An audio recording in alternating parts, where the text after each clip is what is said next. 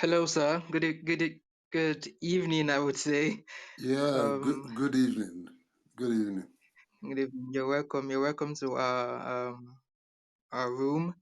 This is Think Yoruba First, and I don't know how familiar you are with maybe some of the people here or general programs, but we are basically a group that's focused on Yoruba issues, Yoruba worldview, and how we can try to make things better for our people back home and in worldwide in general. So I'm yeah, very happy to hear that, and I'm very happy to be here. thank you very much, sir, and you are very welcome.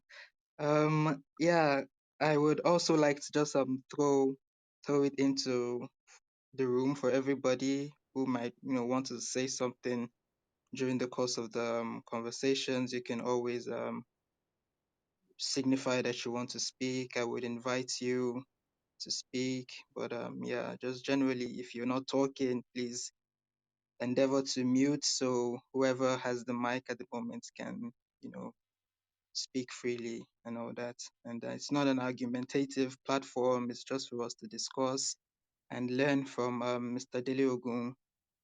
And yeah, I believe I can really start off the session right now.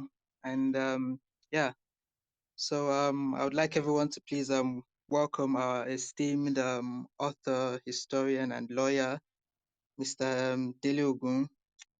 Yeah, I actually came across Mr. Dele Ogun some weeks back. It's not been a very long time, but even in this short period of time, I've been really fascinated by what everyone has to say about him, especially about his book, A Fatherless People: The Secret Story of How the Nigerians Missed the Road to the Promised Land. And the impression I have from the book is a nice one, and even especially from the title, it really speaks a lot. And I I sort of get this I get the impression that it's a very poetic title, sort of embellished way to summarize how and what the citizens of the country have been subjected to, with the weakening economy, rising insecurity, terrorism, especially ethnic conflicts, and the lack of so many basic amenities in the country, and how we actually got to where we are, from the history of colonization to all the military coups and all the different regimes that we've had, and how we have actually gotten to where we are today.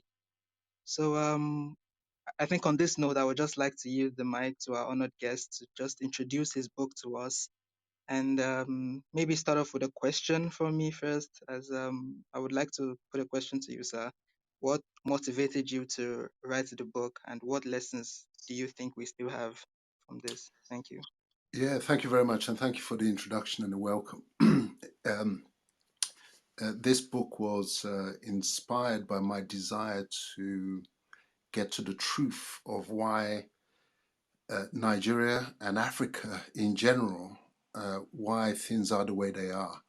I refuse to buy the narrative, the simplistic narrative that we were children of a lesser God, and that somehow um, the brain of the rest of the world is bigger than ours, and we are somehow defective.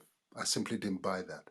I had seen I had seen, starting from my own family, I saw the capability, the industry, the honesty amongst the family, the wider family. Beyond that, amongst the Yoruba peoples and Nigerians generally, and that whenever the environment was right, particularly those who were performing in the diaspora, we could compete and match anybody in whatever endeavor. Didn't matter which field, whether it was the sciences, and you see our doctors performing at the highest level, our engineers performing at the highest level. So our lawyers, and I've been a lawyer practicing and studying with my counterparts in the European community, and matching them and beating them stride for stride. So any intelligent person in those circumstances then looks back at the condition of things on the ground, and they must ask themselves the question: why is this? What is really going on? Is the problem the people, or is the problem the country? And I became suspicious that it was the country, and because there were no books out there that really told the whole story. You could pick up bits and pieces here and there, but even the ones that you could pick up, they were written by the colonizers or those who were working in collaboration with the colonizers. And so I just, starting from the history of the Yoruba by Samuel Johnson, that's the one that set me off, because even just reading the Yoruba history, uh, the accounts of our starting from an empire, the Oyo Empire, and that book gives us an insight into how things were in the early stages, and then the wars that effectively brought an end to the empire. And I could see foreign hands reading between the script. You see, one of the what makes me slightly different from your conventional historian is this: that I'm a lawyer, and in particular, I'm a trial lawyer. And as a trial lawyer, I'm used to reading between the lines. You may come to court with your narrative, your witness statement, and swearing by God Almighty that you're going to tell the truth and the whole truth. But I can join sentences, utterances, evidence in order to get to the real story. And I'll break down the story. And so that tends to be my approach to reading the conventional history books. I saw hanging questions that weren't answered. How comes, if that is so, how comes this, how comes that? And so there being no book out there, I started reading, as I said, one book after another, and footnotes, cross references, and thank heavens for the modern technology. That means that you don't actually have to go to lock yourself in a library. Those books can come to you. And one after another, 80 books later, I got the story. I could see what had happened. And that's how I reached the conclusion that what had in fact happened was that we had leaders, each of the 371 ethnic groups, we had leaders before the colonial intrusion. But the whole object of colonialism is to displace what is there, is to uproot the structures that are in place. And I could see the instruments and the mechanisms that they used to achieve that outcome, including the role of the missionaries in uprooting the faith systems that held us together, the practices, the cultures. So it was really like a farmer just digging up the ground. And then what is planted in its place? So what we ended up with was a shell of what we had. So even down to the role of traditional rulers, those thrones were hollowed out, almost like you know how you eat a snail. You can't eat the shell, but you eat the flesh of the snail, but the shell remains. So this is what was left behind, a caricature of what we had. And then when it functions dysfunctionally, producing the misgovernance, the violence, the corruption, the disunity, it's easy for them to say, though, oh, well, that's the way they are. But that's a foolish narrative, which I rejected.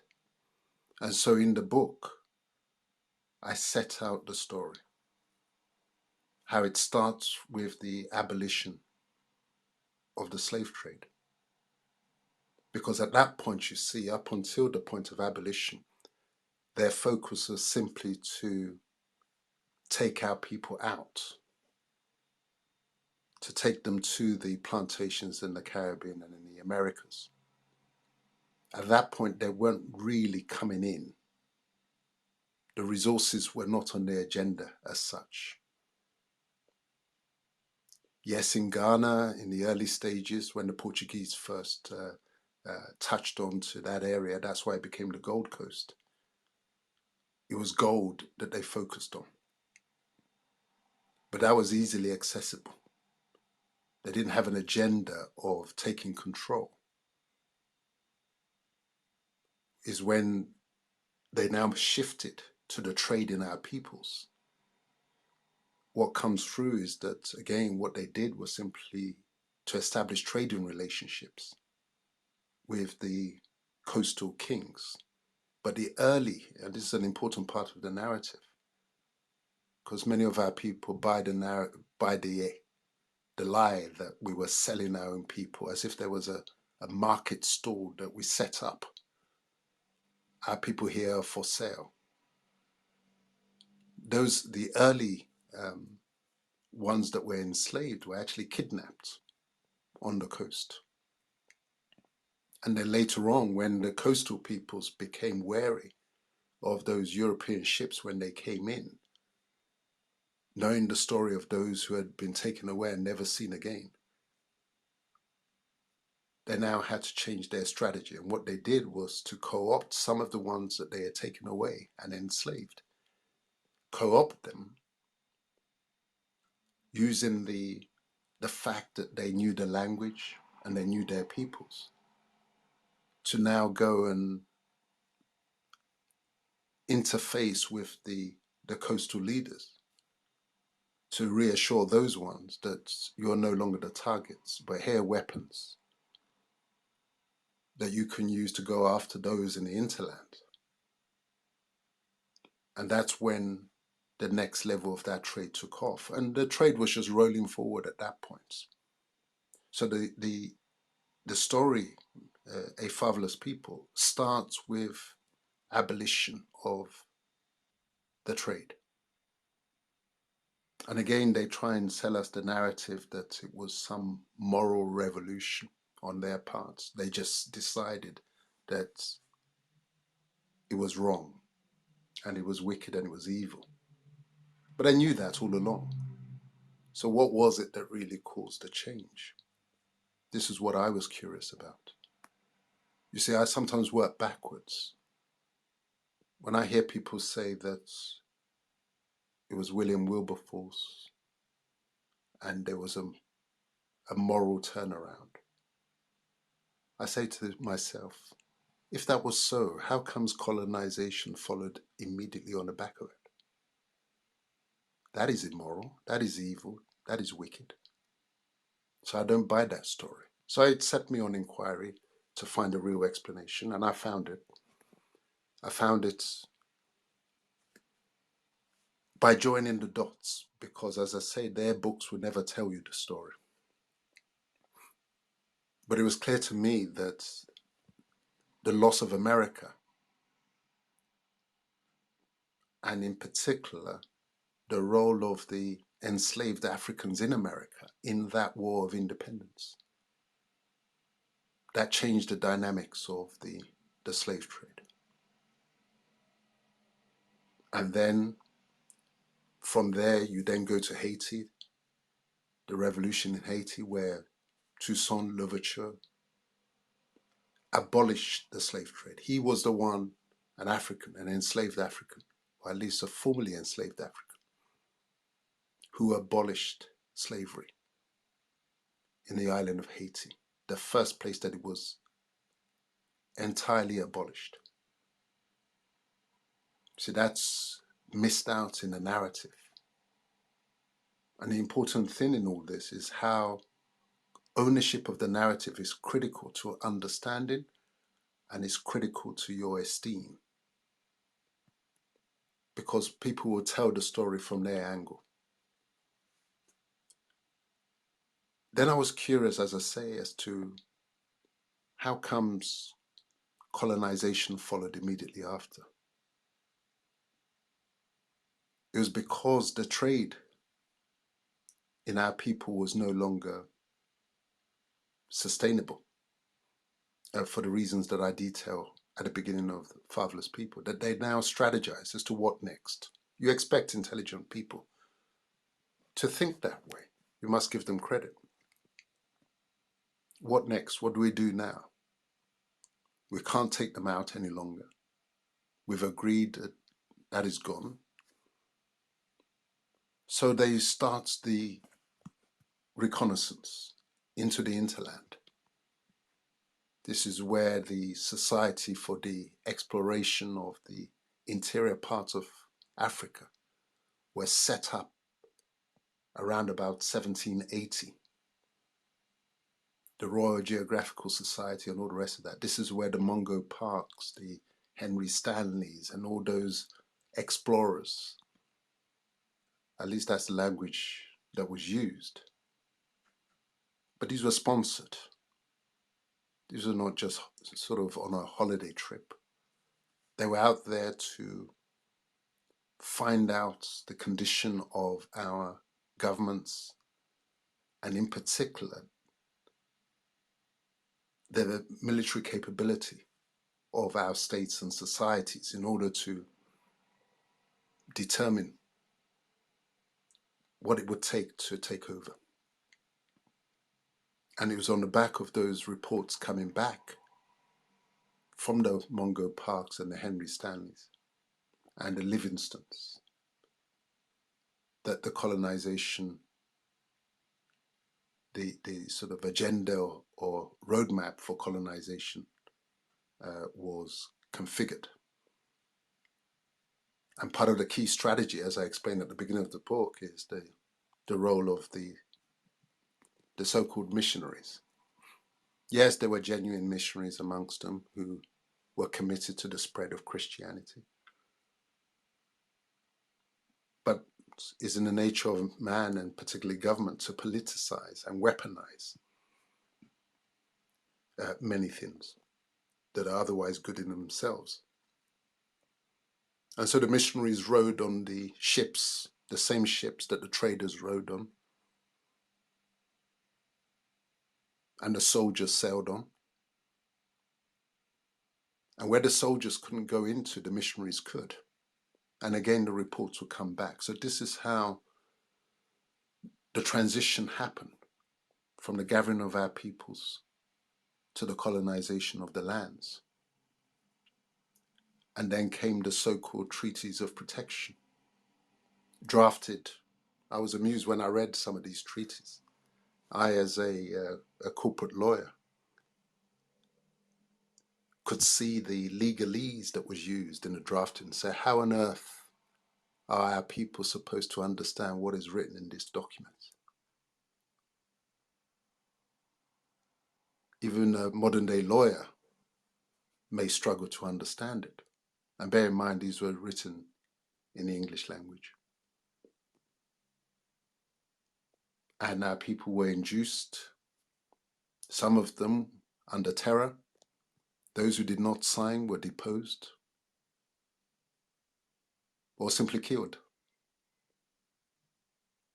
or exiled. So this is how the leadership that we had, the fathers, the political fathers that we had, were lost one by one after another.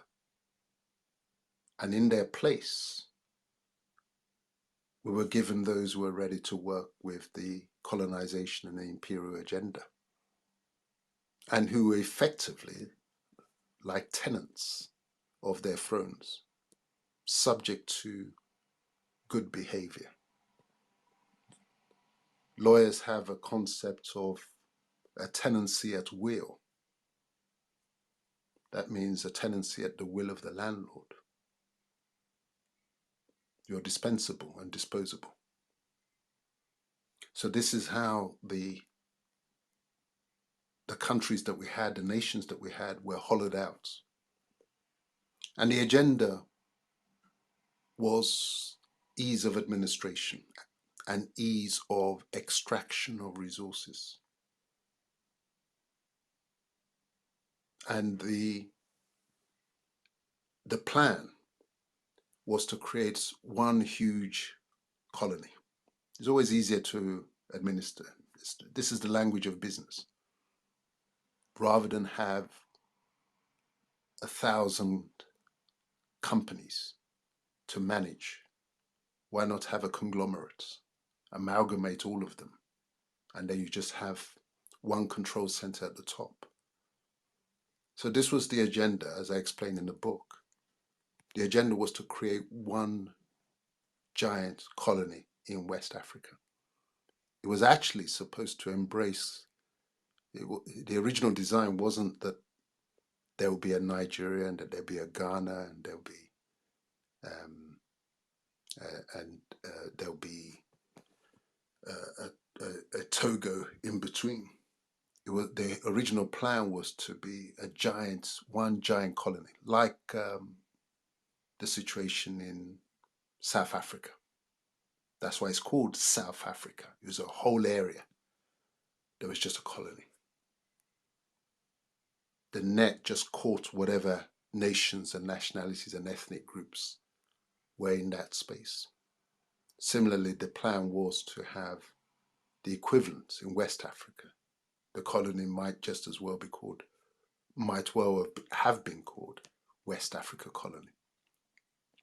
But it was only, as I explained in the book, is only because of European geopolitics that Germany now became a big player on the stage, and seeing that the rest of the world had effectively been gobbled up by the British and the French, the Portuguese and the Spanish, Germany knew that it needed land and it needed colonies.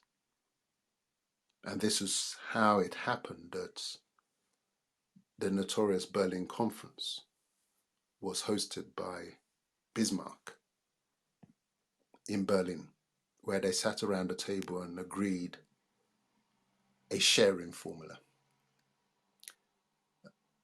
to accommodate their respective territorial interests. And so this is how we ended up with the crazy map of Africa that we've got, where boundaries are drawn in such a way that the Yoruba of Nigeria are separate and apart from their kinsmen in Benin Republic and Togo. This is the artificiality of these countries that now feeds into the artificiality of governance that has produced the situation that we're in. And then also, whenever anybody runs or they run commentary about Africa and Nigeria, the theme that keeps coming up is corruption. As if corruption was something that is indigenous to our peoples, whereas in fact it was the European colonizers who brought the practice of corruption in. How else do you think they induced the kings, the obas, to sign those treaties? Because in return for signing those treaties, they were pledged and promised annual allowances. What is that if not an inducement, a bribe that will continue to be paid so long as they toe the imperial line and the colonial line? So this was the roots of corruption. And this is how we ended up effectively where we are now. We're now seeing the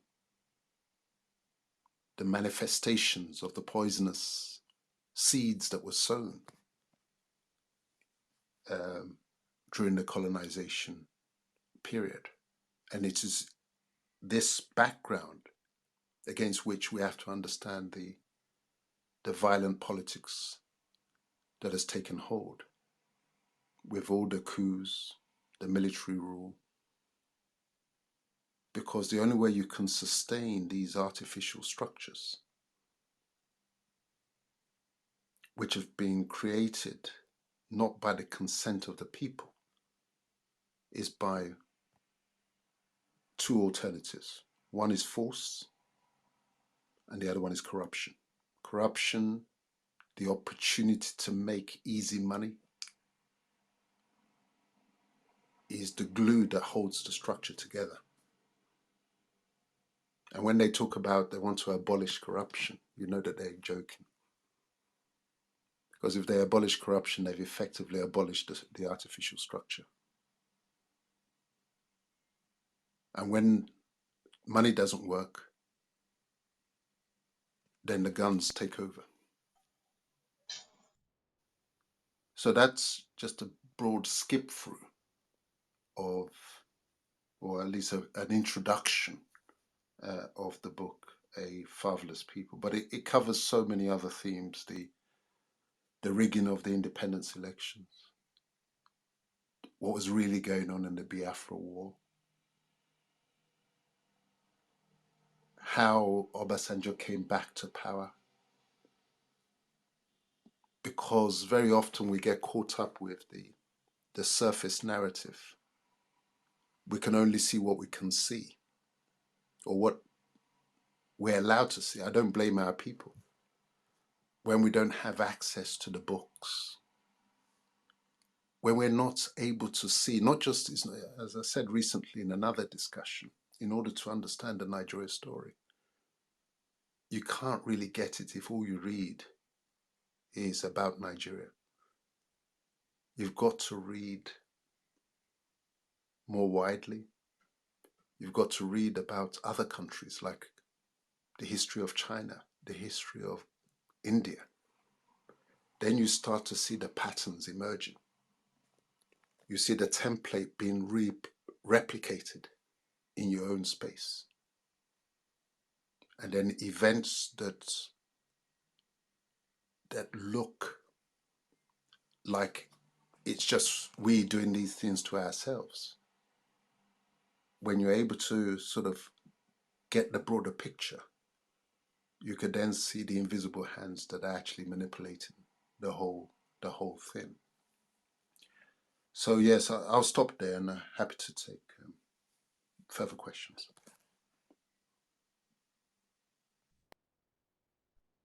Thank you very much for your very wonderful insights. I think you made so many interesting points. I would just like to refresh the atmosphere a bit by pointing out that we are once again Think Yoruba First, and we would appreciate it if you join our club and follow some of our moderators, because we usually have sessions like this that are just educative, and where we talk about issues that concern the Yoruba people and a lot of the things that we are facing as a result of some of the things that Mr. Dele Ogun is talking about today as well. You know, as a result of Nigeria and um, the legacy of colonization and all that. So, yeah, back to the topic. Thank you very much, sir. And I I think I was really fascinated by because I myself I also call myself a historian. I have a lot of background in studying African history. I am currently doing my master's in global history. So a lot of things that you said are things that I'm also very familiar with. I think I would like to ask you to maybe touch a little on the point of traditional rulers or traditional institutions. Or I could even add, I could even remove the term traditional and just say our historical institutions were cut down, and then you have essentially have empty spaces which colonization now have to, or colonial systems now have to replace. And how you know institutions that were part of empires and kingdoms that once stood proud then became relegated to things that should not be considered worthy to be introduced into a modern state. You have people who were once, even by Europeans themselves, referred to as empires and kingdoms with kings and all that, now referred to as tribes with chiefs. So if you could just touch a little on this point, sir. Yes, happily. It's people should not be surprised by this because if one thinks about how a farmer operates or a builder operates, you've got to clear the land first, haven't you? You've got to clear what is there in order to plant what you wish to plant or to build what you wish to build. So each of these ethnic groups, we had our governance structures that had evolved and had worked for us. They had worked for us sufficiently to make our land attractive for these intruders to come in and wish to take over. I remember when I was reading the history of the Yoruba by Samuel Johnson, there was a passage that I came across where he spoke of the reign of Alaafin Abiodun, that it was a long and peaceful reign. When I read that, I said, well, how do I reconcile that with the narrative that we were always killing ourselves? And the more I read into that, and having some knowledge of the history of or the history of America and how the kingdoms that were the Native American kingdoms were taken down, how weapons were supplied to one side to fight another. I now started seeing evidence of that in the narrative that Samuel Johnson had so bravely put together for us. In particular, when I saw uh, a comment to the effect that uh, Ogumola, who was the Balogun, I think, was taken out, or at least, let me not use that as that's my expression, taken out. He died from what? Not bullets, but a blanket that was infected by smallpox. And my mind went straight across to how it was smallpox infested blankets that were used to decimate and wipe out the Native Americans. Immediately I joined the dots to say there are foreign hands at work here. How these wars was proxy wars. The British didn't fight their way into Yoruba land. The final collapse of the Oyo Empire came from the what we know as the Kiriji War, which was a 16-year-long civil war between Ikiti on one side and Ibadan and its allies. 16-year long. I remember coming across a passage, I forget which book I was reading, the account that the Alaafin at the time, towards the end of the war, sent a message to the governor in Lagos, the British governor. They had taken Lagos by this stage. 1860, 1861 is when they took Lagos. It was always their strategy to take offshore islands close to the mainland as a base from which to project power, a secure base from which to project power. If you think about Hong Kong, you think about Cape Town, Gibraltar, all of them in the same strategic area as Lagos was. And he sent a message to the governor of Lagos asking him to intervene to bring this war to an end between his people. And the response that came back was to the effect that let them fight a little longer. So by the time that war ended after 16 years, with weapons being supplied to both sides, there was no resistance left. People were dying for peace, begging for peace. And so it was easy for the British to come in and say, right, everybody drop your weapons, enough of the fighting. And it was, to use their expression, a piece of cake. All that happened thereafter was just effectively a mopping up operation. So my point is that there were governance structures that had to be taken down in order for the colonial agenda to be achieved. I remember going to the palace in Oyo on one occasion to see the Alafin, the current Alafin. And there he was, he's, for those who don't know, he's a very, very studious character, deep in thoughts and philosophy. I remember when I arrived at the palace, he was sitting there at his table, and he was reading a book, Cabinet Government in Yoruba Land, in the Oyo Empire. And yet they say we had no governance structures, and we've been led to believe that there was nothing there. We were just barbarians, uncivilized.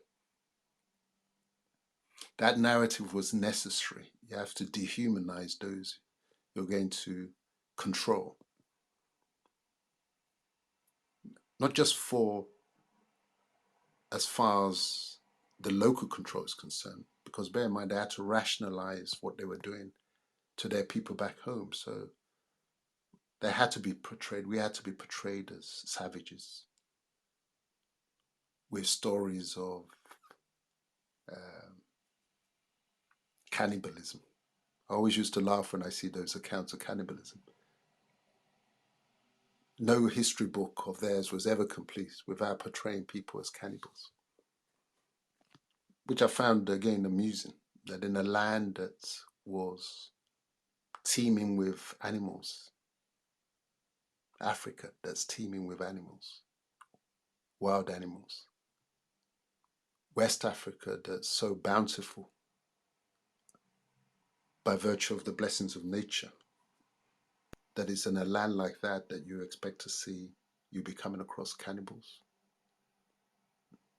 If there were cannibals, what's happened to the taste for human flesh? Why does it suddenly disappear? So this is the kind of narrative, subtle, poisonous narrative that is used to take control.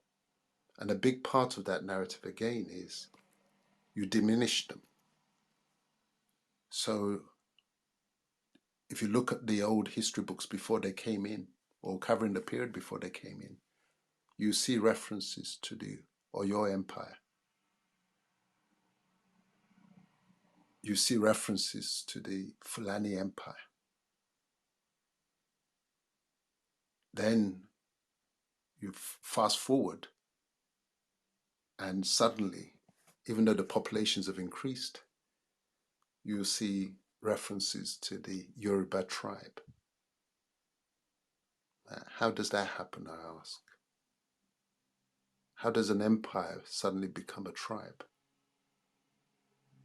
Except that people are using inconsistent language to describe the same situations.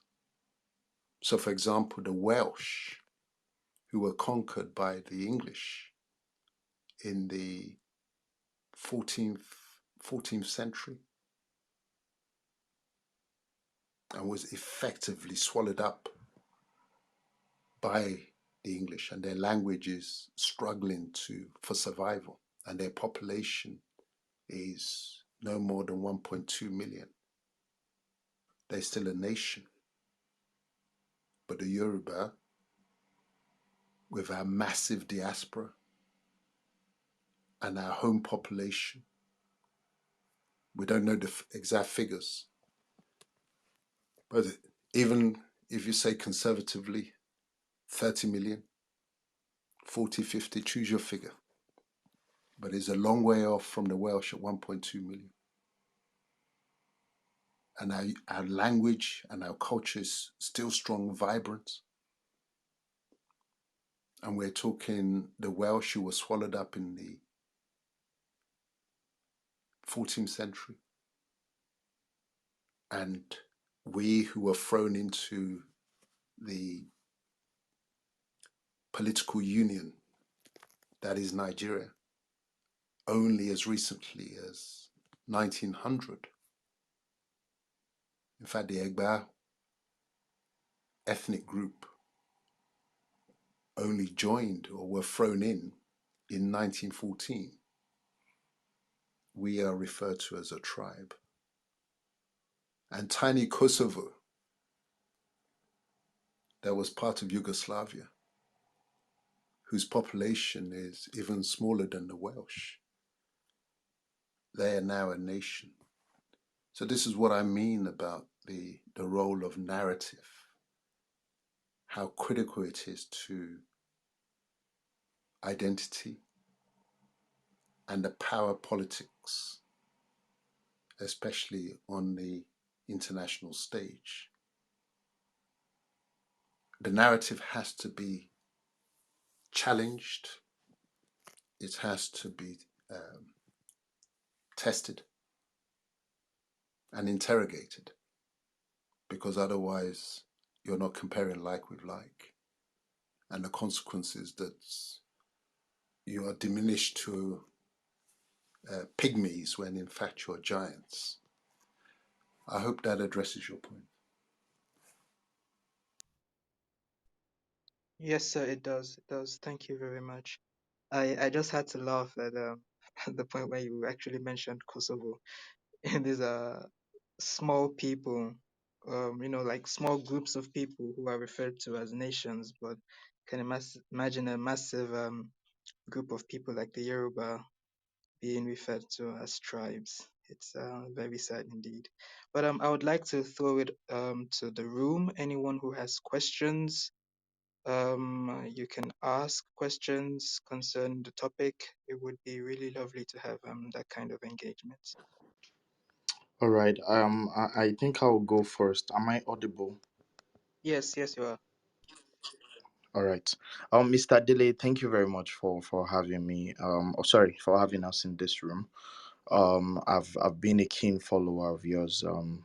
Watched a couple of videos from Irelu Tumashi. She had an interview with you a couple of months back.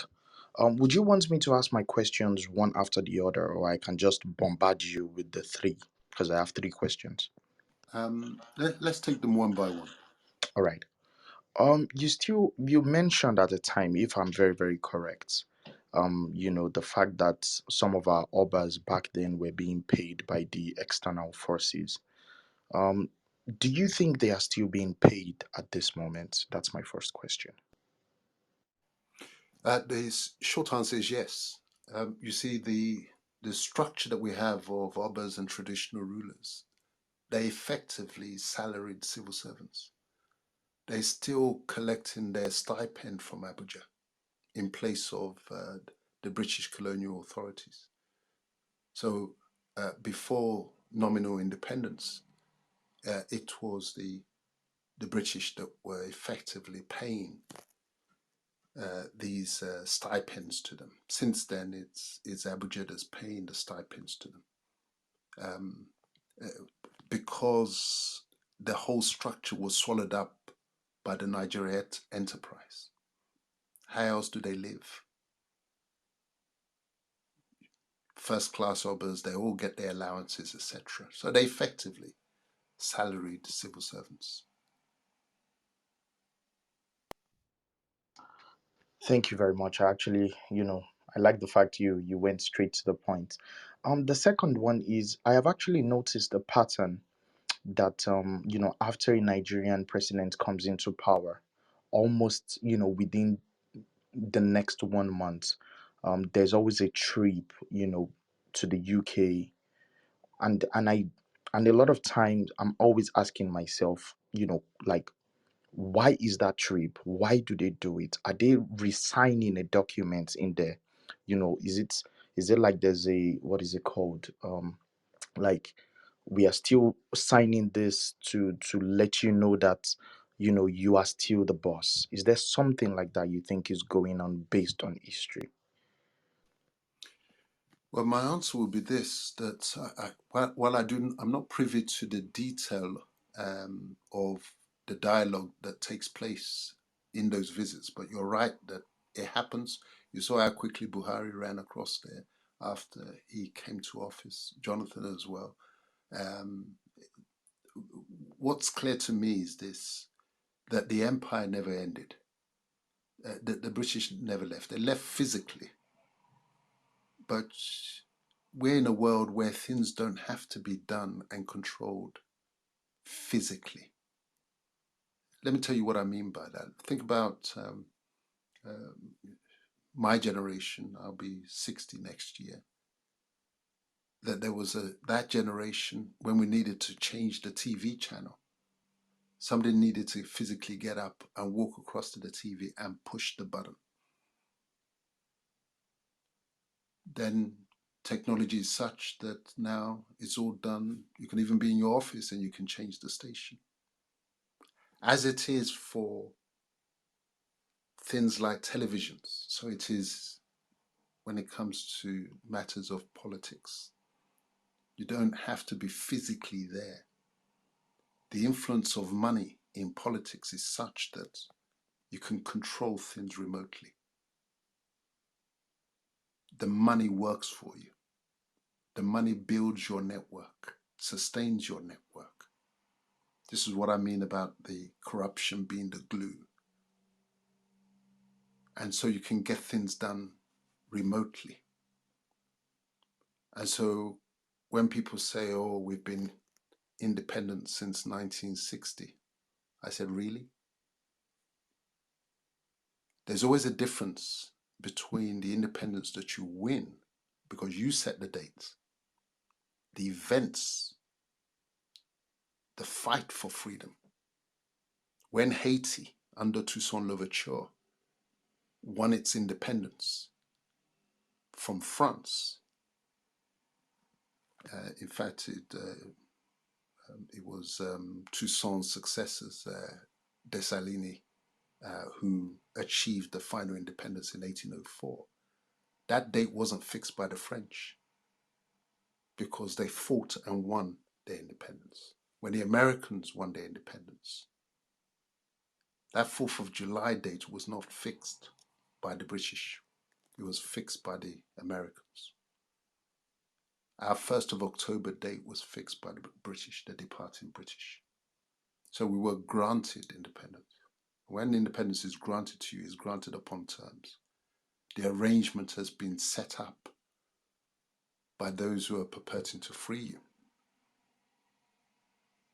And so, as I document in the book, A Fatherless People, you find that events after 1960, after 1st of October, are still being controlled by the British. The crudest example in the book is that the head of the army, the Nigerian army, was a Briton up until February 1965. Now, what kind of independence is that since 1st of October 1960? When the linchpin of freedom, your ability to protect and defend that freedom, is under the control of those who you're supposed to be free from. So if they were still in charge of the army in February 1965, when exactly did they leave? If you then wind forward, as I explain in the book, to the Biafra War, and you see their role in supplying the weapons, the tactics, right down to the detail of Harold Wilson telling Gowon to allow Ojukwu to slip through his fingers in the event of victory. And then, as we know, Ojukwu leaves on the last flight from Ulu Airport. on the eve of the surrender. So when did they leave? There's a world of difference between leaving physically, that they're not physically on the ground, they're not in Aso Rock, but believe you me, they are in Aso Rock at a power level. And I think that is simply reflected in the homage and this almost signing in. So you have your locals signing in and swearing into office, and then you have your your other signing in. As far as I'm concerned, that's what we see when they report into Downing Street so soon after they come into office. Whew. Thank you. That was a robust one. Um, I mean, I just had to write this down. I'm gonna be using it from now on if you give me the permission. And that is, there is always a difference between an independence won than that you were granted. Thank you very much for that. You're welcome. Uh, so before I go on to answer to ask the third question, um, I'm sure everybody had been having an amazing time listening to Alagba Dele Ogun. Feel free to follow him. He's always having awesome conversations on Clubhouse. His books are really, really amazing. I actually got gifted one as a birthday gift, and I can't stop saying thank you to the person. Once again, this is Think Yoruba First.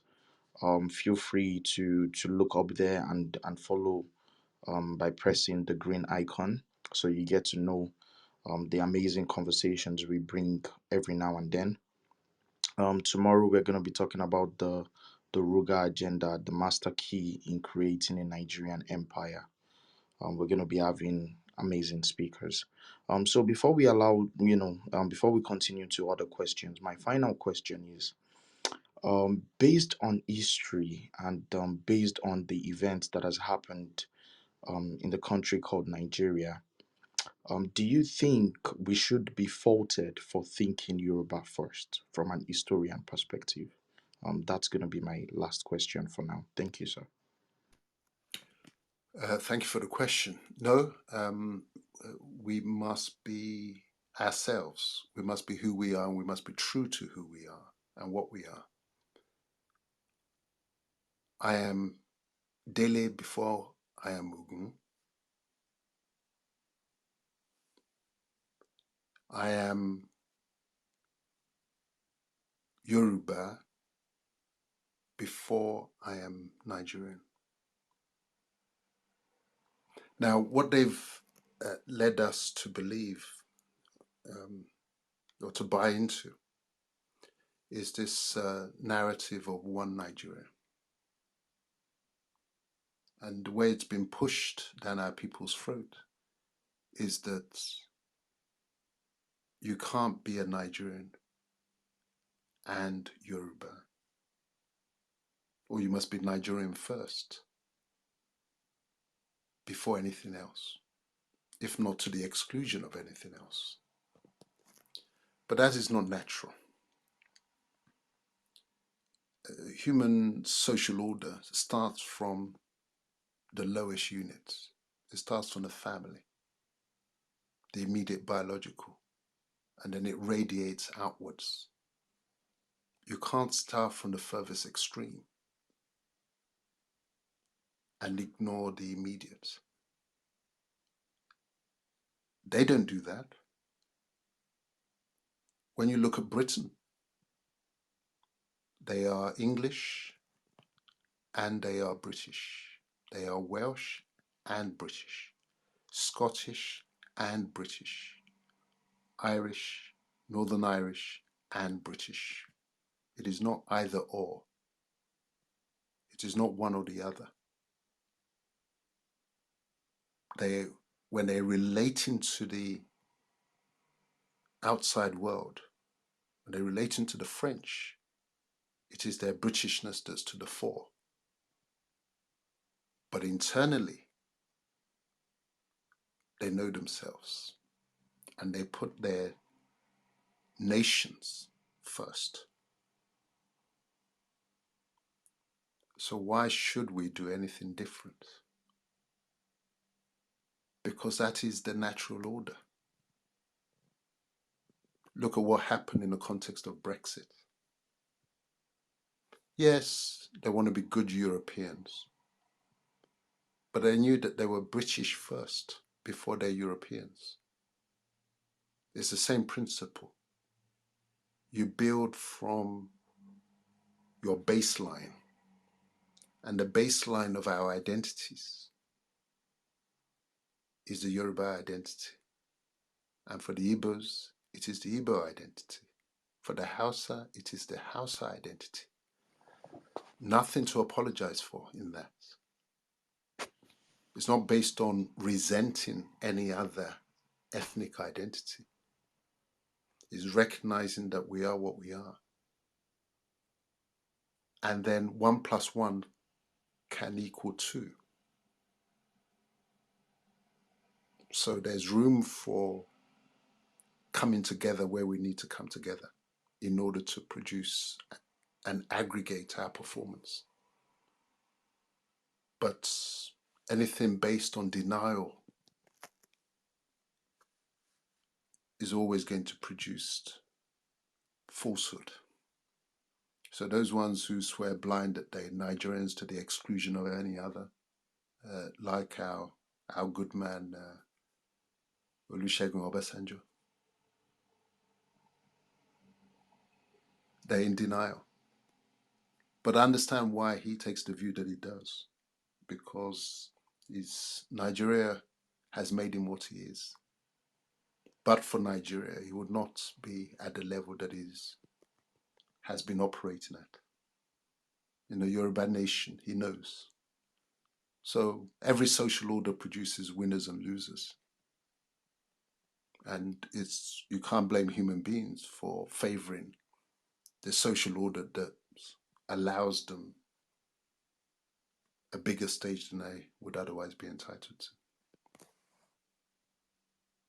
I hope that addresses your question. Yes, it does. Thank you very much. I think the last two sentences also, says a lot, about you appreciating the order that puts you into power. So we go to other moderators, because then we give it open to every other person that has come up. Egbon Shongo, are you there? Yes, yes, sir. I'm here, sir. All right, please go on with your questions. Thank you. Thank you very much. Thank you, Mr. Dele Ogun, for your presence here once again. It is really enlightening listening to you. Your thought process brings clarity, to the historical events. And here is my question to you, sir. In understanding the rationale behind the political decision of handing power to the North, particularly the Fulani northern hegemony, often get confused in my thought process in connecting the dots. Was it based primarily on the importance of the feudal structures or system already in place, combined with the, should I say, more organized military regiment in terms of, with regards to numbers, or were they deliberate in their decision making because evidently the mix of education, economics, backed by military power in the South could immediately stir a rebellion? And now here comes my question, sir. Was it then a decision based on circumstance or a calculated attempt to subdue the prosperous South? Thank you very much, sir. Yes, thanks. The reason for the British favouring the Fulani um, as against the South, uh, it was both of the things that you've mentioned. One is that the resources they knew were in the South. And bear in mind, the object is to access those resources. contrary to the narrative that, or the story that they told us, that the oil was discovered just before independence in 1956. The reality was that the oil was discovered 1908. So before Nigeria as we know it was put together. Because as at 1900, remember, there was two countries, northern Nigeria and southern Nigeria.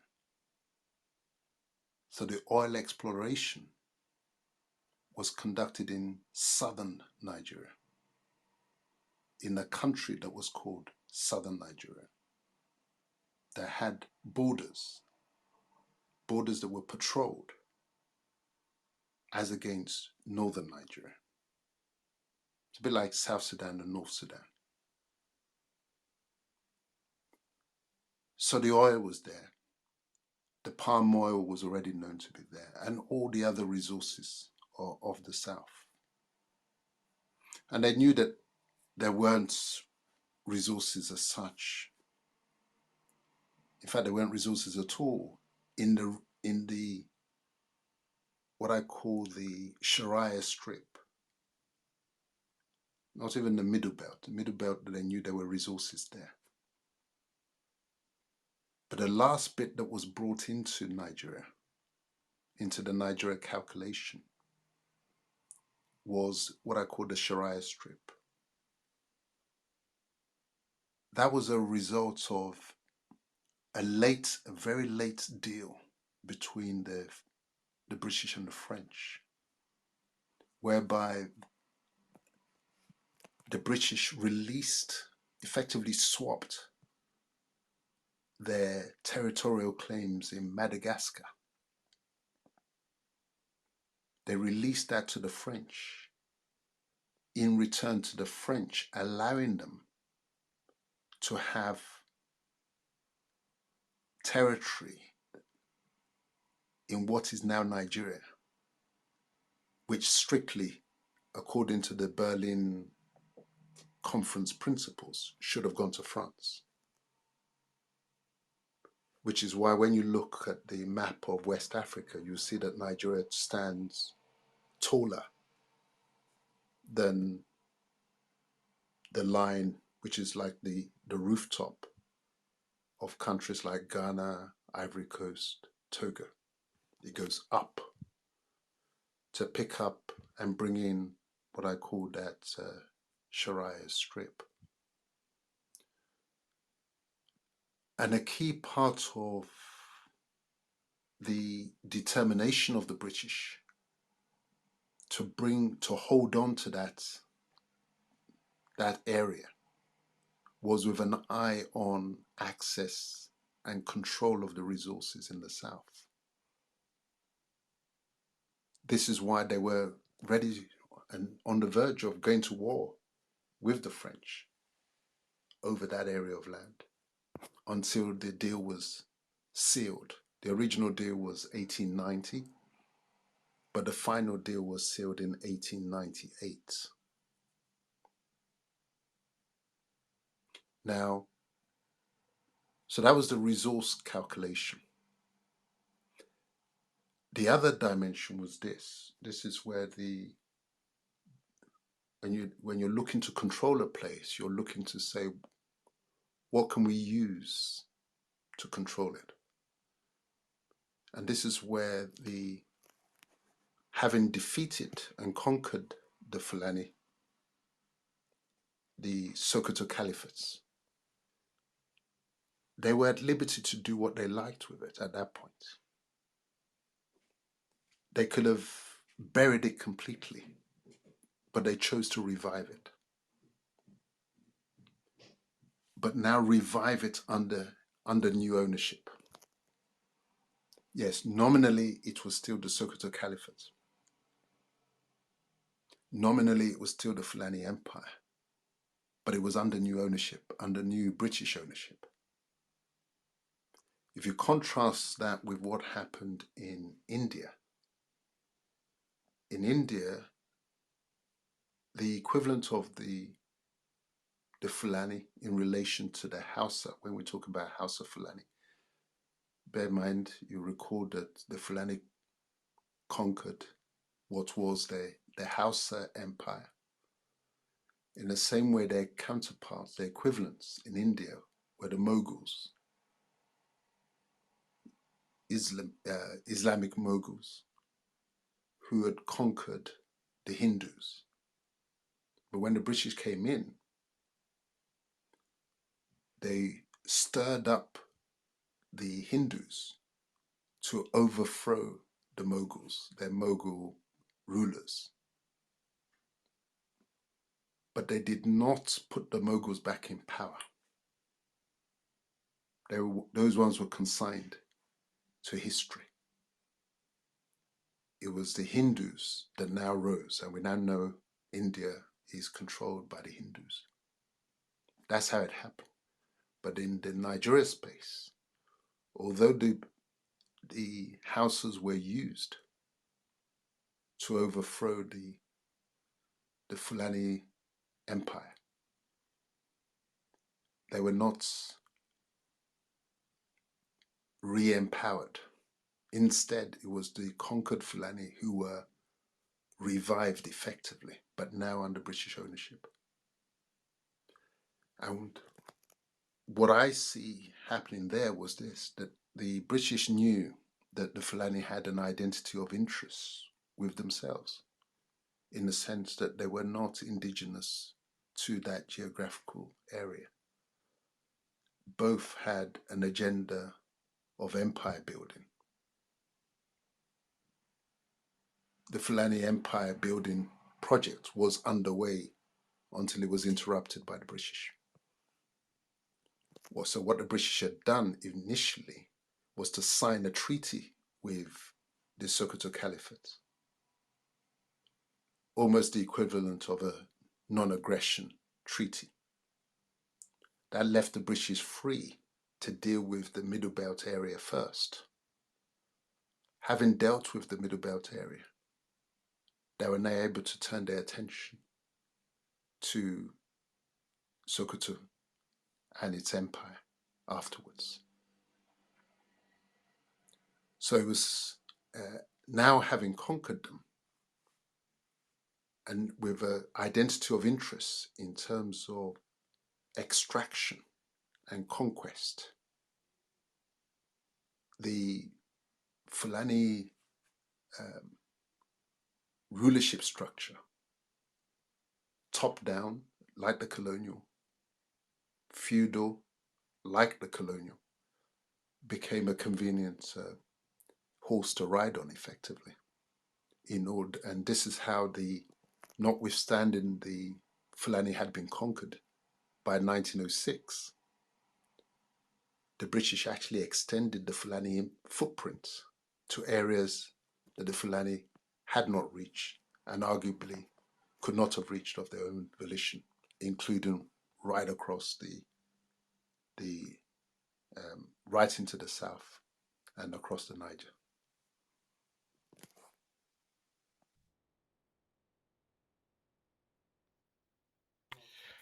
Well, thank you very much, sir. It's I don't know, I'm just overwhelmed with how beautiful, insightful you connect the dots. It's I will take two words you used, and it seems like that's not really changed in Nigeria. You talked about extraction and conquest, and it's still what we grapple and struggle with in Nigeria today. You also said top down, still the same thing that we are still struggling with in this identity, this colonial structure of Nigeria. You just want to say thank you so much. Thank you for blessing us with your presence. I will call on Obunya Konshe. Okay, thank you very much. Thanks, Mr. Dele Ogun, for honoring our invitation and for going over this topic extensively. I hope you don't mind. We're not doing the book review, technical book review per se, but just discussing the major topics in the book. So I'm going to ask a couple of questions, and then maybe have other people ask you some questions as well. I appreciate what, in my mind, I I put it as a form of literary activism, what you're doing. Um, I noticed going through your book in the post colonial era, though technically we're still not post colonial, you talk a lot about the different ways in which the Europeans were able to use the products of the South in creating this one Nigeria. You discuss the role played by Nnamdi Azikiwe, H.O. Davies, and those people at the time.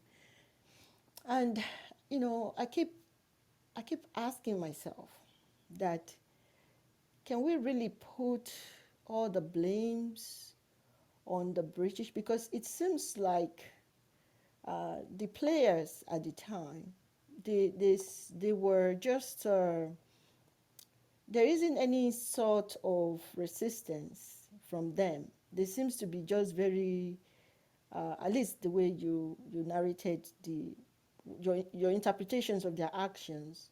So it seems to me, I feel like you just absorb them of everything that they did.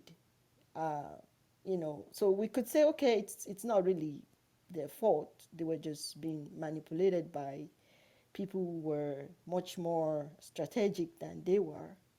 Um, I'm just a little uncomfortable to absolve them of the evils that they did.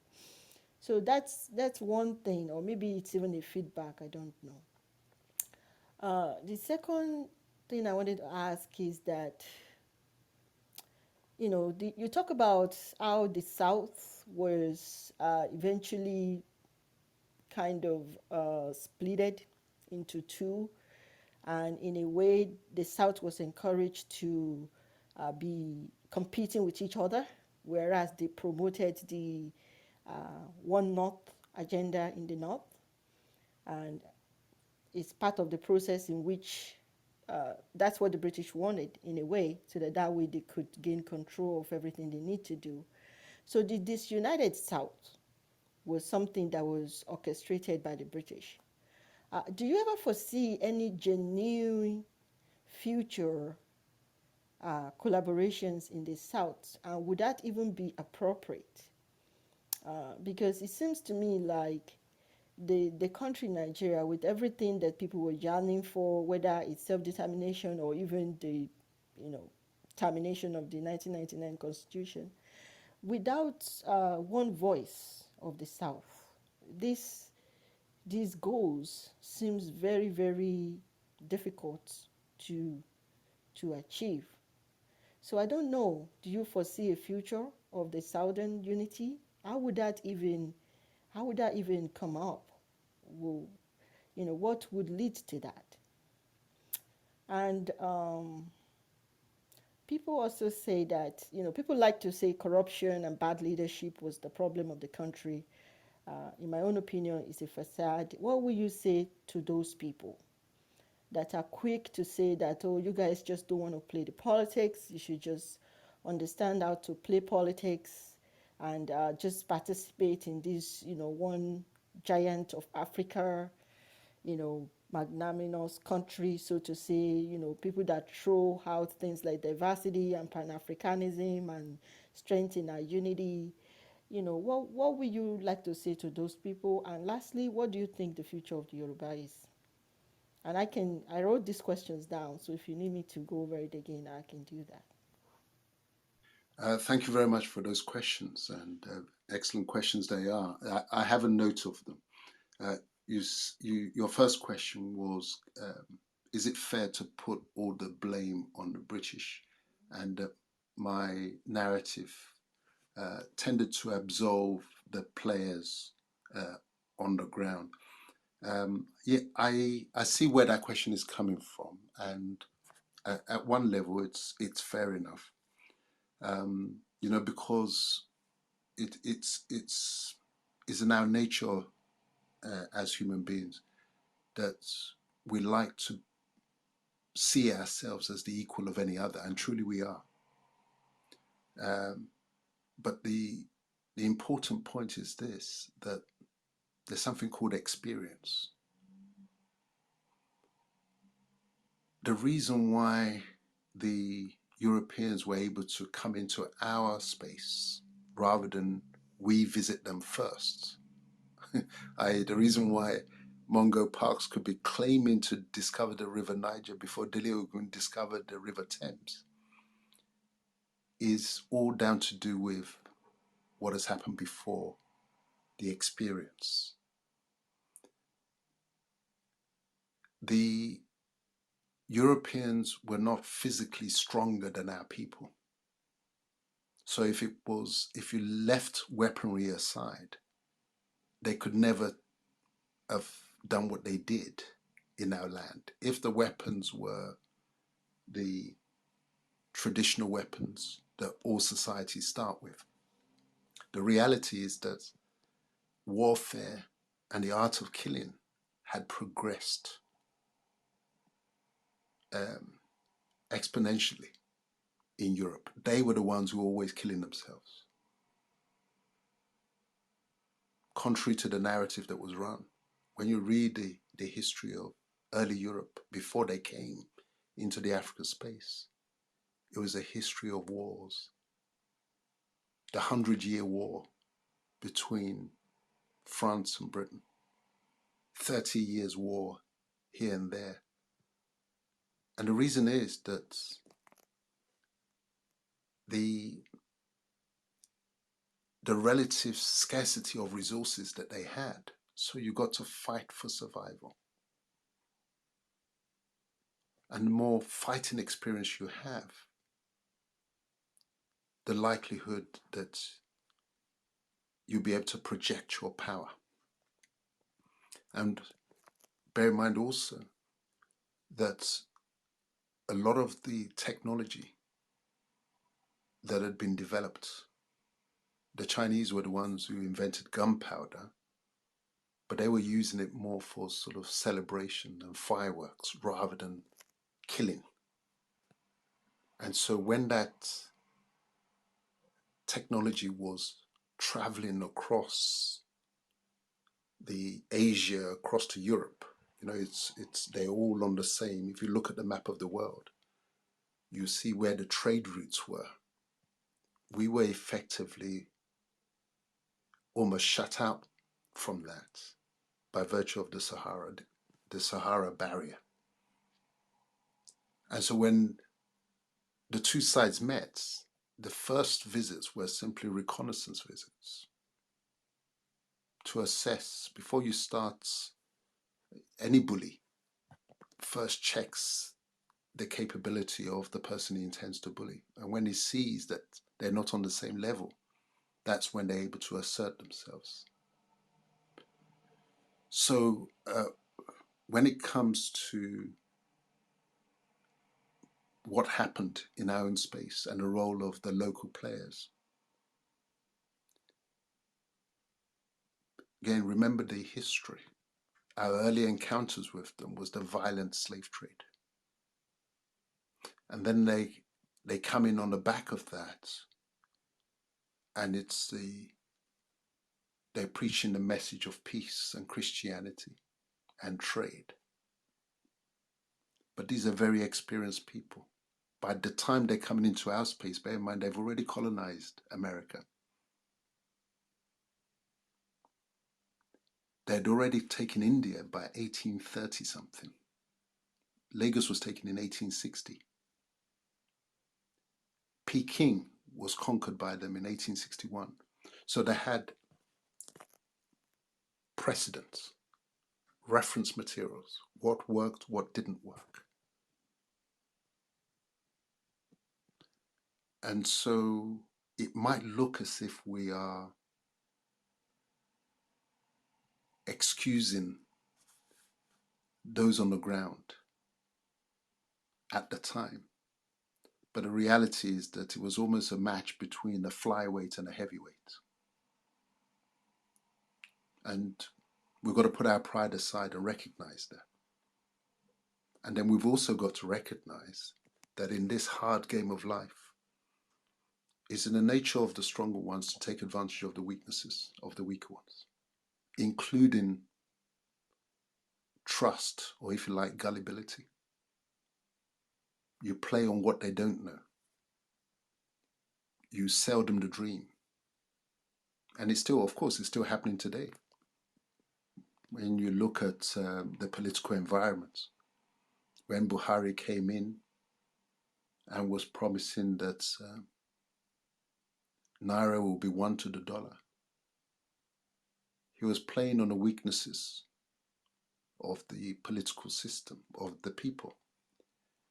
The fact that they hadn't been educated to the level that they can ask questions and say, how's that going to happen, given where we are? So it's an age-old game. And I don't really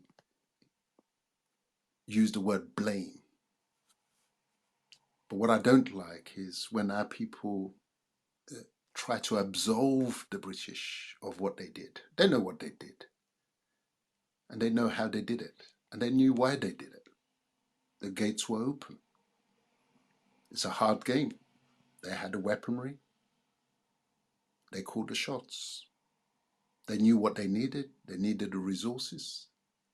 They needed the control of our space. And they took control because they could do it.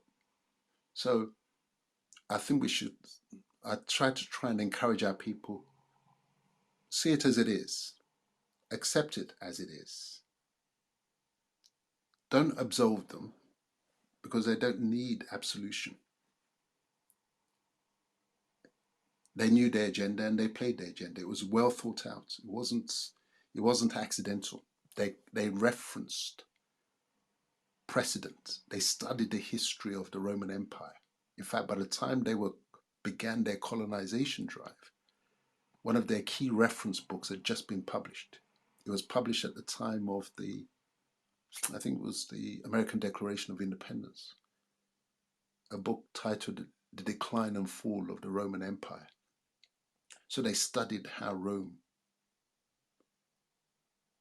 had done it before them. They knew the tricks of the trade. They knew the Roman technique of divide and rule. They adopted the Roman strategy of making sure that you never allow people to have a connection with the people that they're policing. So this is why when you look at our police structure in the country, even to this day, you find that in your village, they'll go and post somebody from the extreme north who does not speak your language, because his job is to make sure that the interests of the state are defended. And he has no affinity with you, whether by way of blood, by way of language or culture. He's there to do a job. But if he needs to kill you, he'll kill you. Whereas if you have your local policing, the person who's policing you knows that if he abuses his power against you, there may well be a connection that leads back to his own place. So that's my long answer to your first question. Um, Okay, the thank you. second question, the division of the South and the prospects for future collaboration in the South. I'm optimistic about the prospects for future collaboration in the South. The reason I'm optimistic is that based on my research, and as I set out in the book, I knew that that divide was artificial. I knew it was manufactured.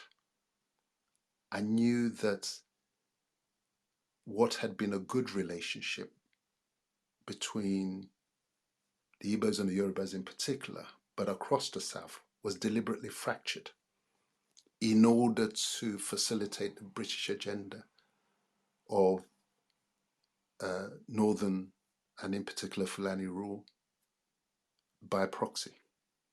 And in the book, I explained the dates on which it was initiated. April Fool's Day, 1939, by Governor Bernard Boudillon. In fact, I read just the other day that he was notorious for playing practical jokes on people. And this is one of the biggest practical jokes and most deadly practical joke that was played on our people. So 1st of April 1939, as I explained in the book, is when he decided, he and his colonial office backers decided to divide what was one South into Eastern region and Western region. As I explained in the book, nobody asked for it. Nobody in the South was consulted. There had been no trouble between East and West. And there was no logic to dividing the South into East and West when the bigger North was left as one North.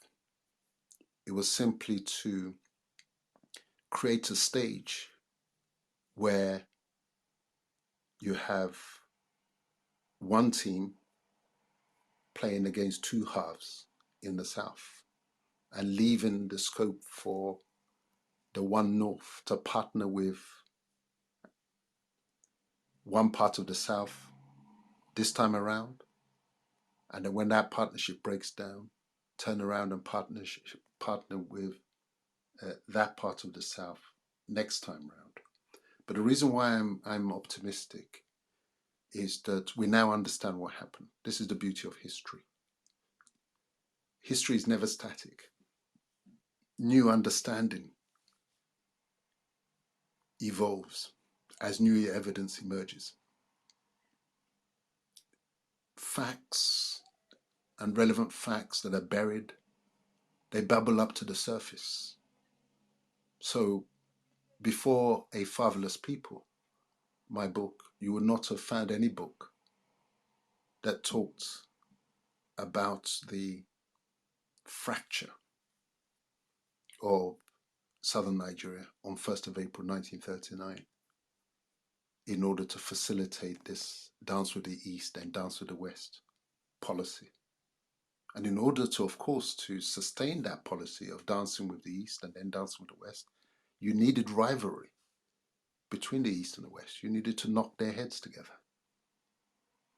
It's like in a dark room, somebody slaps you and you don't know who it is. But when the light comes on, it's your best friend. So you got to assume that it was your best friend that slapped you because you can't see anybody else. And so this is how Igbo and Yoruba were slapping each other and pointing at each other, not realizing that it was all a game that was being played. But as I said, there's confidence now because we understand it. And as part of that strategy, my fatherland group, on the 22nd of January coming, we have our second of what is going to be annual Igbo Yoruba conferences. And I'm pleased to say that this year's been headed by two icons of the um, footballing scene. Chief, I should say, Segun Odigbami of ICC Shooting Stars, and Emmanuel Okala of Enugu Rangers. You couldn't get a better rivalry than that. Shooting Stars of Ibadan versus Enugu Rangers. That really encapsulates the competition between East and West, but a brotherly competition. And bear in mind that both of them then play for Nigeria at the end of the tussles between their respective teams. So I'm optimistic. So that's the answer to your second question. The relationship between the Igbos and the Yoruba is on the mend. Yes, there are still people out there who it profits to keep knocking their heads together against each other in order to sustain the status quo. But we are seeing through it now. The light is on. Your third question was corruption and bad leadership. Those who say that this is really the problem with Nigeria and that's what we have to do is just get involved and learn how to play the politics.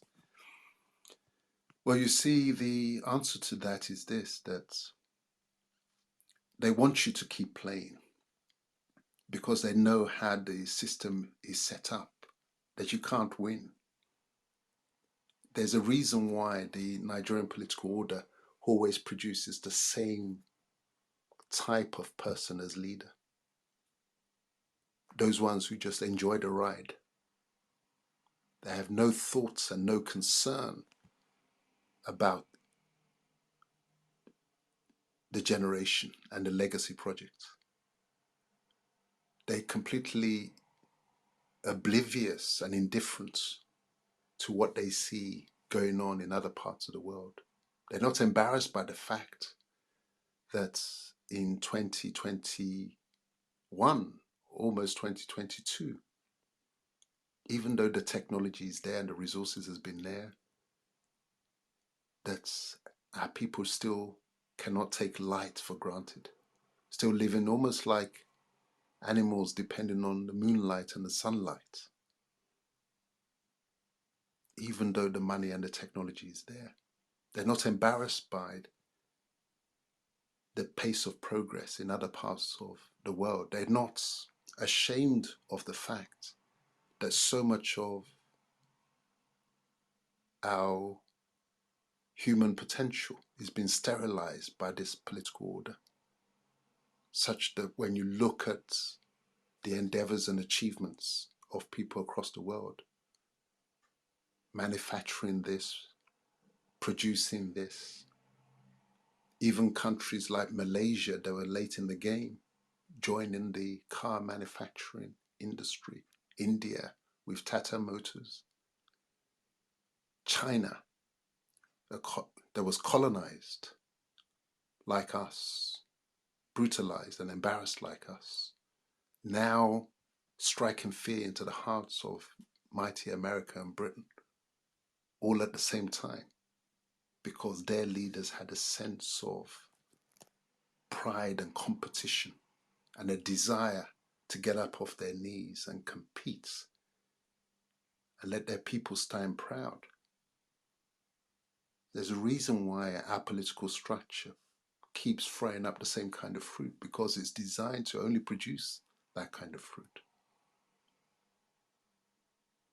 And so when they say, come along and play, they need you to lend legitimacy to something that is illegitimate. So already 2023 elections, they want you to come and play, because without you going out there and voting and endorsing and lending legitimacy to that illegitimate arrangement, the emperor has no clothes. They need to be able to tell the world that they were duly elected. That's what Buhari says. Oh, how can you complain? I was duly elected. And we go and do that even though we know that we have no constitution in that country. The constitution is an agreement that is made by the people. And we know that the document that they're running with is a document that, like a rabbit, like a magician produces a rabbit out of the hat, that they just produced amongst themselves. The clauses that you would have insisted upon for the protection of your people's interests, that are not there. And if you want to change anything, they've set the hurdles so high. And they say, oh, if you want to change it, you have to come to the National Assembly, even though they know that they've rigged the numbers such that you cannot change it. But they will need you to come out and play, such then they can now turn to the world and say, we're a democracy. We had elections, and the complainants are just sore losers. So when we begin to understand these things, we've got to have the courage to say, we're not going to be played the fool any longer. We're not coming to lend you legitimacy. We know you need it. And then that's when they become concerned. That's the real power that the people have to change it. It's just that people don't realize how powerful a mass organized boycott can be. You don't need to spend money. They want you to come and compete for electoral office because they've turned it into a money game, and they've got countless, inexhaustible funds, including those that can be made available by their foreign backers who want to keep things as they are. You know, people, when people lose sight of how open and vulnerable and exposed our political machinery is. If America, powerful as it is, could complain that Russians were interfering with their elections, what do you think's going on in our electoral system? Why do you think it is that although we have individuals who could run that place properly, even as it is, even as it's structured, they never get there? That the Shagaris will get there before the outlaws. The Obasanjos will be able to say to the outlaws, I've been there 3 times, you couldn't get there once. It's the way the system is structured. Finally, you asked me to comment on what I see as the future of the Yoruba.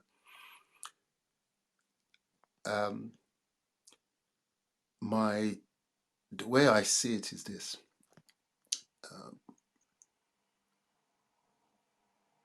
We must insist on a Yoruba nation.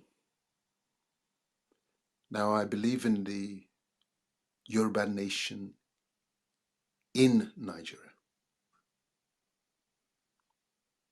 I am not on the secession side. But of course, if they do not agree and they will not allow for the Yoruba nation to exist as a nation within a Nigeria union,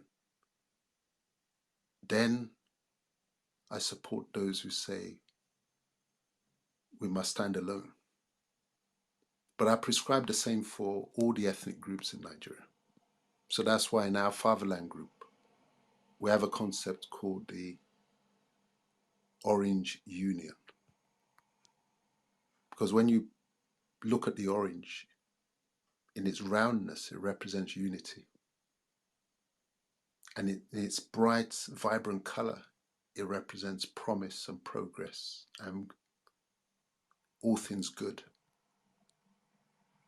When you peel the skin of the orange, you see the segments, identifiable segments, which together sit comfortably to make the whole. Each is distinguishable. For each segment of that orange, that is an ethnic group. And you know, when you peel the orange, sometimes the segments are not actually the same size. Some are bigger, some are smaller. But together they make the whole. That is the vision that I see for Nigeria and Nigerians. That's union, well-structured union, recognizing the reality of who we are. So that we're Yoruba, we're Hausa, we're Igbo, we're Ijaw, we're Kanuri. And together, the skin wraps us. That skin is Nigeria. And I like to juxtapose that against what we've been pursuing, which I call the unity of the apple. Okay, and the apple in its roundness represents oneness. Peel the skin of the apple. What you see underneath is an indistinguishable mass mashed together. That is what we've been trying to get to.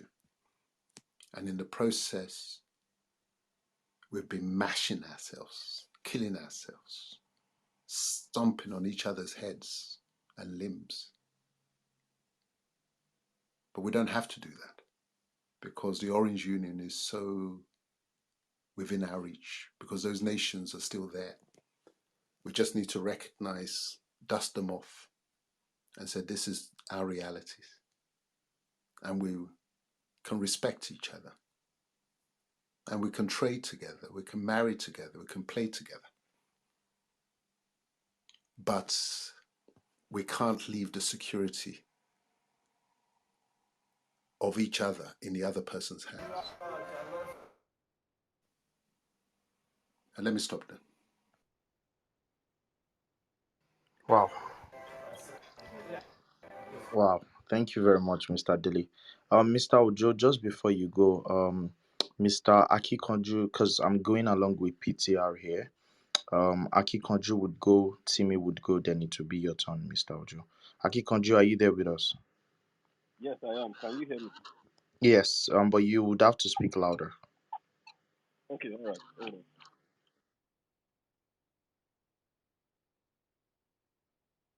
Hello, am I better now, please?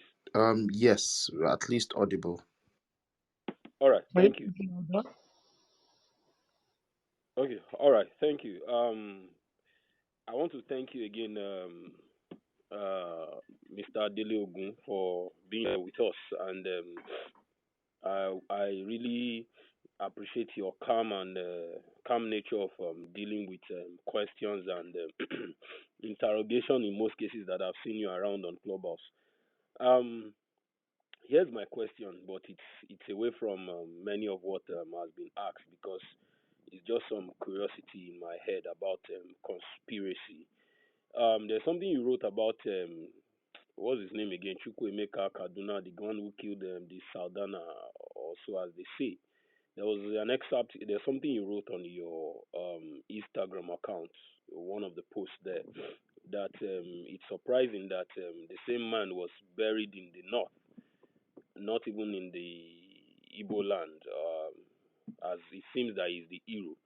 So I'm trying to ask if there's a possibility that there's a conspiracy around that ideology just to fuel the ambition of the Fulani oligarchy in just making it seem that an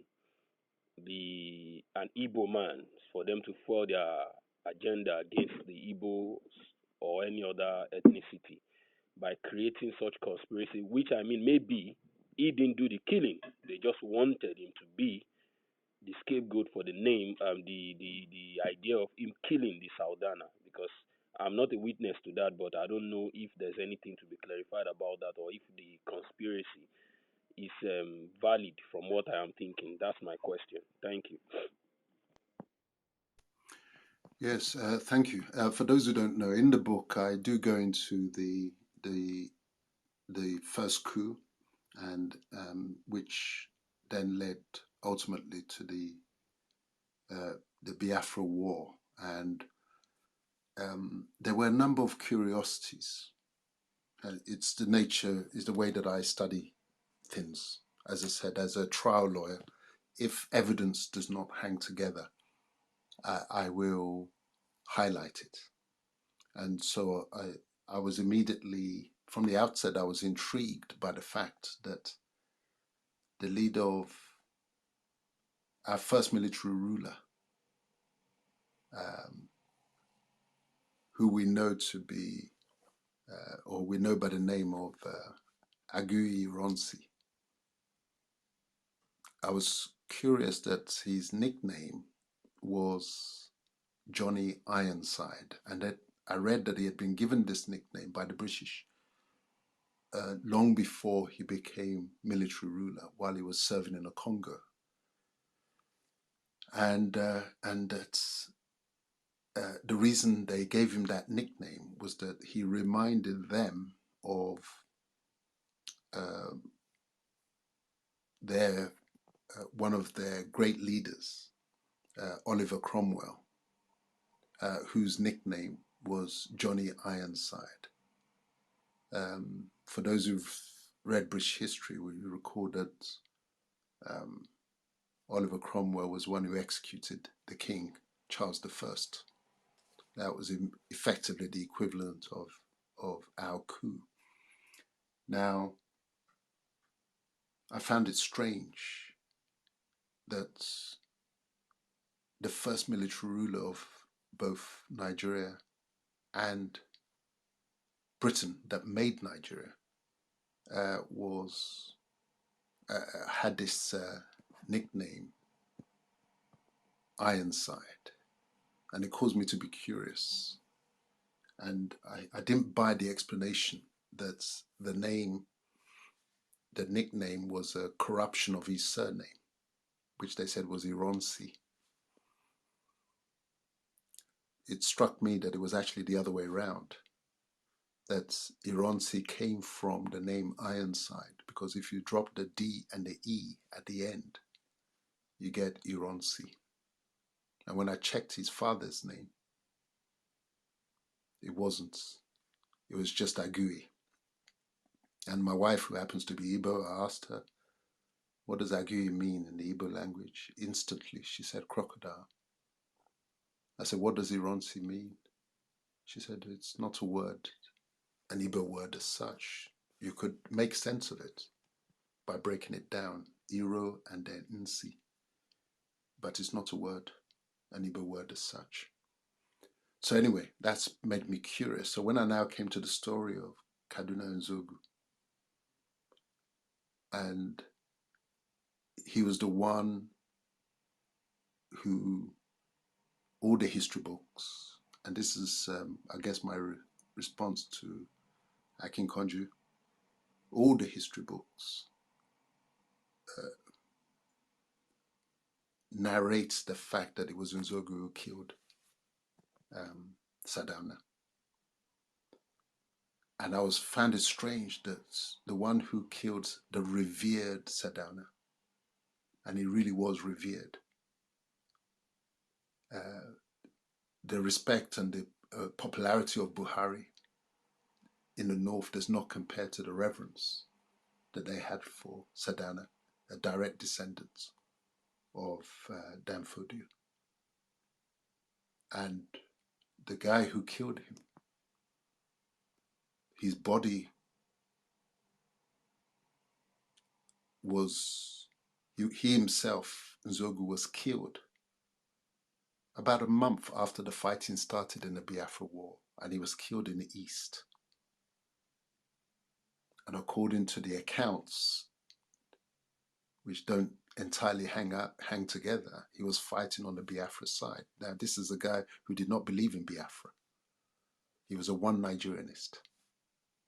And you get that evidence from his best friend's book about him. Obasanjo was his best friend who wrote the book, Nzogu.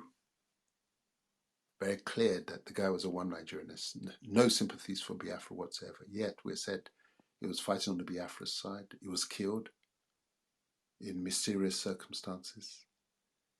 But in the middle of the war, they go to the trouble of retrieving his body and carrying it to the north, where he was born and raised. That's why his nickname was Kaduna Nzogu. And he's given full military honors burial in Kaduna. How does that happen? Any curious mind would say that's odd. The guy who killed Sadana, given full military honors burial. That doesn't make sense. Something does not add up. So, Akikoju, the answer to your point is this. There's no reason to, no one has ever suggested that Nzogu didn't kill Sadana. It's never been disputed. And so, for that very reason, his burial remains, the full military honors burial in the middle of the war remains very strange indeed. And also his family received special protection directly from Murtala Muhammad. They were from, his family were in Asaba, his mother. They received special protection. So there's a lot to be explained. And this is one of the things to bear in mind when we're looking at Nigeria's history. All is not as it appears. Next question. Okay, before we take the next question, let me just quickly refresh the room. Thank you everyone for coming. This is Think Yoruba First. If you're in this room for the first time, kindly click on the greenhouse icon so that way you can join the club and be notified anytime we have discussions ongoing. Today we're talking to Mr. Dele Ogun, and the topic of discussion is understanding Nigeria history from empires to tribes, Yoruba nation now. So I'm going to call on Mr. Ojo to ask his question, then we'll go back to the PTR. Mr. Ojo, please go on. Maybe sorry, Obinga. Maybe before Mr. Ojo, I just want to point people's attention to the link that I put up, because we've been talking a lot about the book. I mean, we've also been going outside the book also, but it would be interesting if people can also, you know, get the book, read some of the things that are on it. And on that note, I also want to direct a question to Mr. Deliogun, because I had issues where people usually only get the contents of the book through the audio book platform.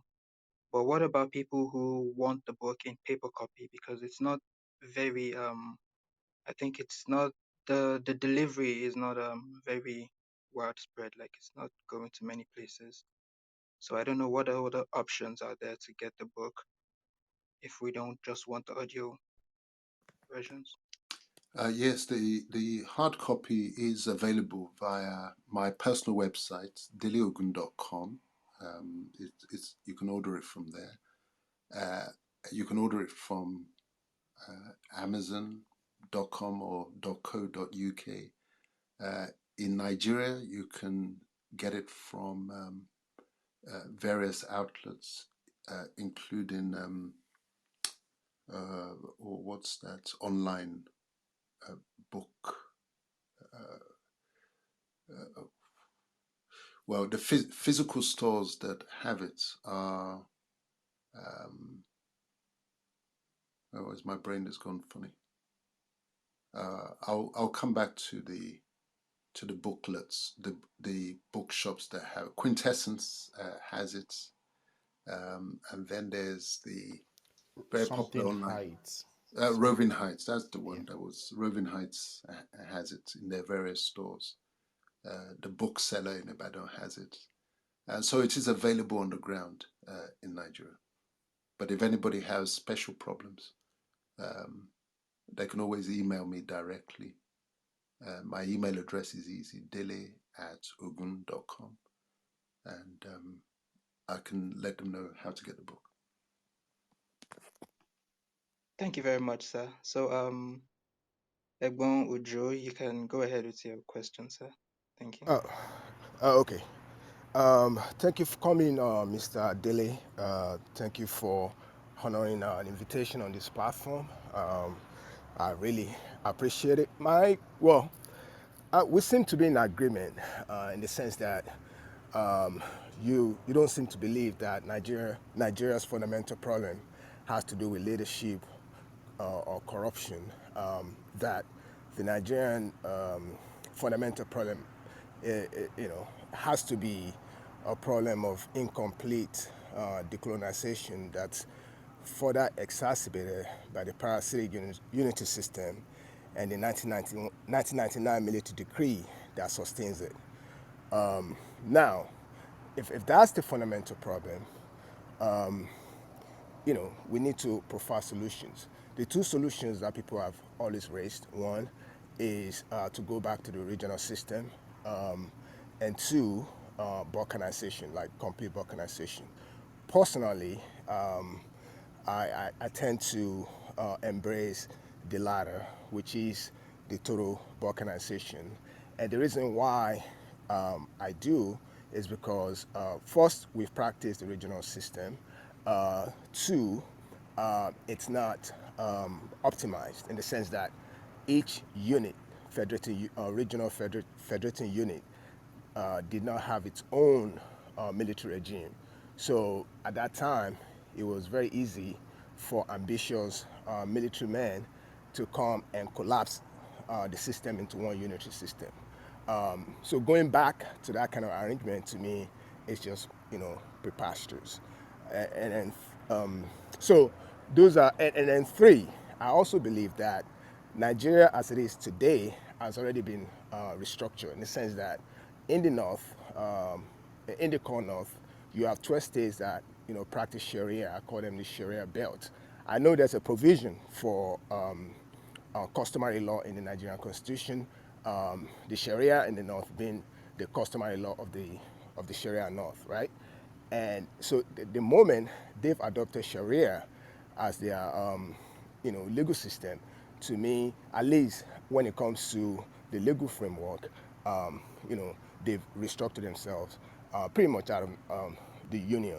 So so when you talk about you prefer the the regional system, I would like to know in what context um, your preference lies, and also do you think that we can still have sort of like one Nigeria, but it's not going to be based on amalgamation, but it's going to be based on strategic alliance in the sense that we have something that I've always described as ethno-linguistic homogeneous model, which is similar to what they currently have in the EU system, where you have independent nations, so to speak, and then they operate based on their own ethno-linguistic and cultural ethoses, and then they come together to form a strategic alliance. So do you? So my question is, if because your preference is a regional system, in what context would that regional system be practiced? So that's the first question. Second question is, it seems to me that our people don't understand the difference between ontology, which is the nature of what really exists, and epistemology, which is human knowledge. From my experience, I believe that what really exists, which is ontology, is human knowledge plus human ignorance. When the Europeans, one of the reasons why the Europeans were able to conquer or colonize us is not only due to their military powers. It also has to do with the fact that they sold us their own knowledge, and we've taken that knowledge as human reality. We think that knowledge is ontological, but meanwhile, it's not, because it's just their reality filled with a lot of lies and deceptions. So, how do you think we can get out of this cycle of deception, where we can see things from our own worldview and our own perspective, so that anybody cannot just come from a foreign land and impose their knowledge on us, and we take that as human reality. Yeah, okay. Thank you, Mr. Ojo, for those questions. Your first one, you suggested that I prefer the regional system. I don't know where you got that from. I do, I agree with you that those who say go back to the regional system, what we had at independence, uh, um, deluding themselves, and they are ignoring the obvious flaw that led us to where we are. Is basically asking us to go back to where we started from. And where we started from is actually what led to where we are. Because as you said, the flaw of that regional arrangement was that the one thing that you need to protect what you've got, whatever the document or constitution gives you to say these are your rights in this relationship, the one thing that you need is the power to protect and defend what you've got. And the 1960 arrangement was a fraud because it denied the so-called federating units the power and the ability and the capacity to defend what they nominally had, which is their own police force as a minimum and their own army as a necessity. So the control of the army remained in the center. And so it was an easy thing for them on the 29th of May 1962, having engineered a just a physical fight, a punch-up in the Western Region House of Assembly, to use the excuse of that physical battle, just with fists, to use that to declare a state of emergency in the Western region and send Northern troops in to take over the Western region. And that was the de facto end of Western region self-governance.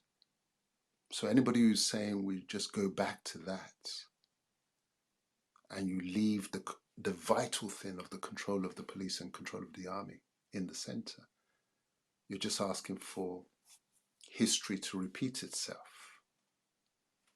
and to go around a roundabout. So no, you got me wrong. I'm not in favor of the regional or going back to the regional system. At the same time, I am not in favor of balkanization. It is not, it's an emotional response. And I can understand where it's coming from, the frustration that Nigeria has been and Nigeria is, to say, let everybody just go their own way. But it was a feat of human engineering to force 371 different ethnic groups into political union in the first place, and where things have got tangled up, rights and responsibilities, resources are cross-fertilizing, and then to simply say everybody go their own way, that would be bedlam. And I don't think with the troubles that we've been through, I don't think our people deserve that. But what I and the Fatherland Group have offered is a third way, if you like. And that third way is neither a return to the flawed regional system, nor the bedlam that balkanization would promise.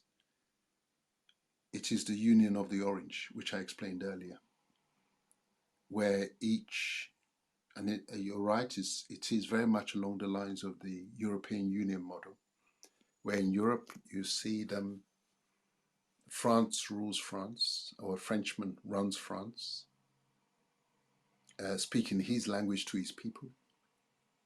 A German runs Germany, and until very recently speaking her language to her people, knowing their values, knowing their history. Likewise for Italy, likewise for Spain. And then they come together where they need to the extent that they need to come together. Ours obviously is not quite the same level, but the unity of the orange is as close to that, where the nations, as we were and as we still are, because we know ourselves, we know our boundaries. Those have not been rubbed out by this British intrusion. They're still there. We know where the borders are. And each will be responsible for their own internal security. It wouldn't be a central control of the police or a monopoly of the army or the armed forces by the center.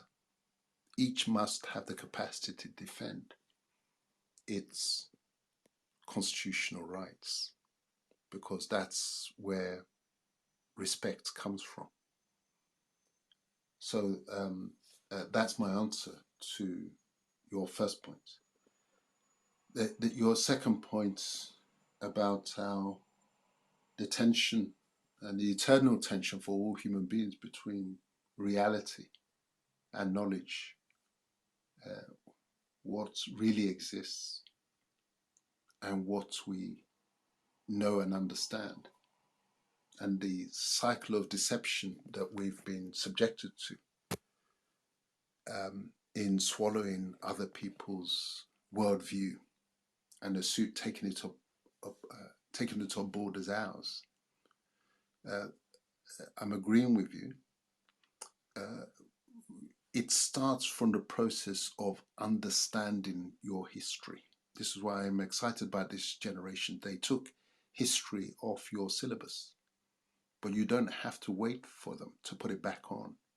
Through sessions and platforms like this, you are learning the history in the same way that I taught myself all that I'm sharing with you, because I went out to get the knowledge, not waiting for others, not accepting the worldview that was being pushed by the others, the narrative that was being pushed by them, seeking the truth to get to the real story. Once you get to that point of understanding for yourself how things are the way they are, nobody can deceive you. They simply can't. You can see through whatever they're bringing along, and you can extract what you want and leave behind what you know is not right. That is when you really become the human being that you're supposed to be. That's when you're fulfilling your embedded potential. That is when you can say that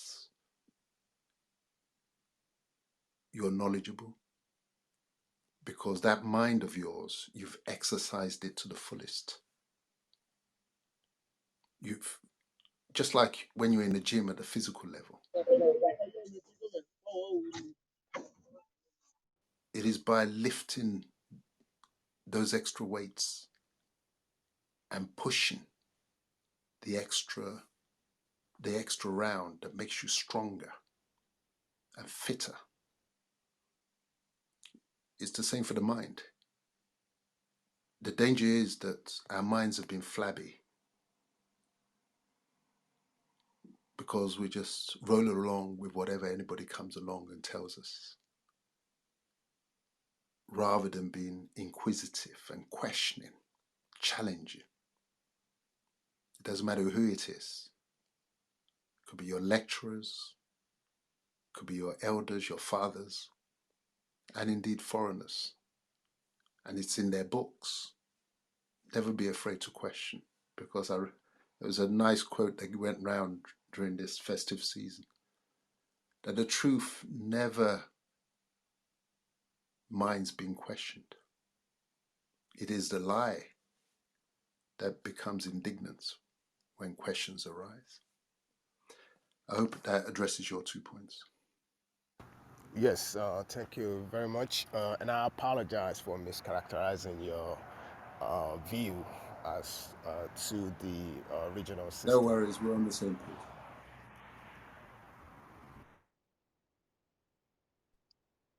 Thank you very much. I believe Mr. Uche is next. Mr. Uche, are you there? Can you hear me? Your stuff is bad, Mark. Oh, okay. Let me leave and come back. Yeah, Mr. Uche, continue.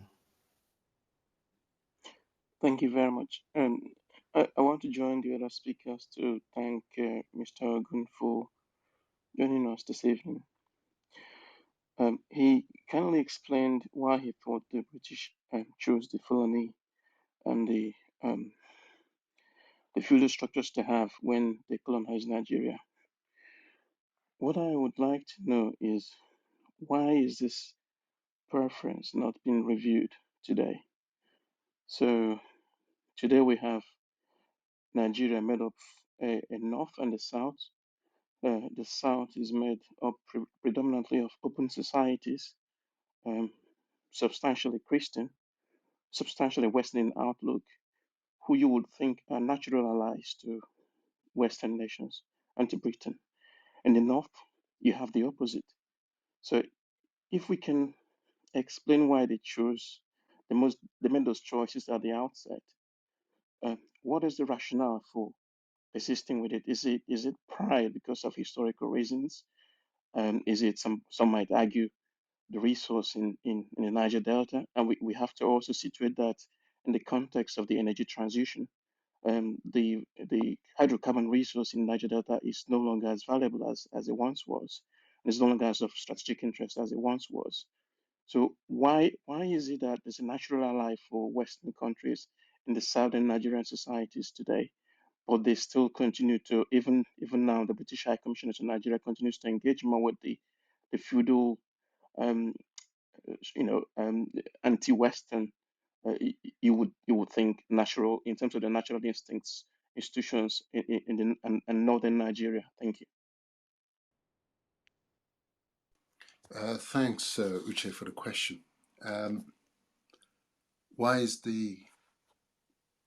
why is that partnership between the British and the Fulani still in place? Why hasn't it been reviewed? Why hasn't it ended? Why hasn't it changed? Especially given the uh, stronger connection between the British people and if you like, the southern Nigeria people, um, especially with the diaspora as it exists now. It's a valuable question. The reason is that the partnership is still working. The resources are still coming out. The why change a winning formula tends to be the attitude. It's international politics is very cynical, very, very cynical indeed. And as they say, they have no permanent friends or permanent enemies, only permanent interests. And that interest is still Grand Britannia, what works at the power level for Britain. And since the root of it, our relationship is still extractive, it's still that market that's dependent, that captured and captive market. I mean, take for example British Airways, the monopoly effectively that they have of our air routes. Once upon a time, when there was a little more pride in governance, we had our local airline that was flying, offering our people alternatives. How difficult is it to run an airline? How is it that Emirates can run an airline, Qatar Airways, but the massive market that we are, it's not a failure of at the human level in terms of our capacity to run an airline. We're not manufactured. We're not been asked to manufacture the planes, just to run the airline like a bus service. It is that's governance deficits. That is a product of this partnership that leaves our people and now our capabilities redundant and fallow and sterile, whilst all our needs have been met because those resources are still there. The oil is still flowing. That really goes to the root of it. Now, but at the same time, we have to remember that, as they say, there are no permanent friends. That relationships and alliances do shift. And I think when the more of our people who are understanding this game, what's really going on, because ignorance helps to sustain that relationship as well. If you don't know that that relationship is there, and you don't know why it's there and how it's working for the benefit of the parties, then of course it will continue. But as more and more of our people are educated at a political level, I'm not talking about book knowledge, I'm talking about proper political education and understanding how the power play works in our space, why those lights are not coming on. Because if they came on, we would be manufacturing. And if you're manufacturing, you're not going to be buying every toothpick and toothbrush from somewhere else. You're going to be releasing the productive capacity of our people. So once we understand that game, we understand how what's really going on, then that can force a change in a relationship. To underline the point that there are no permanent friends and no permanent enemies, the British always had a very close relationship with the Caliphate. I'm not talking just now about the Nigerian Sokoto Caliphates. I'm talking about the wider Caliphates. You know, it started with the Ottomans. And when the seat of the Caliphate moved from Turkey and moved to Saudi Arabia, that is why they still have that special relationship with the Saudis to this day. But if you think back to the creation of Israel, right in the midst of Arab lands, that was a shift in the relationship. And if you remember the Suez Crisis, when Israel attacked Egypt, it was actually the British and the French who behind the scenes instigated that attack by the Israelis against the Egyptians. And when the news broke about that, the Arabs were shocked that the British, who they thought were their partners, had allied with their arch enemies, the Israelis. So these partnerships are never permanent. It's a function of the evolution of the players. And as those of us who have been victims of that partnership begin to understand what has been going on, then the ground shifts. People have to reposition, and the power players will reposition. I hope that answers your question. Thank you very much. And I think you've already partially answered my second, which is about if we're able to identify those interests, what can we do as particularly diaspora, working with British institutions in our various capacities to facilitate that process? Because I think, for me, as both a British and a Nigerian citizen, so-called Nigerian citizen, I don't really feel like I'm Nigerian, but I have the passport. Um, I think it's in both the interest of where I come from, Igbo land, and the interest of Britain, which is a country that has adopted me as a citizen, that we work closer with Southern Nigerian peoples as opposed to the current arrangement. So, do you think there's any way that people in the diaspora like ourselves could facilitate that process, working with and on British institutions and engagement with British politicians? Thank you. Yes, the diaspora critical to it. If you look at where China is now and where India has got to, it is the frontline role that their diasporans play in the turnaround in their fortunes. It's the diasporans who are in touch with current affairs, current developments in the wider world. And you have the ear of your colleagues in the office, your colleagues at university. Get them to start reading the Nigeria story, to really understand, engage them in the discussions, because they will have been fed the false narrative that we're seeking to reverse and roll back. It's not their fault, it's what they've been told. That Africa is the way it is because Africans are the way they are. They are incapable, dysfunctional. That's the falsehood that's been pushed.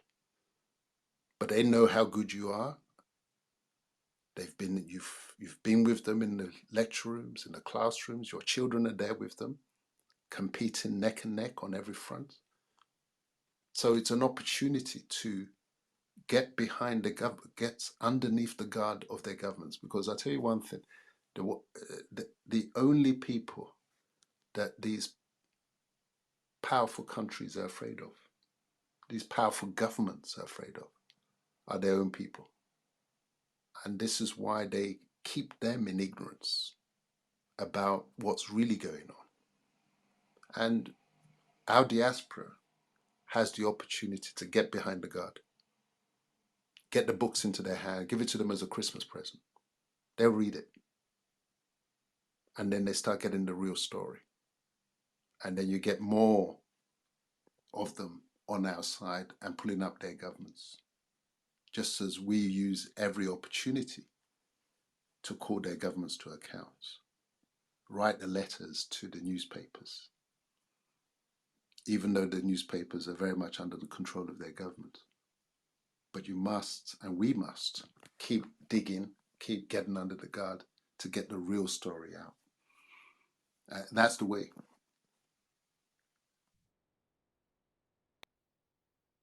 Thank you, sir. Thank you. Sorry, I wonder, is my speaker working better now? Yes. Okay, thank you very much.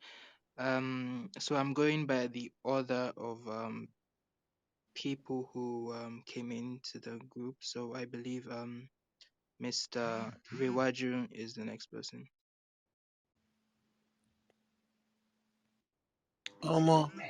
Me, I don't have any questions to ask. Okay, no problem. We've always been Yeah. telling them, they will continue to tell us we are tribalists because they don't even understand the concept of tribalism. We continue to educate them that two ideologies cannot function together in the same society. They will tell us we are scaremonger, and we are trying to propagate war and whatnot.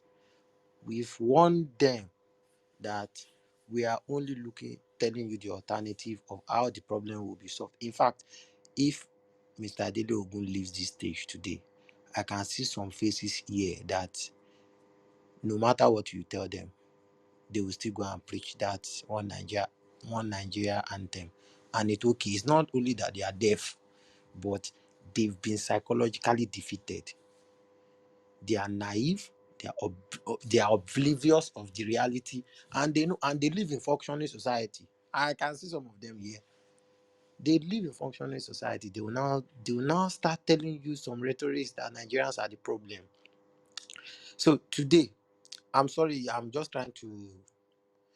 I'm just trying to picture a reality that happened today. There was a market that was burned down in Abuja. So people were going there to go and steal stuff.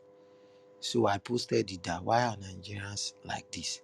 And somebody was telling me that, oh, Nigerians, even if they have 5 million naira, they will do it.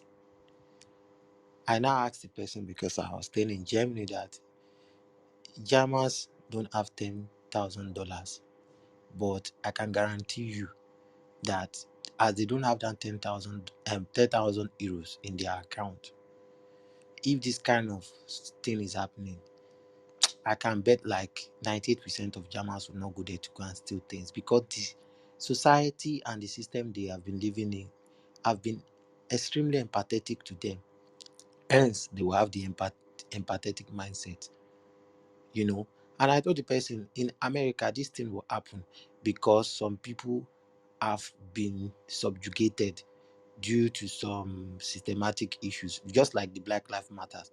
Like when this George Floyd issue happened, you could see black people going in shops, and a lot of them going to burgle shops and whatnot.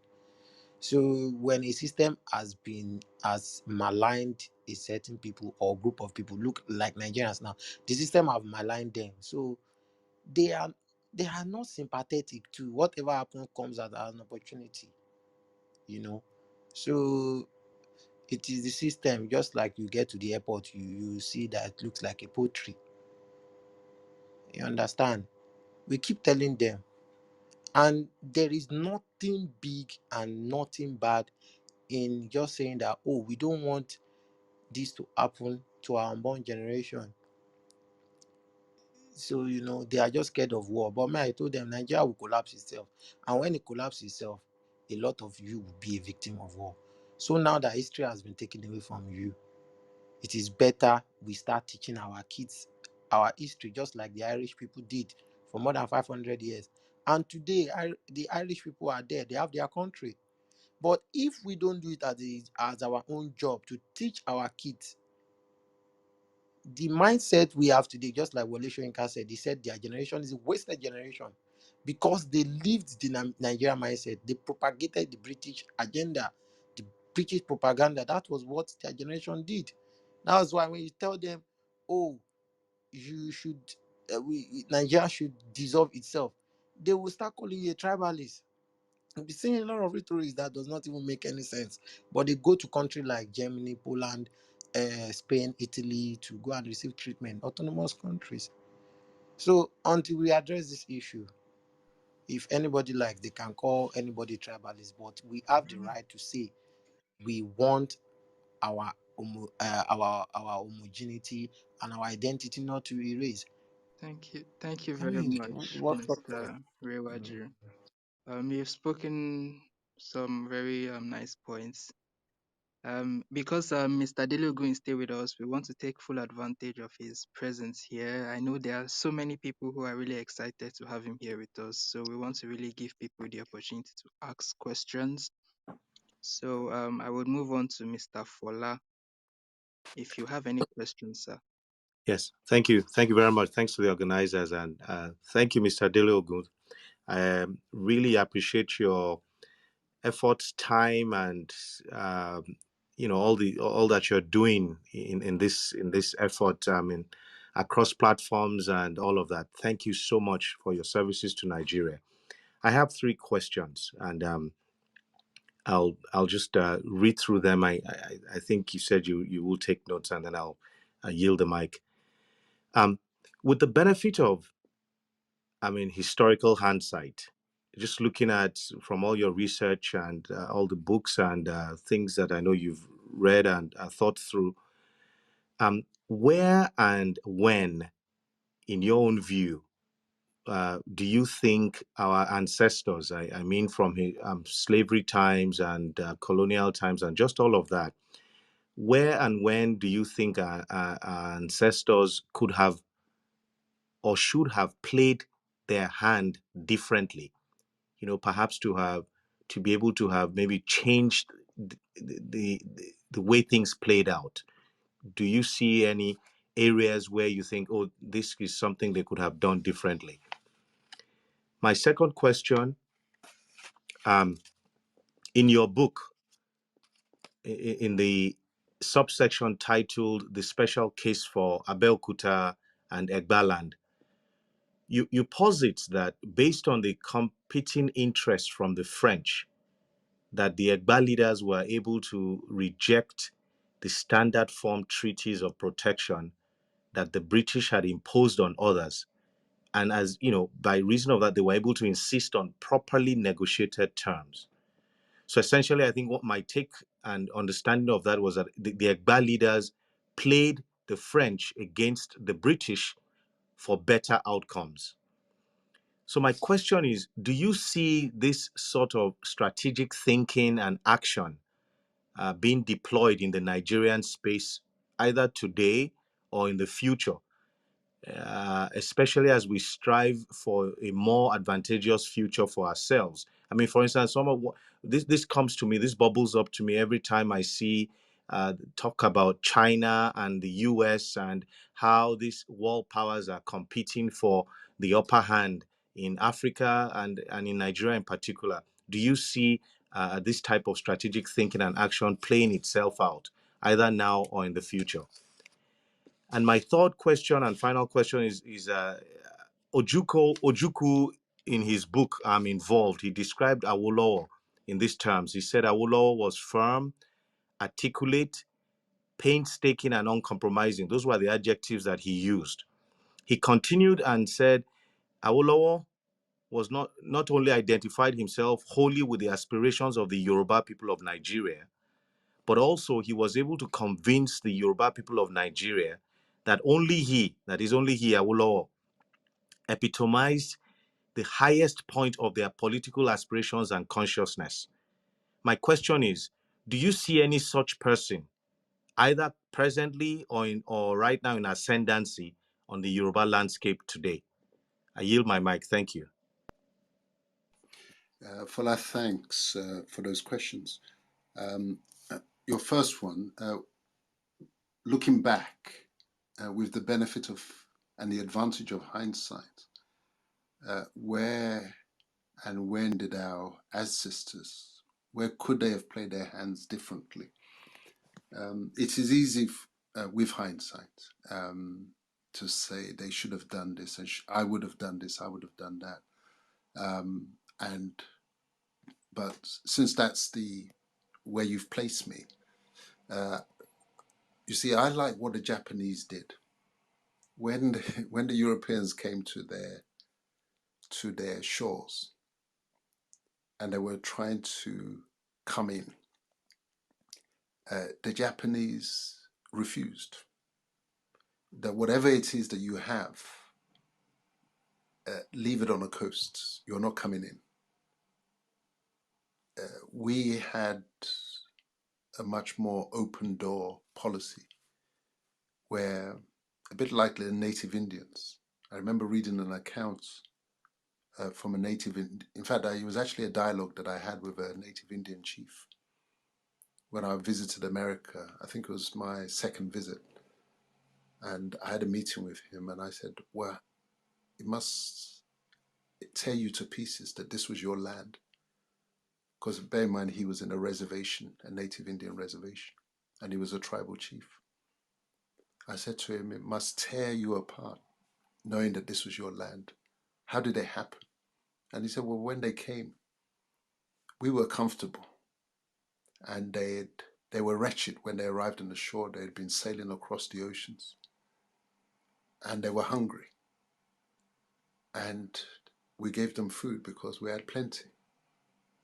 And they needed somewhere to sleep. We gave them somewhere to sleep. And then he said that before we knew it, they were telling us that the land belonged to them. So it was that's natural humanity. And we're almost wishing that we had not been as humane when the first ones arrived. But that's again with the benefit of hindsight. Having said that, there are examples, even in the process of colonization, where some of our leaders had the insight and the foresight to tell them, you're not coming in. The Ijebus did it, the Ijebu leadership. They closed off, no Europeans could pass through. But when the time came, they simply could not match the firepower of the British, and the British forced their way in. Similarly, although we may have issues with the Fulani who did business with the British, the current lineage, but there was the Sultan, I think his name was Atahiru, who refused to do business with them. He said, to us, there can only be war. Between you and us, there can only be war. When Lugard was saying that, look, I've deposed the emir of, I forget which place, I've deposed the emir in this place. I want you to nominate a successor. And the Sultan, the Fulani Sultan, told him, effectively, get out of here. Well, we're not doing business with you. Of course, he paid the consequence. So yes, in answer to your question, there are moments in time and moments in history, in the course of events, that we wish that the hand had been played differently. But alas, that's all with the benefit of hindsight. Your second question related to the Egbas and how they played the French against the British. That was correct. But bear in mind that the reason that they were able to do so was because amongst the Egba people, there were those who had seen the outside world. These were returnees. You see, Egba, as I explained in the book, the current location of Egba land was not its historic location. They had been displaced. Their original homeland was in what is now Ibadan. They had been pushed south. And so when the British came, uh, it was the classic colonial strategy. You look for those who've got a grudge against the established order. And the Egba had a grudge against the established order by virtue of this displacement against the Oyo Empire. And so the first liaison, what I call the first kiss, happened in consequence of that. And a lot of as part of the process of abolition to colonization, a lot of the our people who had been enslaved in the Caribbean and in places like Brazil, they were returned into that Egba area. So there was a lot of, if you like, uh, worldly wise people who had been exposed, and they used that experience in order to play the French off against the British. So it is the opportunity to play this game effectively turns on one's knowledge and exposure.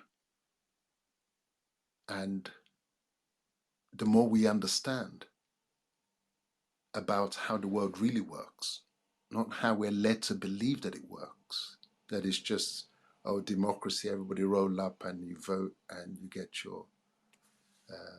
your results. When you really understand what is going on behind the scenes, then you're in a better position to play the game. And then you're in a better position to choose your alliance partners. And there will always be alliance partners. You just need to find those ones who have the same an alignment of interests. And you build a partnership. Whether it is China, whether it is India, whether it is even elements within the British society against the established order. They always partners opportunities, but they become manifest when you're well organized. When we're diffused and confused as we are, it's difficult to see a way forward. But as the cloud is beginning to lift and the mist is beginning to clear, that has blocked our understanding of what's really going on. So we've been played as fools up until now. And Buhari has helped the process. You've got to give him that. His unparalleled misgovernance has really opened the eyes of even the die-hard one Nigerianists.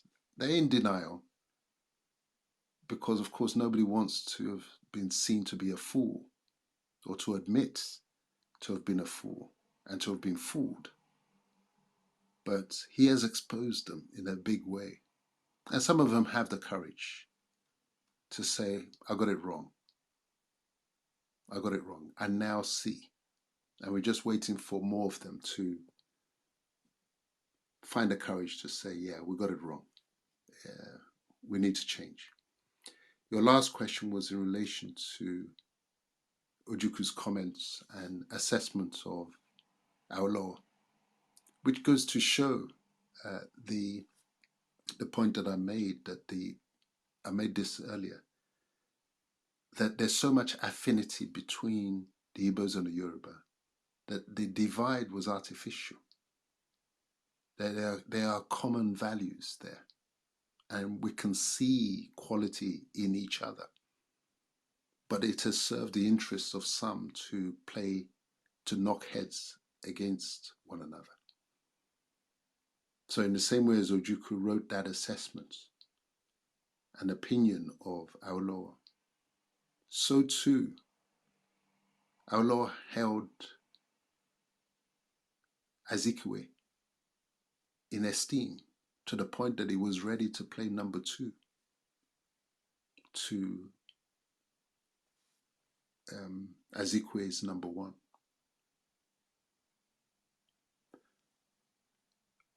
Are there any such persons now on the Yoruba political stage? Disciplined, uncompromising, keeping the eye on the ball, no matter what temptations are presented to them? Yes, they are. I can certainly speak to the credentials of Professor Banji Akintoye. He was a young disciple and foot soldier of our Lord, and he's continued to carry our Lord's message as best that he can. Obviously, it's a hostile environment, being harassed, being pursued, being destabilized by fifth columnists around him. But whatever they throw at him, he's still staying on message.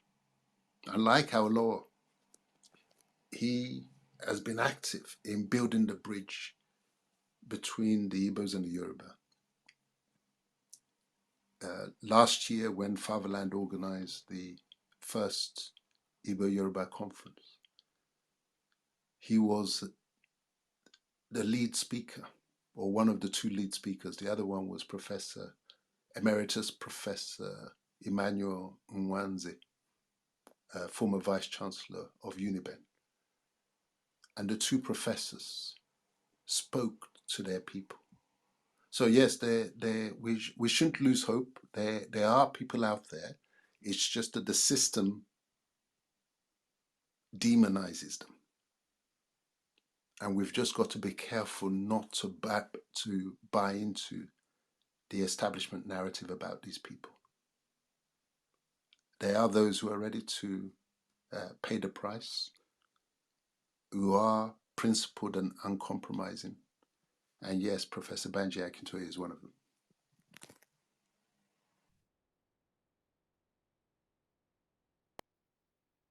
Thank you. Thank you very much. Okay, thanks a lot. Again, just to quickly refresh the room, if you're joining for the first time, this is Think Yoruba First. Please click on the greenhouse icon so that you can be a member of the club, and we can notify you once we have very deep, you know, talk like this. So the next person, we're going by PTR order actually. I think Mr. Fola was the last person to ask question. I am going to go to Mr. Kemi. Mr. Kemi, do you have anything? Do you have a question, or you want me to go to Mr. Olu? Yeah, I do have. It's not really, how do I say it? It's just that I respect and I'll say thank you to Mr. Dele Ogun. You've spoken so well. I buy into many of your ideology. But the one in which you don't really support is what is actually giving me concern. Because Yoruba will always say this. A kì í sun ẹran a kì í sun ẹran mọ́ ẹran kí ìkan kan ìkan pa. So, but in this case, and one of the Omoluabi constructs, in which I strongly believe in, is Bashiberu Benoni Abiomo. So, looking at those constructs and with the current Nigeria that we have, how would you say, or why is it that you don't believe in total balkanization of Nigeria? Because anyway, you've not said you don't believe in it, but it's as if it's your second option. But in this case, who could believe that in the 21st century, when people have evolved, when civilization has evolved, even in America, I mean, in place, because I don't like using America as an example. In even some countries where we ever thought innovation will never come up. Look at what is happening in Ghana. Look at what is happening in Rwanda as well. If these people could come up and say, this is what we want at this point, and they are making progress, no matter how little it is. But some people are hell bent in dehumanization of other people, in killings. Because this same northern person said, if there is a there is a way he said that if insurgent last 24 hours in a country, then the government of that country knows about it. So many killings in our land, press as we speak. So many chaos, where GSS has turned to thugs, where police don't have jurisdiction, where military has turned to, they are even worse than, they have turned to vigilantes, where the citadel of security was attacked, where a fighting jet was brought down, and the same set of people have been declared by the court as terrorists. And the federal government still failed, as we speak, to declare them as terrorists. But they had the infantry and the audacity to declare some people without even going through the due process as terrorists. And they've turned their backyard to a to a theater of Cold War. How do you think this same set of people will sit down in this round table with you and want to let go the power as we speak? Because if you look at my life here, may Olodumare bless his memory and his legacy left behind. The man spoke a lot, and everything he spoke about has come to play. How do you think these people will still sit down and want to resort into regional government? Because you seem not to really, I don't know. I'm looking at it that, is it that I got you, or I didn't really get you? I wasn't so sure. I know what I'm talking about, but I really want you to shed more light on that. Why you don't think the total balkanization? And if you look at what is happening presently, if you look at the people that this present government are dealing with, they are the Islamic organizations, Islamic countries. Don't you think this country, I mean, stylishly, they are bringing this country into a particular channel, and many of us don't say it. I yield the mic. Thank you, sir. Yes, Kemi, thanks for that question. I think the short answer is that you haven't got me. You said, am I getting you? Am I not getting you? My answer is that you haven't got me. Let me be clear.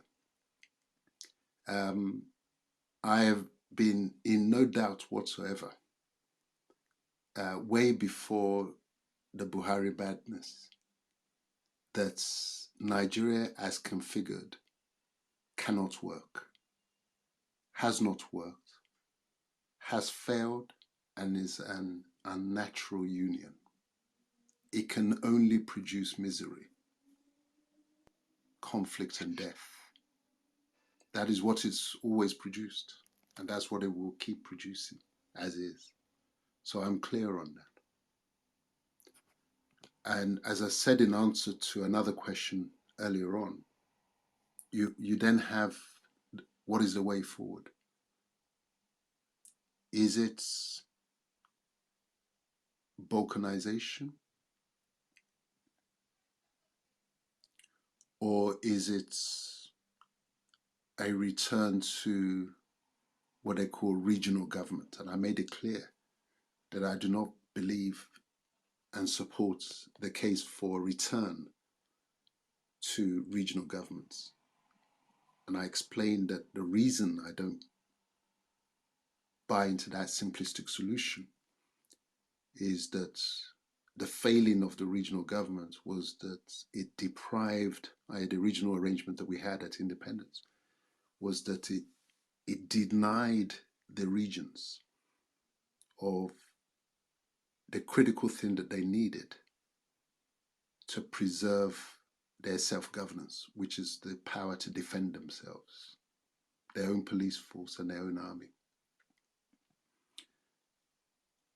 So I don't favor that. And I explain why I don't favor um, the other extreme of total balkanization, at least at this stage. But let me explain a little bit more my position on that. As I said, I understand the emotional response or the emotional underpinning of for those who are arguing for total balkanization, that this thing has not worked, let everybody just go their own way. It's easily wished for, but very difficult to deliver in practice. And I also agree that those who are enjoying the current arrangements, those who are ruling the roost, those who are in power, and I distinguish between being in office and being in power. Oshibajo is in office, he's not in power.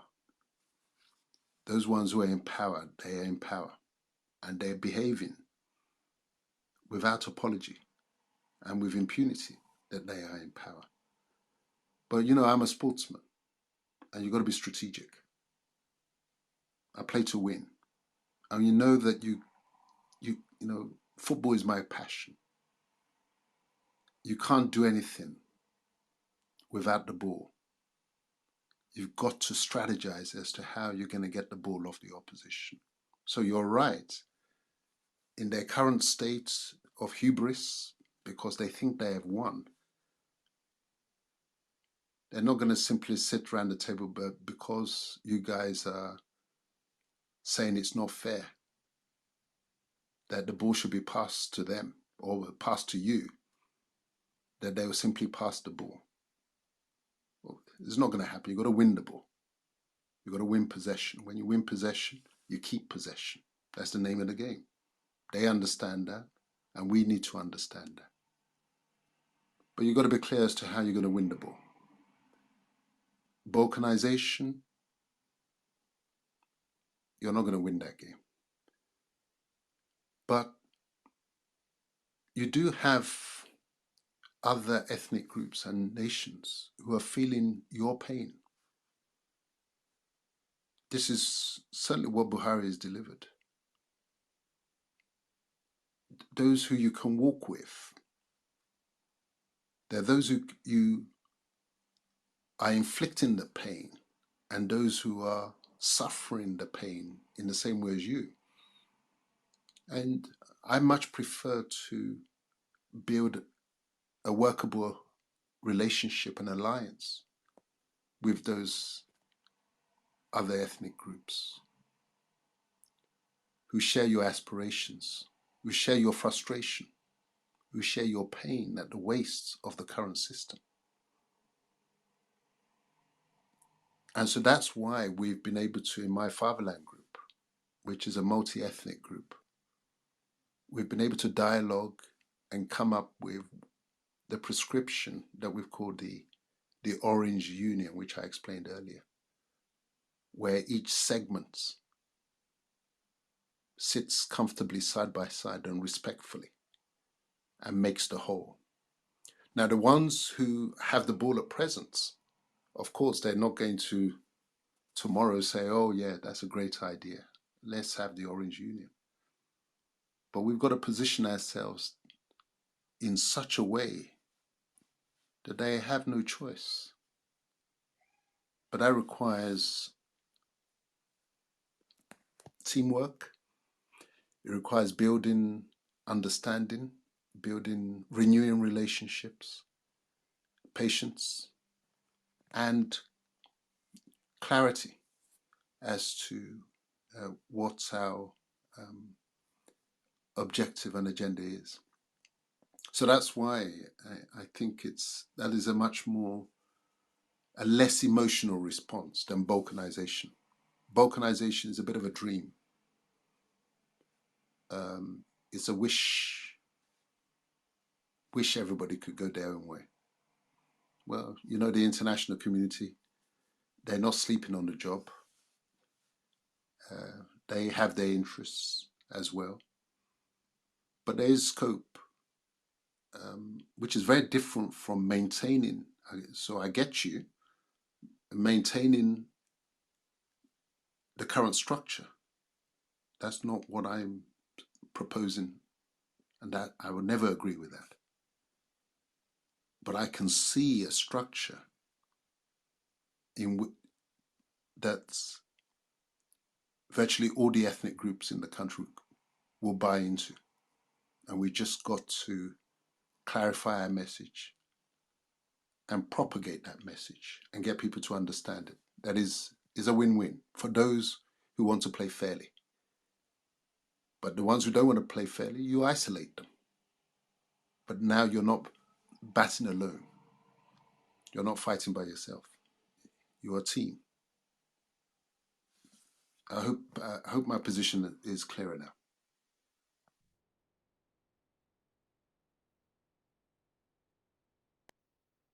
Yes, sir. Thank you so much. Very, very clear. Thank you. Okay, Brother Olu, go on. Olu Daniels, are you there or you're sleeping? I don't think it's in the room. We're gonna go to Brian. Brian, go on. Hello, good evening, Mr. Dele Ogun. I'm very delighted to be listening to you again. You always bring a lot of knowledge to people like me. The question I wanted to ask, because I've been listening to you from the beginning, and I, I get a sense that you picked on something Ujuku actually sensed at the time with the Aburi Accord, or well, just the Aburi document. Um, I wanted to ask what you thought about the Aburi Accord itself, because from my perspective, the fact that one region can, you know, control the military and the police is still a problem for us today. And every now and then, I just say to myself, doesn't this vindicate Ujuku? By when you read that document, it to my understanding, it just kind of vindicates him, because that seems to be one of the biggest problems we have. The fact that one region can send the military into the western region, and back then and now, one region could send the military now to the southeast to go and do their killing. So I just wanted to know what your thoughts are. Thank you. Yeah, thank you for the question. Yes, of course, Ojukwu was right. He understood power politics. And in the Aburi Accord, which was freely negotiated, but then reneged upon by the federal side, in that accord, he had what Nigerians needed, and that would have delivered peace and progress. Because you see, at the roots of all governance structures, at the root of all freedom that we enjoy as human beings, is the capacity to protect that freedom. You're not free if you don't have the capacity to protect your freedom. Ojukwu understood that. The background to it is this, that in my book, A Fatherless People, I disclosed an exchange between Balewa and the last British governor of northern Nigeria, Brian Sherwood Smith. And I got this information from Sherwood Smith's memoirs that was titled But Always as Friends. He had spent something like about 21 years in Nigeria. So he was the last British governor of northern Nigeria. And Balewa wrote him a letter before independence, around about 1957 or so, when Balewa had been appointed prime minister. It's important to emphasize that. The British appointed him prime minister before any independence elections. So he had the advantage of incumbency when the so-called independence elections came up. He was already prime minister. And you know the advantage that confers if you're the incumbent. All the opportunities for political largesse, political favor that flows from that. Now, Balewa sent Sherwood Smith a letter and said, give me 10 things that we, the North, need to protect our position. We don't want you to go. It's these Southerners who are telling you to leave.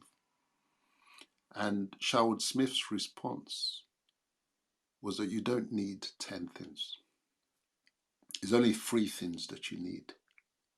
And we've already given you one, which is 50% of the seats in the legislature, so you can't be outvoted, even by a combination of the South.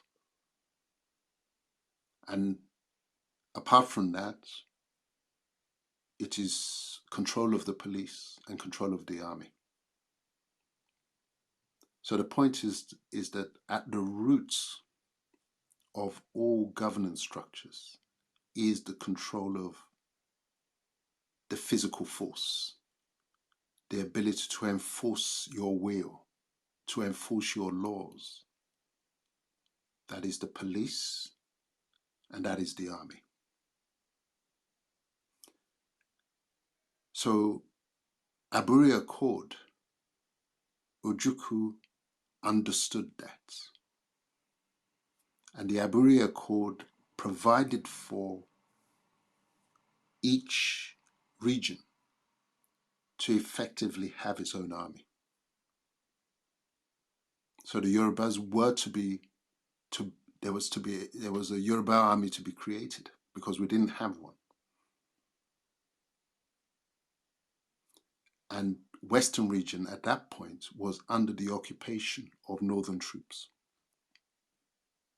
So there were 2 planks, all the troops returned to their region of origin, and a Yoruba army be created as a matter of priority.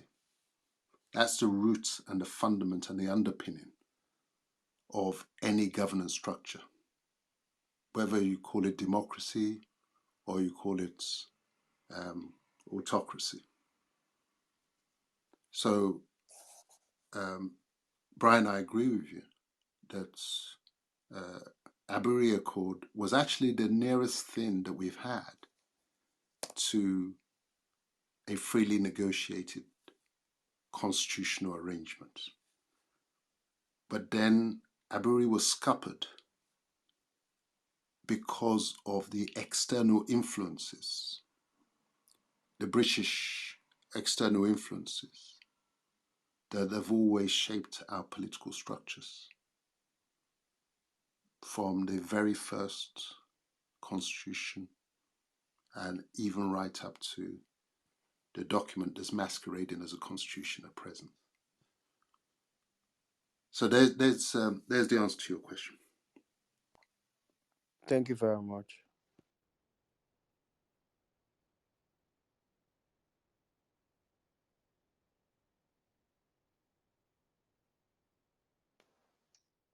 Okay, thank you. I'm going to call on Mr. Olu. Are you there now? Yes, ma'am. Oh, Okay, yeah. go on, sir. Yeah, thank you, ma'am. So, thanks, Mr. Dele.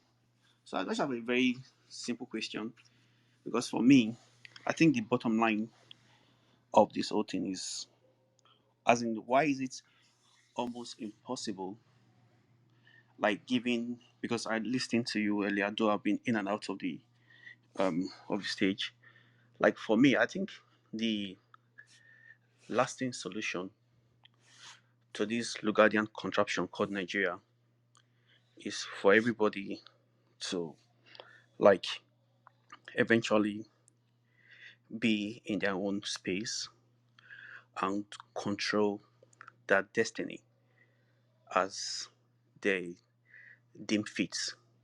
So when you say restructuring, going back to regional structure, and maybe no matter the nomenclature that you use to still be within the fraudulent British contraption, to me, I do not subscribe to that idea because I still see it as being like attached in one way or the other to the geographical space called Nigeria. And I just feel like it would just be best to have our respective space. Because you said something earlier about interest. So this one is not about, oh, you ate Fulani or you ate anybody. No, it's not about that. It's about, this is my interest, and I have every right to promote and protect my interest, not just for now, but for posterity and for subsequent generations. Because when you look at what is happening right now, we don't want a case whereby if the trend continues, so we don't want another apartheid system within the contraption, within the fraudulent contraption called Nigeria, whereby you have the minority Fulani lording it over everybody. So I just think it's part of is a way of self-preservation. Also, because to me, I think identity is. I learned that whilst I was in the UK. Like I learned the importance of identity. So even remove okay, let's even look at a situation whereby okay, everything is working perfectly, you have infrastructure, you have everything. It still does not erase the fact that people that so much desire to have their own homogeneous country should be allowed to have it. But the Nigerian states has made it as look as if people that are asking for this are kind of dissident, that like dissident elements. But it's not any form of criminal. I mean, asking for self-determination, there is nothing criminal about it. It is protected by international law, to which even Nigeria is a signatory. So when you ask for these things, it's just about, for me, I just see it as a form, as a way of saying, okay, will, of course, there is a we had a precedent, like, and it wasn't even like a full precedent, because if I want to use the western region, the font western region as a case study, we all know what western region did at that material point in time. So at least it's actually a precedent that, okay, that at least you can see something to reference to, that okay, when we were able to like even control at least about 50% of our resources, this is the outcome of this was what the outcome is, versus now that you have a system that kills innovation, kills creativity, and you ask yourself that, is it that all those things were carefully designed in such a way to further like pauperize everybody in order to allow few elements to continue to control the rest? And let me close by saying this. See, in the next couple of months, Charles Soludo will be, we assume, governor as governor of Anambra State. And we all know that Soludo, if not that we are in a crazy country, Soludo even have that mental capacity to even lead, even if West Africa were to be a country, to lead West Africa, because we saw what he did during the banking reforms and consolidation, even though it was eventually abused by successive governments. So now, do you know that it's so painful that, so somebody like Soludo, all what Soludo will do for 4 years when he assumes governors of Anambra State is just to pay salary and do other basic things. He won't be able to really innovate because those items that will allow him to innovate are already locked in the so-called exclusive list. And so this, amongst other things, makes me wonder why I would want to be in that same country. Or even if I'm a businessman, like, okay, look at it from a business concept, that why would I want to be in a union that dilutes my interest? It doesn't make sense. Or why would I want to be with certain elements that would not allow me to optimize my potentials? Again, it doesn't make sense. And I just feel that the best way is just for everybody to control that destiny. Because you said something about, oh, Yoruba and Igbo and all that. Having to even like look at it in a very, very hypothetical situation, like, okay, just like you have in Europe, that the main drivers of European development are the British, the French, the Germans, because of the healthy competitions amongst them. So just imagine if you have, like, in the new republic that will be called Oduduwa Republic, and also maybe the Biafra Republic. Now imagine if everybody that we are like our own homogeneous Sorry, are you nation. asking a question? Yeah. Let him finish, please. Please Please, don't everyone, let's interrupt. have patience Yeah, with go him, on. please. Go Yeah. on. Thank you. Go So on, Mr. just Ade. imagine if we are in our own respective space. That don't you feel that when we compete with each other, like when we have this healthy competition, don't you feel that it will engender innovation, creativity? Because there will not be this rat race of trying to like outsmart each other. And at the end of the day, we will continue to innovate versus the present system that does not allow for any form of innovation whatsoever. You just go to Abuja, collect your stipend, and come back. So for me, I don't think that is the solution either today or in the next 100 years or in the next 1 million years. And just to round up, just to like close down, I just believe that having our own 100% homogeneous nation is the best way. Thank you. Olu, thanks. It's a pity that you've been, as you say, been in and out of this conversation, because if you had been stayed in all the way through, you would not have suggested that I'm advocating uh, the status quo or anything that looks like it. I don't want to over repeat myself, because some have stayed all the way through, and I've explained why I'm not in favor of balkanization, and I've put forward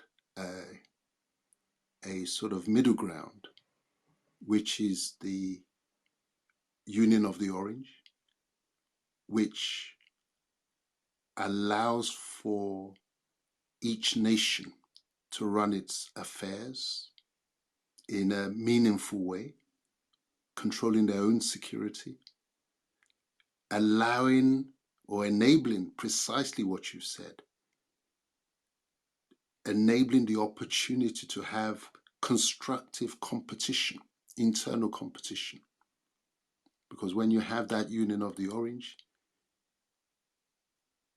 Igbos will run Igbo land, Yoruba will run Yoruba land, Hausa will run Hausa land, Ijaw will run Ijaw land, etc., etc. And each will bring forth their first 11. And the revenues will work bottom up. You will survive primarily on your own resources. Yes, there will be support at a critical level, but primarily you run on your own steam. Your first 11 will take charge of your own affairs. That's what I've been saying all evening long. So it's a pity you've been in and out of the discussion. Sorry, but Mr. Dele, if you want to go through like historical precedents, so if you look at the defunct action group, so because we have a group like the Fulani political establishment that believe that that is their God-given right to dominate everybody, and that was why Amadou Bello even made that irresponsible statement that he made on October 12th, that the new country called Nigeria is an estate of their grandfather. And you also have a bunch of lunatic called Mayat Allah that always echo that, oh, all the lands within the geographical space called Nigeria belongs to the Fulani. And if you see how the defunct action group collapsed, it was due to the interference by the MPC government of the time. So we have a situation where some people act, have this crazy and disgusting ideology that it's their rights, that God given rights to lord it over everybody. And they don't see it as that, oh, that we can actually coexist together and form, maybe coexist together on the basis of mutual respect and not on master servant relationship. And for me, even like the part that I find that I take strong exception to is if that same class of people that have that disgusting illusion, if, say, they've been able to contribute substantially, maybe to the advancement of science, to the advancement of technology, to the advancement of maybe other areas of human endeavor. I would say, okay, maybe because, yeah, they're actually ahead of everybody. That's why they have that mentality. Just like when Hitler has his idea of Aryan tribe being ahead of everybody. I mean, you can even say, okay, maybe because of their ingenuity in certain spheres of human endeavor. But this same element is not as if they're not ahead of anybody in terms of human resources. They are even and these are like quota system made products, and they will still tell you that, oh, they are like ahead of you, and they even craft policies. They will craft policies in such a way that represses you, that is more qualified, and elevate them, that is more that is less qualified. So for how long are we going to be doing all this back and forth? That's why I say that the only sustainable solution to this madness is just for everybody to like maintain and control that space. Okay, well, you're telling me what I already know. And if, as I say, I maintain if you had listened all the way through, my position would have been clearer to you. I did speak earlier about those who think they have won and who are conducting themselves with impunity without regard to the interests or concerns of other ethnic groups. I spoke about that. Nobody in this day and age is going to be a willing slave unless they're completely spineless and brainless. And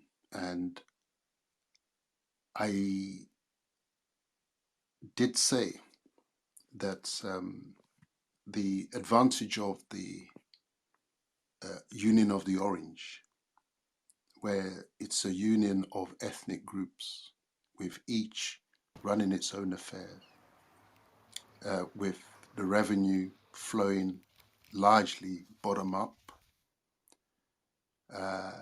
that gives us all that most people would want in terms of a healthy union.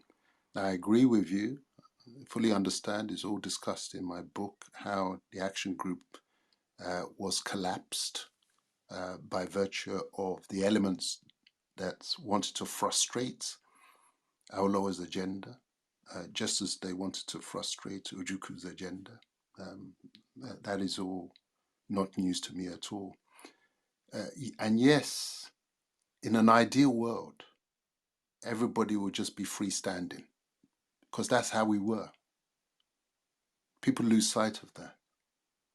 That until the British intrusion and until they started putting together their own agenda to construct Nigeria,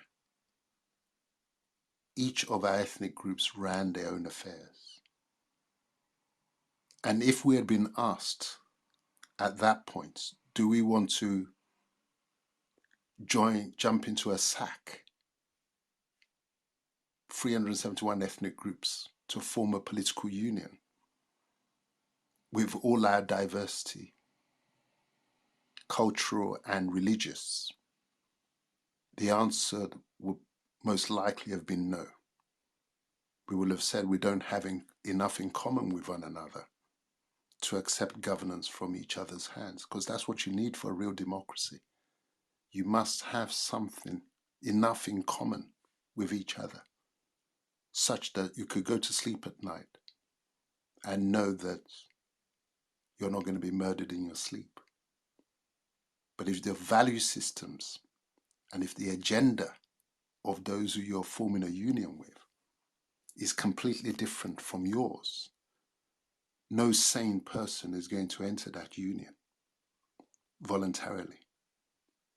And similarly, no sane person is going to remain in that union once it becomes clear that your agenda is not the same and that your agenda is hostile to my own interests.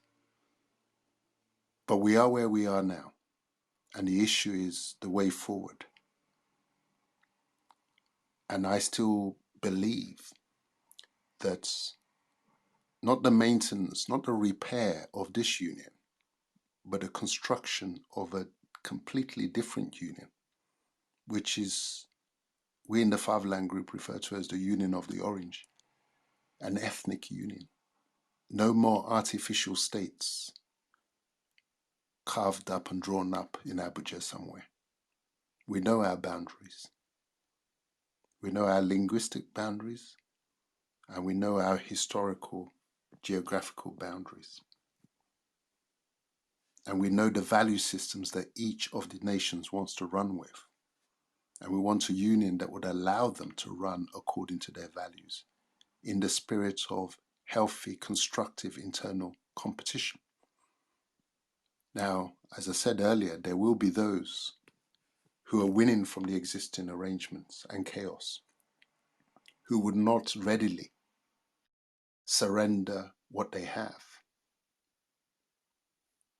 But then the rest of us simply have to organize ourselves to advance what we want and not be so concerned about what they would not agree to. I hope my position is clear. I believe it is. Thank you very much. In the interest of time, we've been here for about 3.5 hours. We like to keep our room, not super long, so that when people want to go back and replay, they will be able to listen to it, and also to respect the time of the speakers as well. Again, this is Think Yoruba First. If you're joining for the first time, please click on the green house icon and follow the club. We have several engaging conversations, and most importantly, trying to explore the way forward, just like Mr. Dele Ogun said. We're going PTR order. The next person is Mr. Kusoko. My goal is to try to end this room in about an hour. So let's keep everything brief and short. Uh, Mr. Kusoko, please go on. Okay. I think he's not in the room. Are you there, man?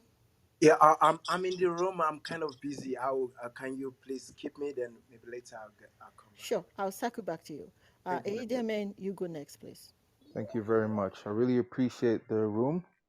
I definitely appreciate Dele Ogun in terms of the insight he's provided in regards to the hidden hand, the external forces that has actually caused, um, you know, the trajectory of Nigeria in regards to where we find ourselves. I was just wondering, Mr. Ogun, I was wondering in terms because I definitely appreciated that initial question in regards to understanding the world as is, as opposed to the world that is, you know, that we are taught to learn about in terms of understanding political power, in terms of understanding being in office and actually having the power on office. And one of the things that has really given me insight in regards to the external forces, the Western nations, or if Britain, is the strategy, the intention, the the intentional force, the mental capacity, the men, even women possibly, but that these people have brought to, in terms of, let's say, their starting 11 to actually enforce their project upon us. And the question I would say is, yes, thank God for yourself, thank God for your book, thank God for the research you have done. But what can we do moving forward to actually try and close that gap, from a human perspective, so that we can actually forge ahead our own future, but also counteract effectively, more effectively, the forces of external, the external forces in regards to changing our own destinies. Thank you. Uh, Edaman, thank you for that question. Because I would like for us to finish at 11, because that will have been 5 hours that we've been running. Can I now suggest that I take questions in blocks? So, Edaman, I've got your question. Can we take a couple more from some other people so I can answer them in block and make sure that I do justice to everybody's questions? Okay, that's fair enough. Sure. That's if you want to stay with us for 5 hours, that would be fantastic. Thank I you. don't mean five Um, more hours. I mean we've been going since 5 hours 7, in and in total. 30 minutes it'll be 5 hours up. So I want to Oh, finish really? I will Yeah. finish at 11 London time, and so let's take the questions in blocks now. Okay, great. That's fantastic.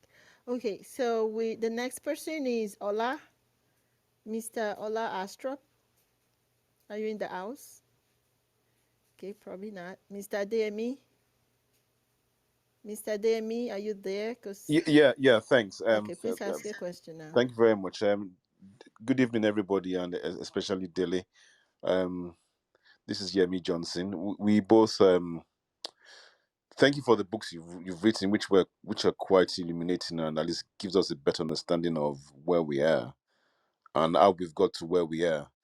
My question is this: I completely agree with you that what we have right now is not working, was not designed to work to start with. So it's no surprise that we about the present results that we are seeing. But where I struggle, and I actually like the concept of the Orange Union, which seems to me to be harking back to the days of the Western region, the Northern region, where each region was more or less in control of its own destiny. And I think that is the way forward for Nigeria. I guess where my question is this though, and I think you alluded to it in one of your comments that currently Nigeria has now been balkanized through the creation of states. So much so that we don't, in my view, don't have that homogeneous ethnic blocks that we had before, like when we had the Western region, Northern region, and Eastern region. So whereby it's particularly in the Yoruba, in the Southwest, where it's been the state creation has balkanized to the extent that we now people see themselves as belonging to the states. You have the Ijebu, Ekiti, the different sub-ethnic groups within that has arisen to the fore because of state creation. And of course, entrenched interest has developed on ground. People have benefited. How then is this Orange Union going to arise to back to the days where we had to back to the days of having a monolith of as homogeneous as possible an ethnic bloc? How is that going to arise from when everything has been so balkanized? That's where I struggle right now with the orange concept. Then secondly, my other question then is, if I'm probably a biased one from my own point of view, would it not be better looking at what we have on ground and trying to restructure what we have now rather than trying to put it back to what it was before, considering the difficulties and challenges of that? Those are my questions. Thank you. Okay, I hope it's noted um by the speaker. Yes, I've got a question. Okay, so I'm gonna call on Mr. Tuji to ask his question as well. We have just about 30 minutes to go. Thank you very much. I'll be as brief as possible. Thank you so much, Mr. Dele Ogun. You're a big inspiration. Straight to the point. You talked to your Orange Union. Um, basically, seeks to, I mean, you know what it seeks to do. I grew up in the north, okay, and there's the famous saying in Hausa, Mundabobi Amama Sugabas Sunchi Awada Mukechi. What that means is, we in the north are animals, okay, but the southerners are the grass that we eat. In essence, right down to the street, there is this acceptance and understanding of the Nigerian equation, which is that the South is the wife and the North is the husband. And as things are, it is very, very acceptable to both the leadership and the followership of the Hausa Fulani bloc. In other words, I do not understand how the oppressors will ever sit down. You highlighted that anyway, and give the ball back to the oppressed. In other words, if at some point an orange, okay, the orange has to involve the Igbos, the Yorubas, the Southern and Middle Belt and tribes, okay, and they come up with a viable working solution, a sensible solution, and the North refuses to accept, which it should refuse to accept because the current situation is to its favor. What then do you have if, say, the South refuses to accept the status quo as well, and we go our separate ways? What then do you have? Wouldn't that be balkanization in itself? I mean, Yugoslavia, when it broke up to different republics. I mean, you have Bosnia, it's a multi ethnic part of what was once Yugoslavia. So, generally, I think we might be on the same page. You want an equitable, the orange group wants an equitable society where nationalities have their pride and independence. Those who want a breakup from Nigeria want the same thing. The only people who do not want the same thing are the beneficiaries of the current order, the Hausa Fulani, in essence, the Fulani. So I think eventually, I don't really see the difference, in the sense that if your plans come to fruition and you sit down at the table and you present your plans and they are refused, as it will be, and you choose to act further, wouldn't that also be balkanization? Wouldn't you be on the same page with the different ethnic groups calling for a breakup from Nigeria? Thank you. Okay, so two more questions. Mr. Kusoko, can you ask your question now? Yami? Okay. Uh, I'm here. Thank you very much, Ogunyakoshi. Yeah. Um, Mr. Dele Ogun, I really appreciate your effort to come around here and to enlighten us. This is my second time listening to you, and I always appreciate it. And I really like your ideology a lot.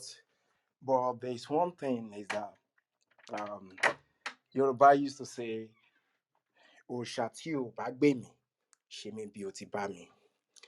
So I really know that you are trying your own, to your own best of knowledge, to put us in a kind of orange ideology, which is like a regional stuff. But I'm 100% sure that these Northerners have their own agenda, which they are trying to apply on us. So my question is kind of similar to the previous speaker. What if they refused to like come on the table and agree with our own way of, or being on our own and still be under Nigeria, as you said, in this orange, like under the same umbrella, which I pretty know that it's not going to work out at any cost. It's not going to work. I know that. Like at the end of the day, even though sooner or later we are going to see what is going to be happening in that contraption called Nigeria. So, what will now be the next solution? if they refuse, which I am seeing, which we are all seeing presently, that we have we at least we have done everything for these people, I mean, for these people to listen to us, at least restructuring or balkanization of the country in a more peaceful way. We've seen it all over the world, and it's not something big deal. But for the fact that they knew that, like the previous speaker said, they are the animal and we are the grass that they are eating, and they knew that. And if we are gone, they'll be hungry, and they wouldn't be able to manage all their almost 20 million almajiris in the northern part of the country. We are still together presently. They couldn't manage those. They should have used the opportunity to manage opportunity of what they are making from the south now to manage their north. But now they couldn't manage it. How do you now think when we separate, that is when they will be able to manage their side? That is my question. Thank you very much. Okay, and the last question is going to come from Ijele in America. Your Hello, question in Mr. 1 minute, please. Hello, Mr. Ogun. I appreciate your knowledge and I appreciate you for sharing your thoughts with us today. Very quick, I have a question. I went through the Fatherland group website, and one of the things I saw there was that even if a Sultana becomes the president of Nigeria, he would just be in the office and have no power. So, is there any clear cut strategy or things we need to do to make sure that, according to you, a sultana gets in there and has the power, and not just to be in the office? Because that seems to be the only way. If the sultanas have the power, then we can begin to push for any of the arrangements that we want. Having seen how Jonathan was, it seems that when he was there, he was just in office, he didn't have much of the power. So, what are the things you think we can do to make sure that when a Sultana becomes the next president of Nigeria, that he will not just be in office, but he will have the power? Thank you. Well, thank you for those questions, and they're broad ranging. Starting with Ediaman's question, what can we do to close the gap, the knowledge gap between ourselves and those who I say have put us into this condition, the colonizers? I think the key to everything is knowledge and understanding. Um, it goes back to the point about true knowledge and seeing things the way they really are, and not accepting and simply swallowing what others are telling us about the way things work and the way things are. We've got to drill down and do the legwork, intellectual legwork, because nobody can deceive a truly informed person. And if we can leave the state aside, because the state has been captured, it's captive right now by those who've put us in this condition. And so we've got to self-educate, like forums like this, where we tackle issues, no matter how awkward the question. Those who wish to convince you, drag them onto this platform and question them in the same way as you've questioned me for the last 5 hours, and make sure that the answers are convincing, that they're not just giving you waffle. So the key, it's all about knowledge, and you just got to, once we know that it's about knowledge, then you've just got to accelerate and intensify the knowledge gathering exercise. That's how you close the gap. When you've understood how the magician performs his tricks, the magician can't wow you any longer. When you have lived with the colonizers. You've competed with them, not just accepted salary from them. You've competed with them in the various endeavors, and your children have. You can look them in the eye. We need more. When we get a critical mass of our people who have the knowledge and ability to tell these ones to F off, because we've been too deferential, you see, that's the problem. They were taught that they were rulers and leaders, and that's being from slave masters to colonial masters was the natural progression, and that from slaves to colonial subjects was the natural progression for us. When you reject that way of thinking, that mentality, and you tell them to F off, not out of false pride, but because you have knowledge and an understanding of this world that is at least as equal to theirs, that's when the turnaround will begin. That's when the gap closes. Moving on to my friend Yemi Johnson's two questions. He said that we don't have the homogenous ethnic groups any longer because of the practice and process of state creation that has balkanized the former ethnic identities. And he was asking how would the Orange Union then happen?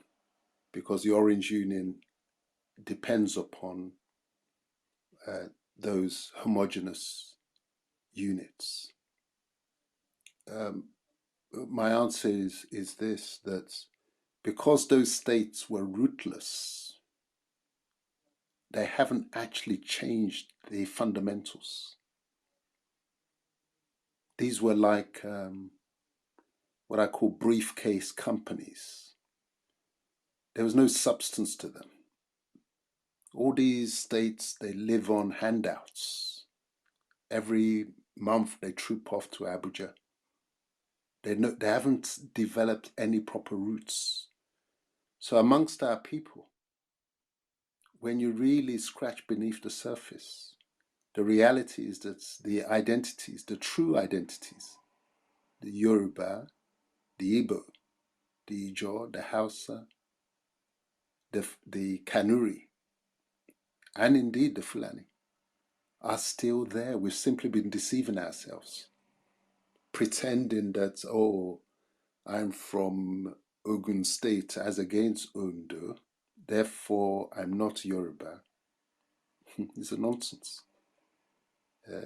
Maybe it's easy for me to say so because half of my people within the Yoruba space, by virtue of the artificial boundaries that were drawn up for these states, similar to what the Europeans did in Berlin,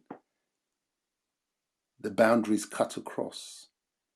So half of my people are in Ondo and another half are in Ogun. So those states are meaningless. They're not in our way at all. And he then from there says, would it not be better to try and effectively repair Nigeria as is? Nigeria is beyond repair. There comes a point when you say a car cannot be repaired any longer. It is broken down. Nigeria has never had an engine. It has never been able to propel itself.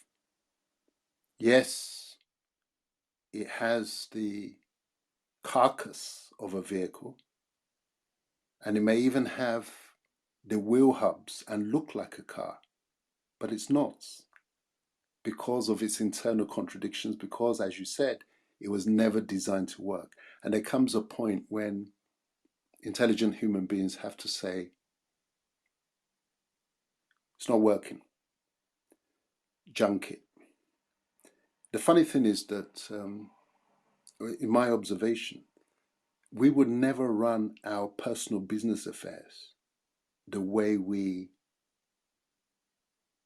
seek to operate Nigeria, because we'll be bankrupt in our individual personal finances if we kept on flogging a dead horse and praying and wishing for it to get up and run. In our personal and individual affairs, we're quick to say this is not working. In our business affairs, when we form a business partnership and the business is making losses and everybody else is driving ahead and the gap is opening up, we're quick to say this partnership is not working, let's dissolve it.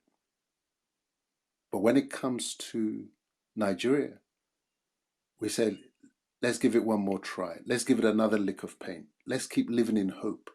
And in the meantime, the rest of the world are firing on all cylinders.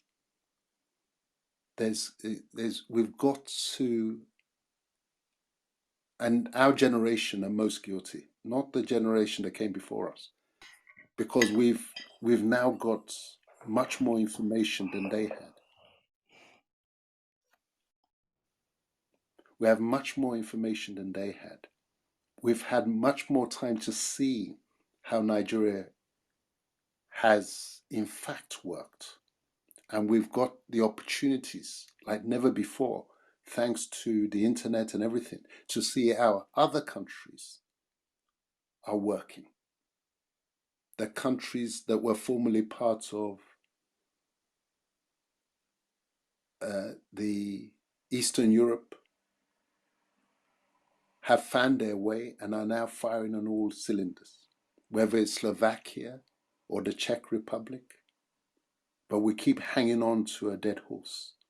So we've got to have the courage now. It's time to be courageous. Take chances, take risks. Moving on to Tunji. He grew up in the north, and thank you for sharing that saying. The north are animals, but southerners are the grass that we eat.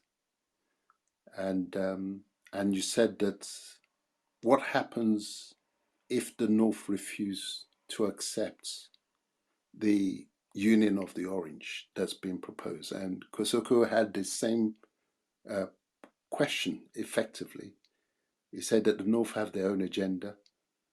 What if they refuse to come to the table?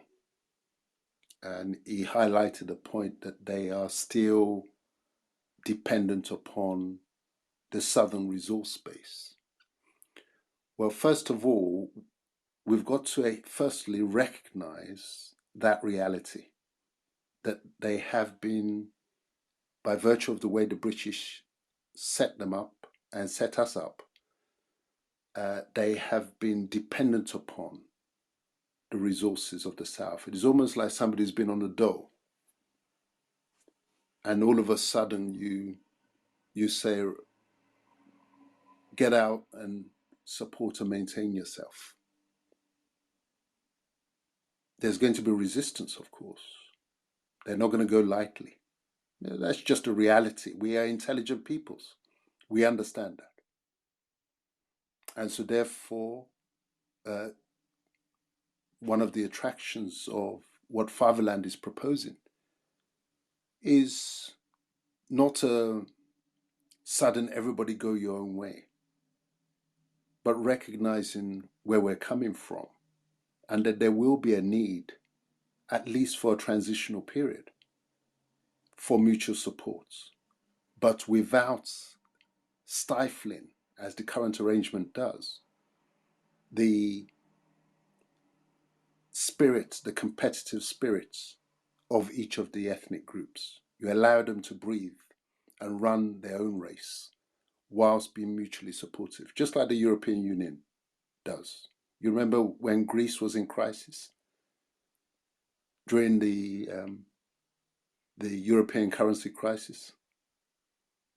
Yes, Germany was the one that provided the support to carry the others, carry the load. But not forever. It was a transitional period. And the concern that what if the North refused to accept? I know that there's obstinacy among some of the northern political leaders. I know that there's false pride amongst them. You see, because it's no fault of their own. The Brits put them in power and gave them the edge in terms of the political game. They didn't win it. This is where the delusion comes from. It's not as if through their genius they got into that position. After all, the British had conquered them, as I said earlier in this discussion. It was the Brits who sort of, for their own agenda, put them back on their feet and decided to ride on their backs. And in the process, the caliphate got much further than it could ever have achieved. And even when you look at the Biafra War, they delude themselves into thinking that they won that war. Of course they didn't. It was the Brits who supplied the weaponry, who supplied the technique, the tactics, and the technical advice that ensured that the Igbos would not win. The Igbos were effectively fighting the Brits, except that they did not know it. So, of course, when it's almost like somebody who's is in an examination and they've somehow managed to get hold of the answer script for the exams, and then they come out with top marks and they start to believe in their own genius without really understanding or coming to terms with the fact that they are where they are, not by virtue of any special genius on their part. So once they begin to understand that, and we don't even need to wait for them to understand it. Once our people understand, whenever when you're competing, you don't worry about, if you listen to a lot of sports interviews or football interviews in particular, you hear the manager say, we're not thinking about what the opponents are doing. We're thinking about what we're doing. That's got to be the focus. So they don't have a veto on this thing. They don't. They can only believe they have a veto to the extent that we're not organized. Once the rest of Nigeria is organized and they're clear that the Orange Union is what they want, and they've made the world aware that that's the way forward that they're buying into, then if the elements in the north who think that they are superhuman think that they can simply say no, then what will happen will happen. But to propose balkanization as the solution is not something that I support. It may happen. It may happen. You can't rule it out. But that's not because we want it. And that's not because it's the ideal solution. I much prefer, and I can see the real scope, because the division in Nigeria, particularly between the East and the West, was artificial. And the division with the Middle Belt was also artificial. I can see, and indeed, let's be honest, even between North and South, that was artificial. It served the British interests to scare the North and to say, look, if you don't work with us, those Southerners have got the advantage of education and the resources, and they're going to dominate you. You work with us, we'll make sure that that doesn't happen. It's that insecurity that was played on. And once we understand that, then there will be elements in the North, sensible elements in the North, who will see the merits and the common sense of what Fatherland is calling the Orange Union. But nobody in the final analysis has a final veto on that. The final question was from Ijele. Um, and he was talking about the point that I made about being in office and being in power. And if a Southerner gets there, how can we ensure that he has the power? Well, it's not going to be possible under the current arrangements, because the current arrangement is structured for the North to be in power, directly or indirectly. So they, as it is at present, Buhari is there, they are in power directly. Before Buhari, Jonathan was there, they were in power indirectly, because Jonathan did not have his own political base, you see. So the whole structure, as configured by the British when they left, was designed to ensure that one way or another, directly or indirectly, the North would be in power. The South may be in office, including Obasanjo. He was in office, not in power. Remember, that's when the Sharia movements happened when he came into office. Zamfara was the first. As soon as he was sworn in, immediately the move was made to demonstrate that he was in office but not in power. So, where do we get the Southerners in power and in office? Or let me express it the other way, in office and in power, is the Orange Union, because that one ensures that at the same time as a Northerner is in office and in power, a Southerner is in office and in power. In fact, it goes beyond that. It reduces the North-South dimension. It means that simultaneously and correspondingly, a Yoruba man will be in office and in power, an Igbo man will be in office and in power, a Hausa man will be in office and in power, a Kanuri man will be in office and in power, a Tiv man will be in office and in power. You may ask me, how is that possible? It's simple. It's because the Orange Union takes away this game of king of the castle, that there's only one seat, like a children's game of musical chairs. So everything turns on the occupants of Aso in Abuja, because that's where the power is concentrated. In the Orange Union, there's power right there within every ethnic group, and the center is now doing the absolute minimum. This is what they have in Switzerland. Who can tell me the name of the president of Switzerland? Nobody can. But the Swiss Union, it is like an Orange Union, such that the power is downstairs, not upstairs.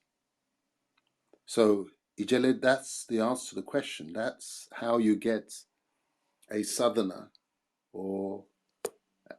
and a northerner simultaneously in office and in power, because you drop the power downstairs where it really belongs, and you leave the center to do the common areas that should only be the responsibility of the center.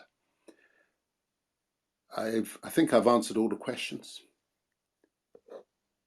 Yes, you have done justice to all the questions, and thank you very much. That was very brilliant. Are, I'm going to give you the last words, and then we'll bring the room to a close. Thank you very much, sir. I greet you, sir, in the name of Ulodumare.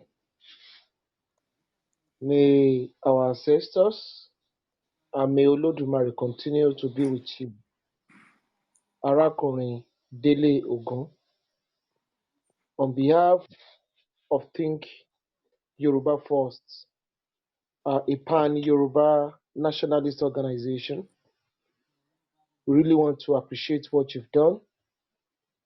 Really want to appreciate your intelligence, your insight,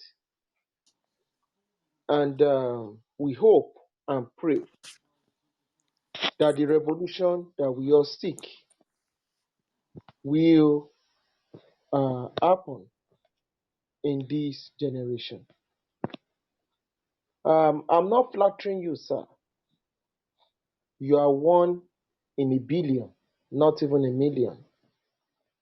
Because anybody that is conscious, anybody that has not been damaged via colonialism, will act, and anybody that understands how the current world order, most especially Africa, how the current reality has been built, nobody is going to question anything you say as regards to the historical context and the historical facts that you continue to speak to the conscience of our people.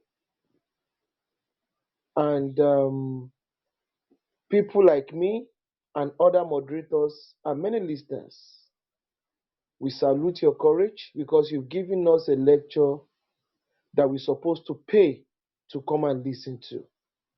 Actually, we're supposed to pay to come and listen to this, and we are happy.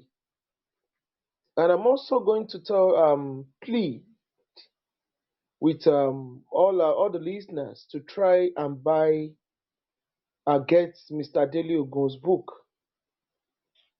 Buying Ferrari, Gucci, going on vacation is not going to give us the future we want. All of us should become revolutionaries, not reactionaries. And how are we going to do that? Sharpening our thoughts. We need to buy two books. I want to recommend two books by Mr. Dele Ogun, written by Mr. Dele Ogun.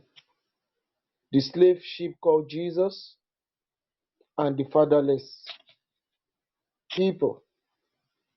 You cannot read that book with an open mind without your life undergoing a rapid transformation.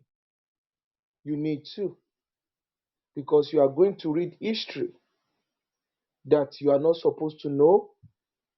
You are going to get conscious to the extent that you yourself, you become an apostle of freedom.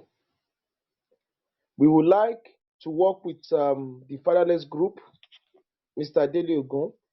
I'm talking about on behalf of the Think Yoruba First.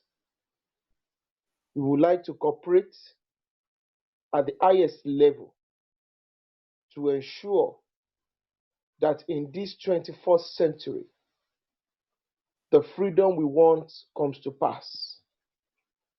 We do not want to leave this fight for our children to fight. This is our fight, and we are going to fight it to the last breath in our nostril. And we know you're always ready, and we're ready to cooperate with you with our body, soul, and spirit as unapologetic Yoruba people. Thank you once again for coming. We hope we are ready to listen to you for the next 24 hours non-stop, honestly. And I know many people also share the same sentiment here. The way you speak is like listening to heaven's voice. I'm not flattering you, sir. That's the way many people feel. Thank you very much once again. We appreciate your presence. We appreciate your lecture.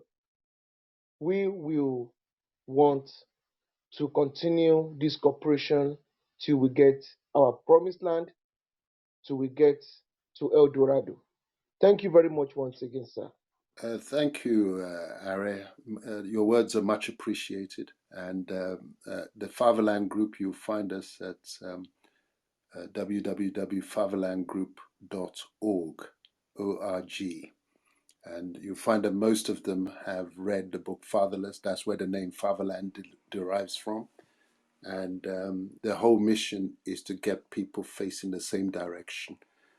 So we're very happy to hear that Yoruba First wishes to work with the Fatherland Group please do mark your diaries for the Igbo Yoruba conference on the Saturday, the 22nd of January coming, when we will have mathematical Shegun Odegbami and Emmanuel Okala um, as the lead participants in the discussion between um, Shooting Stars of Ibadan and Enugu Rangers, all part of the process of repairing the broken bridge between East and West. But before I go on to another lecture, it's now 6 minutes past 11. I look forward to joining you at another time for further discussions. But thank you very much for the opportunity. Okay, thank you very much. That was well done. I don't know what you're promising, body, spirit, and soul. Be careful what you promise. But I think definitely we will collaborate with your group. I'm going to let you go. We do have a lot of some of our powerful soldiers on stage, but unfortunately, we ran out of time. Hopefully, next time when you come, we can chat some more. Thanks a lot, and you may take your leave, sir, if you Thanks very so much. desire. Thank you. See you. Yeah. Okay, I don't know if you guys still want to chat. Can I get somebody to take over the moderation, please? Miss Olu, you're welcome to do that. Or Yoruba Goddess. Thank you. Okay, we also welcome Mr. Patrick on stage. My brother, you're welcome, sir. So, Yeah, thank you you. okay? Yoruba Goddess and Mr. Olu, you can do the moderation, sir, or Shango, or anybody that's there. Thank you, sir. I will listen. Yoruba Goddess, are you there? They're probably sleeping now. Okay, Olu, Mr. Olu, please Are you there? moderate. Let's take Yeah, some I'm more. here. Let's take some more reactions, and then I'm maybe here, we but can Okay. round up. okay. So is there anybody on stage that we want to like maybe contribute to what we're saying, or anybody in the audience that would like to that want to like contribute? You can signify by raising your hands, and I will like bring you up to the stage. Yeah, I just want to make a statement. Clearly, from the body language of Mr. Ogun and his explanations, I deduced that he is no more for one Nigeria, and he's not for one Nigeria, but he is trying to be, very reserved with being seen as someone who is calling for the outright balkanization of the country. You know, so that's what I have to add.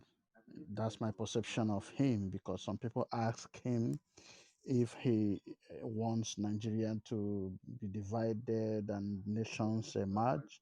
He was a little bit reserved with his answer, but my deduction was that he doesn't want to be seen as someone who is calling for the destruction of the present order.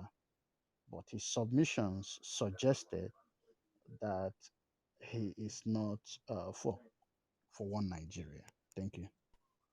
No, no, Ijele, Uh, I think for me, I think otherwise because it seems um Dele Ogun still wants that system where everybody will still be together under a different arrangement.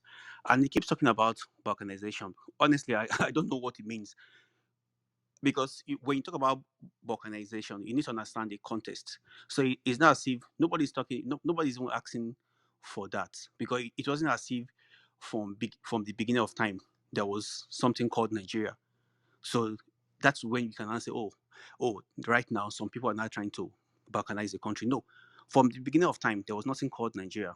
The old, the old fraudulent fabrication, it's less than it's less than 150 years.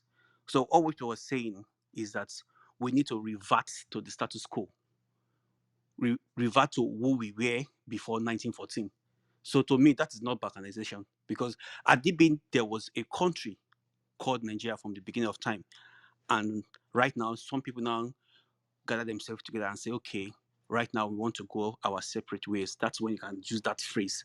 But for me, I do not subscribe to that idea of saying, oh, that's to the idea of balkanization. No, we are trying to like revert to the status quo because there was nothing like Nigeria from the beginning of time. So that's the way I see it. And again, secondly, honestly, is Orange Union is similar to what Mandela, those guys in South Africa call their Rainbow Union, because I don't understand. Like for example, in the case of South Africa, where you have the black people, um, the black people, I think if you look at their demographics, they're about more than 80% of the population. So I don't know where that rainbow, because if you want to like get the literal meaning of rainbow, that means that okay, everybody have equal stake. No, but that's not true. I mean, the reality is that the blacks are the majority. So, and even that phrase rainbow union is also not correct, because it's not as if the whites and the Asians that are there, that everybody almost have equal demographics. No, you can't call America America, for example, is not a rainbow union, because America has more than 70% whites. So it is America is still a predominantly white country. So the same logic also applies to South Africa, that I don't subscribe to that idea of what's the name, Rainbow Union. And the same thing that I want to now tie back to Dele Ogun's Orange Union. It seems Dele Ogun does not really understand the fundamental question or the fundamental issue at hand. The issue at hand is this: we have a set of people, the ultra conservative Fulani political establishment, that believes that the one Nigeria, I mean, and what you call one Nigeria must be according to their own making. And that is why somebody like Tunji said earlier that in the north, that they see themselves as the animal, and you the southerners are the grass, is absolutely right. I was born and raised in Kano, and and I grew up among the people that constitute that top 1%. So I know their worldview. I know the way they perceive the whole country. I know their strange sense of, they have this strange sense of entitlement, that they feel that the country belongs to them. So when you now bring that Orange Union idea to them, they will, in fact, it's dead on arrival. It's dead on arrival, because they don't see both of you as equals.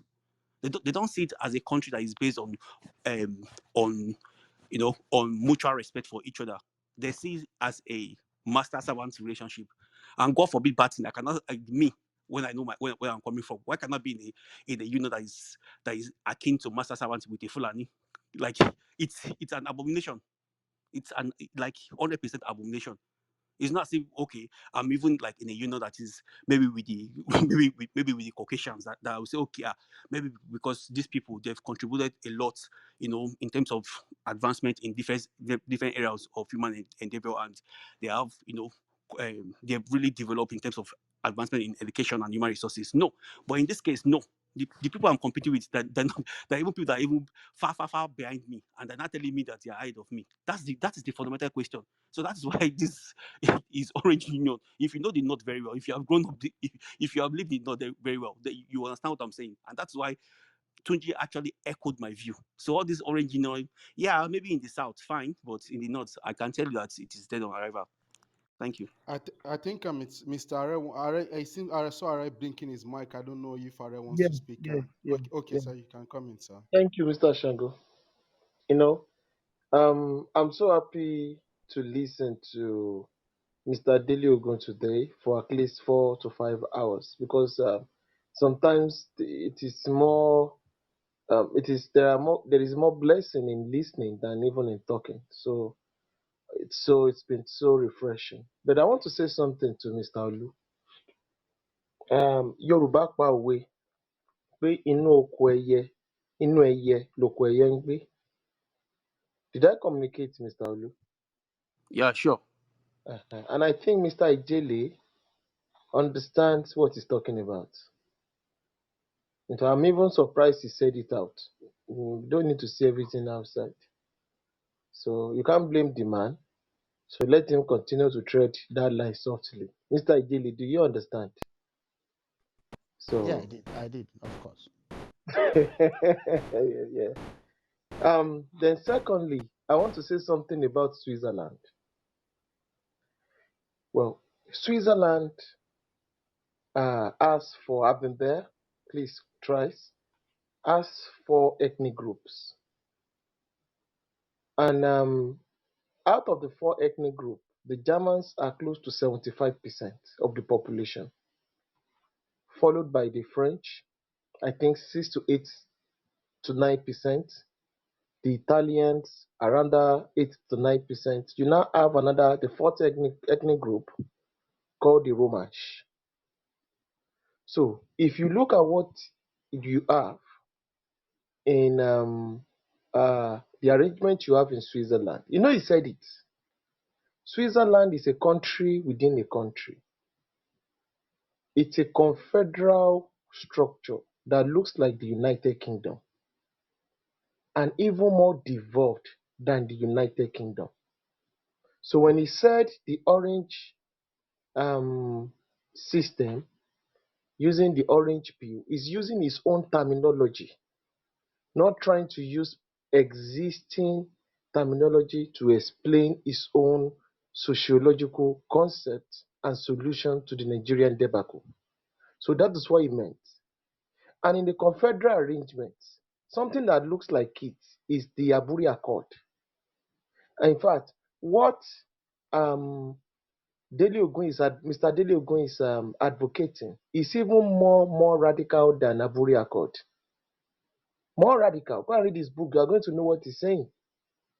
So, and what he's saying is that to avoid maximum bloodshed, because the Britons and the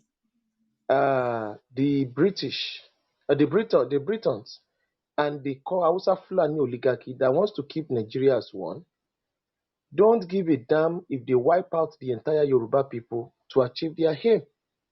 So we are dealing with people that the issue of ethnic cleansing, genocide, barbarism means nothing to them.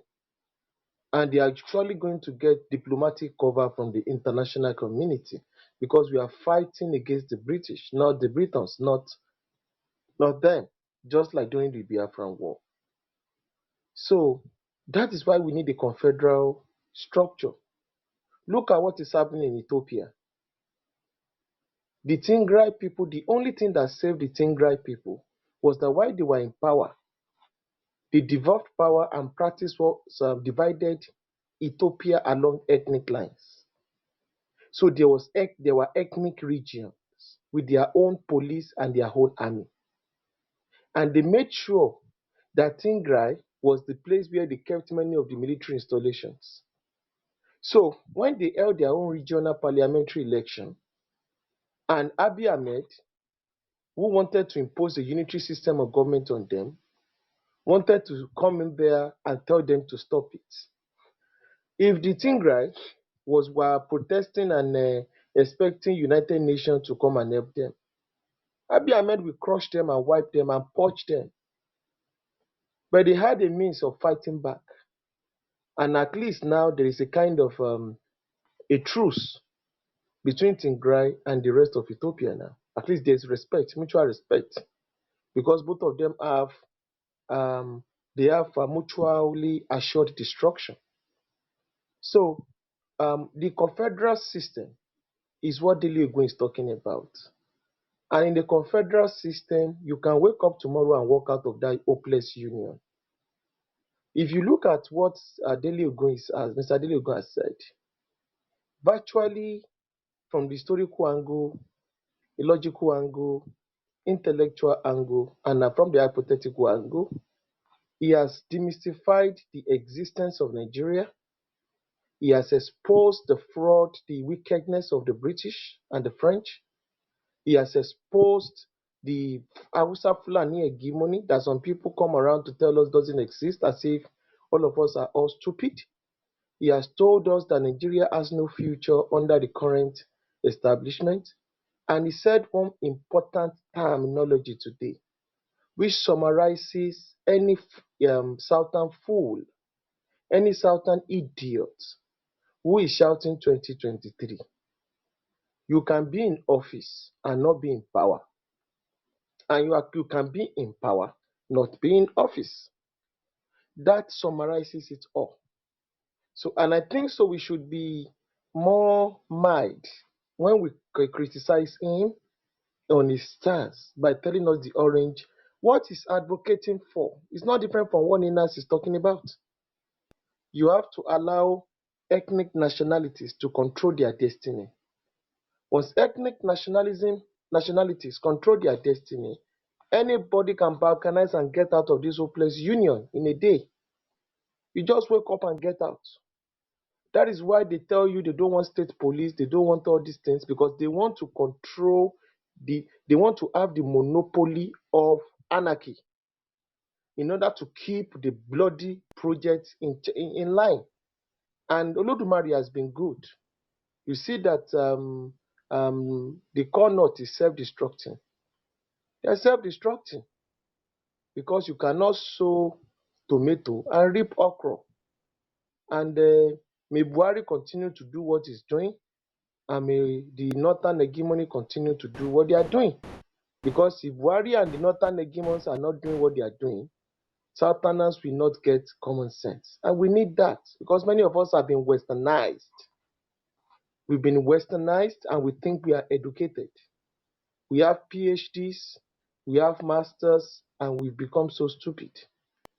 If you imagine what somebody said now, one of the questions that was asked, many people did not observe the question critically. Somebody asked that question that due to state creation in Yoruba land, is already classifying Ekiti as a sub-ethnic group. It's already classifying Ogun State as a sub-ethnic group. Honestly, I didn't even know that you would notice that. I was just shaking my head when you said it. Like, it's I'm okay. coming, I'm coming, I'm coming. You can see that guy, if you look at him very well, I don't think maybe if he's here, he can come up and come and challenge me. He's probably a politician or he has become an educated illiterate. No apologies. No apologies. Because when you do that kind of thing, I will call you out. Because by the time, if you don't understand Yoruba people, we are an ethnic nationality with tribes. And I'm so happy that, Mr. Dele Ogun knows how to insult people politely and you'll be smiling. Mr. Dele Ogun said, you see, half of his people are in Ondo State, half of his people are in Ogun State. So you want to tell me, so because of that state structure, he should forget his tribal affiliation within the larger Yoruba nation? He said, that is nonsense. He said it silently to that guy. I think immediately the guy left. So these are the people we are going to face. Imagine if this guy is the governor of your state. That means you are in trouble. If you start saying, even though he's part of the Southwest, he doesn't want to be part of the Southwest agenda. So, and he's not stupid. He's just committing social harakiri, or we call it ideological harakiri, suicide, because he doesn't know what he's doing. So let us continue to preach the message, because everything Mr. Dele Ogun said, very brilliant, man, is what many of us have been echoing around. And if we want to win this war, it has to be ideological. We have to bring the best, our best 11 on board. We have to put them out there. Let's be calm as we continue to pass our message. And I believe we are going to get to the promised land. Don't lose hope, my people. Don't lose hope. We shall get there. I think I'm hogging the mic too much. We have Patrick here, if he's still here. I think he has left or something because I can't see him. So Okay. Okay. We have a lot of people Sorry, here. We have Queen of Sheba, do you want to come up? I'm trying to bring you up, but it's not letting me. Like to Please go speak out and come if back in. opportunity comes. Okay. We have a lot of people here. Should we take a queue? Mr. Olu, please moderate. Let's Let's keep take a it queue. short, please. Okay, that's fine. So, like, please, who would like to contribute? Please, can you do that by of your mic. I like. Okay. So we go by PTR order. So it's gonna be Arakuri, Samuel, Femi, and SB for now. Arakuri, please can go. All right. Thank you very much. Um, Unfortunately, Dele Ogun has left. I really appreciate and I thanks Are and Oberi Akushe. Everybody already appreciated him on our behalf. Personally, I've not been a fan of Dele Ogun. I've listened to him twice, but for the first time today, having listened to him for almost 4 hours, I had a change of mind tonight. And anywhere Dele Ogun is coming, I've always tried to switch off, but tonight I decided not to switch off. I decided to listen and understand him. And I want to say that everything I said, that Daly said, he actually explained it well. Another thing I want to say is just recently, I understand that British left a very deadly system for us in Nigeria, handed over to the north. And if we don't tread the path to balkanization, freedom, consciously, the system has been designed to consume. And this is what I now realize that Daily Ogo understand very well. And it's not ready, it's not willing to be consumed. Because when you are alive, you have a lot to offer. Nigerian system is a deadly system at the moment. I was saying to somebody, I said, when are we going to be free from this commando type of arresting people? Look at what happened yesterday or today at a church when somebody was in the church and you need to arrest him. And the shooting, look at the manner of shooting. And at the end of the day, the police had to say that, oh, we arrested him. What kind of arrest is that? And so things like this is what Dele Ogun understood better than most of us and said, okay, if we have to follow this our gra method, Yoruba nation now, Kinecon now, the system will consume every one of us. These people don't care. The British came with guns to be able to achieve their aims. And when they were leaving, they left the same system for the North. Indirectly, we don't know. Now we are getting to know. And that's why Buhari used that language. We speak to them in the language they understand. And they did that to the Igbos recently. And that's exactly what we are facing. So my own understanding tonight, I think Dele Ogun is actually right in his manner and approach to this matter. We need to maintain our calmness and we must have a positive ideology. We need to bring everybody, as many as we can bring on board into the system, into this matter. We need to let them see reason with us. Otherwise, we will go to the match not with qualified, capable 11 team, and we will be defeated again. I'm just worried about the system that is on ground at the moment, ready to consume anything consumable. And so I just want to say that maybe a lot of people might be at the audience like me. Like I said, I've had daily listening to in so many groups, and I feel like this man is just one Nigeria, and I don't like him. And I said, oh, there's a part of me, you need to listen to him. And so I came into the room, even a bit late, but I listened to him well. And I understood Dele Ogun for the first time tonight. And I also want as many that have listened to him to please, let's listen to Dele well. And then Dele is actually speaking sense. It might not be the way we want it. I remember when my brother, Mr. Olu, was talking, I also share your thoughts also. But at the same time, we need to bring as many as we could bring on board, sensitize our people, um, sharing more knowledge about how we arrive at this place. I want to say that Dele has exposed the wickedness of the British. And I want to say something. Now, the British might look gentle. They have a very corny way of dealing with people. Or when the British is talking to you, hello dear, hello love, hello, you think he loves you. Oh my God. So they will finish you, you won't know. And when the British is ready to fight you, please run away from him. Because they will either take your life or you take his own life. They don't mind whatever comes after. And so that is just the system they left for these people. And that's why we are where we are today. We need to understand it took us years, months to arrive at this point. And it won't take us days to get out.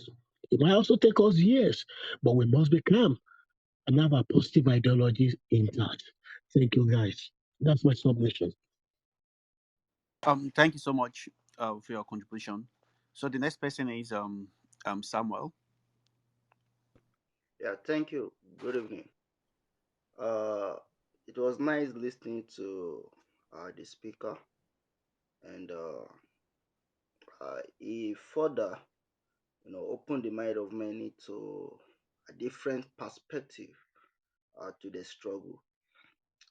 First, I think to me, mm, I think he's more pro Nigeria than seeing the total dissolution of Nigeria. But that is my own personal opinion. Because I've also listened to him severally before now, one or two time I think, and uh, when he was saying the issue of southern Nigeria or northern Nigeria is artificial creation uh, of the British, I don't think it's true. Uh, it's really not artificial. Every one of us were even, I think the artificial in it is that we that were even parked in southern part of the country actually, you know, shouldn't even be together for a start. And we have to still recognize that and respect that difference to start with. The same thing with the North. The struggle for a sovereign state for ethnic nationality in Nigeria is not born out of hatred. For me, as a person, I I had the opportunity to be in the north severally, and at the same time, I had the very opportunity to be uh, right there in the west, in Yoruba land. I think where I really haven't spent a lot of time is actually in Igbo land, but I've been able to mix with a lot of them because we have a lot of immigrants in Yoruba land. Now, we have our ethnic differences that need to be respected to start with, and that is the difference that we have from time. But the most important thing that I think I agree with him on is the issue of having a kind of uh, powerful state, sovereign state coming together of as federating unit in a kind of confederating system of government. Now, during the constitutional argument or the conference that happened in Ibadan, when the AG were actually asking for an inclusion of cessation clause into the constitution, that okay, let there be a law that allows any uh, federating unit of this country, whether this western region or the northern region or the eastern region, any one of them that is no longer interested in this unity or in this union, let the law, let there be a provision in the law that allows them to go. You know, this was a perspective that Chief Obafemi Awolowo and his other team were actually thinking from. You know, a kind of confederating units, government system of government where the bigger power, lies on these states, and the country on its own can't really function fully without the input of all the states that forms it. And at any point, if any of them decide to pull out, easily they pull out without trouble. But the opportunity was actually missed, you know, maybe because we have some people who really do not understand, what that means. Then we have the North that understood it and realized that, look, this is going to be to our disadvantage, you know, and they make use of the ignorance of other people, and let that just slide.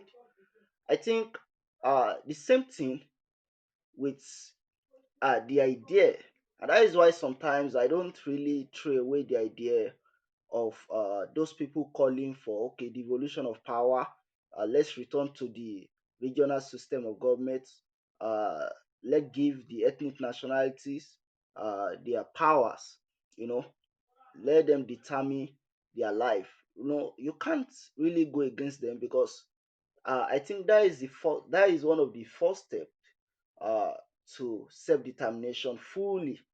You know, during the Biafra War, it was easier for Ojukwu to actually declare uh, Biafra because he was then the Eastern governor, and because we are actually practicing a kind of system that still give to some extent, some military power to uh, governors at state level.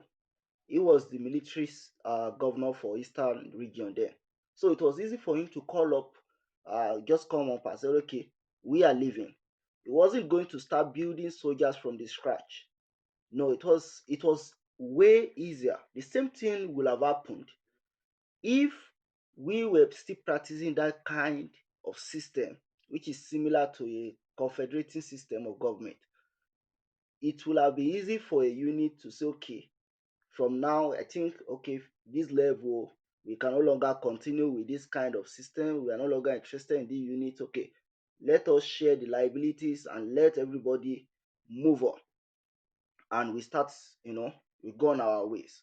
But my own problem also with the union that is talking about is if we want to continue in that union, whether as a confederating units, you know, regional units in the country?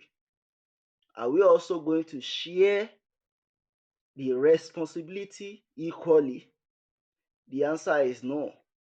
Some people are still going to be liabilities on others. We all see it is there. There's no way you can still maintain Nigeria whether you go regional. If you go regional, you will still have to help the North because so far so good. The North has been infested with terrorism. The insecurity they are handling, they don't even have the money to finance it. So at the end of the day, they are still going to find, if you people will agree to still be in the same country, there is going to be a grant of agreement that will still require you to support them for how long. So the inequality that we are still talking about is actually going to resurface again. And we return back to default like we have it from the former regional system of government that we are practicing to a unitary system. It's something that we can still envisage in the nearest future. So for me, it's for us to move our separate way. Nevertheless, if a call for separation, that at this point we were never once from Genesis. So at this point we want to go our way. If it won't actually happen the way we want it, for those seeking for a kind of devolution of power, uh, into a kind of regional system of government, or the union that he was talking about, I think is an option, or let me say a means to an end that can always, you know, uh, be tread and supported, putting in mind the end, you know, the end goal and our aim and objective should be intact. I think that is the most important thing. So everyone seeking for a kind of devolution of power, or a kind of uh, confederating government system, we need to always find a place that we should meet and decide, because those forces is going to help us, and we need to understand the environment that we find ourselves, Nigeria, the way it is built, and the way Nigeria is today.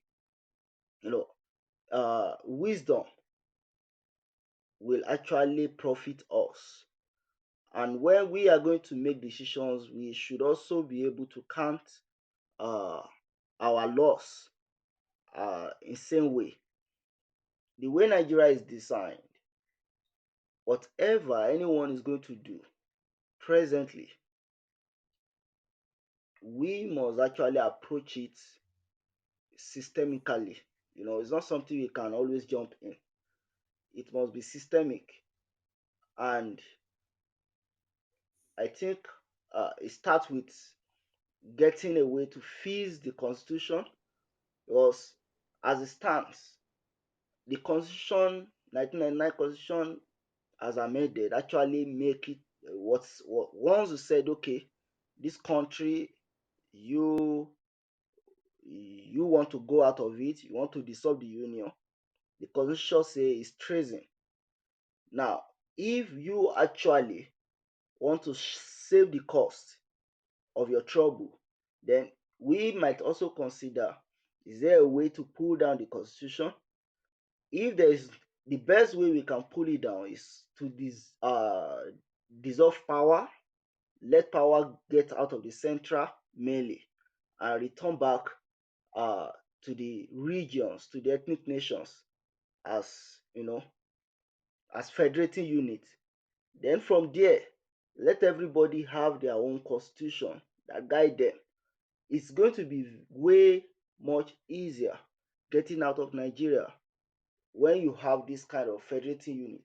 But we can't always, like I said, for me, all these things are just plans that you can always put in place. Revolution in most cases, are not things that we can are not things that we can really plan for. I don't think we can really plan for revolution. I always liken revolution to a kind of uh, a cylinder that contain an agitating gas. A time will just come that everything is going to burst, and nobody is going to be able to stop it. So for me, it's good we look uh, to that aspect of trying to dissolve Nigeria. We shouldn't throw it away in totality. Dissolve Nigeria into states, powerful states, through ethnic, line, and people that really want to work together, and we move our own way after that, or we continue agitating until everything is ready to fully burst off. So this will actually require that we create an enabling environment for such uh, agitation to continue. So I'm happy that we are seeing, this issue of agitation from different sides of the corn now. There were times that once people hear someone talk about uh, devolution of power, or bring it down the 1999 constitution, they just assume, no, no, no, this one is for one Nigeria, this one does not really understand what he's saying. But in real sense, these are different options that we can exploit. But the principal, and bottom line of it is there is no kind of uh, devolution of power that we can do, or a kind of federative unit that we can practice, system of government that we can practice that can actually help Nigeria. Because at the end of the day, the inequality will continue, and there is some group of people that we still have to parasite on others. So it's better we live apart as Mr. Samuel, and please, live can together. you please start rounding up? And there's still a couple of people on the queue, and the replay is on so that we can take everybody before we close the room. Thank you so much. I'm sorry. It's all right. Than live together as enemies. So that's just the bottom line. Thank you. Okay, I think the next person is Mr. Femi. Thank you, Mr. Femi. You have 3 to 5 minutes. Thank you so much. Yeah, hello. Thank you. I hope you can hear me. Yes, we can. Brilliant. Thank you very much. I I've listened to Mr. Dale severally on the Clubhouse platforms when he's coming. And I took some things away from today's discourse that he's had with us today. And how do I start? Okay. Firstly, he made some very interesting comments that I found very that are worthy of quoting or saying again. He said, what the European powers did was to cast their net on Africa, and whatever fish was drawn in the area in which they were fishing for them was theirs, and they were able to use that to catch some Yorubas on the French side of the colonies, and they were able to catch some Yorubas on the English side of the colonies. And that's quite interesting. And the other thing that he said I was interested in is that, and this is fundamental, that one of the mistakes that led to the fall of the First Republic was that it did not give a provision for each of the regions that were set up, autonomous as they were, quote and unquote, at the time. It did not give a provision for them to be able to defend the values, the institutions, and even themselves as a nation. So the Western region was infiltrated politically and destabilized by the federal government as represented by the northern region of the time. And the western region was helpless. So the federal system, federal government at the time was able to dissolve and elect a democratically elected parliament of the state of the region at the time. And it led me to understand that even though I had always believed, I mean, this is something that I felt that it is in our interest to go back to what we were in the First Republic. I now know better that it's actually not in our interest to just say, okay, let's go back to regional systems. And if we do that in the copying the model of what we had in the First Republic, then again we're still leaving ourselves open to the same fiasco that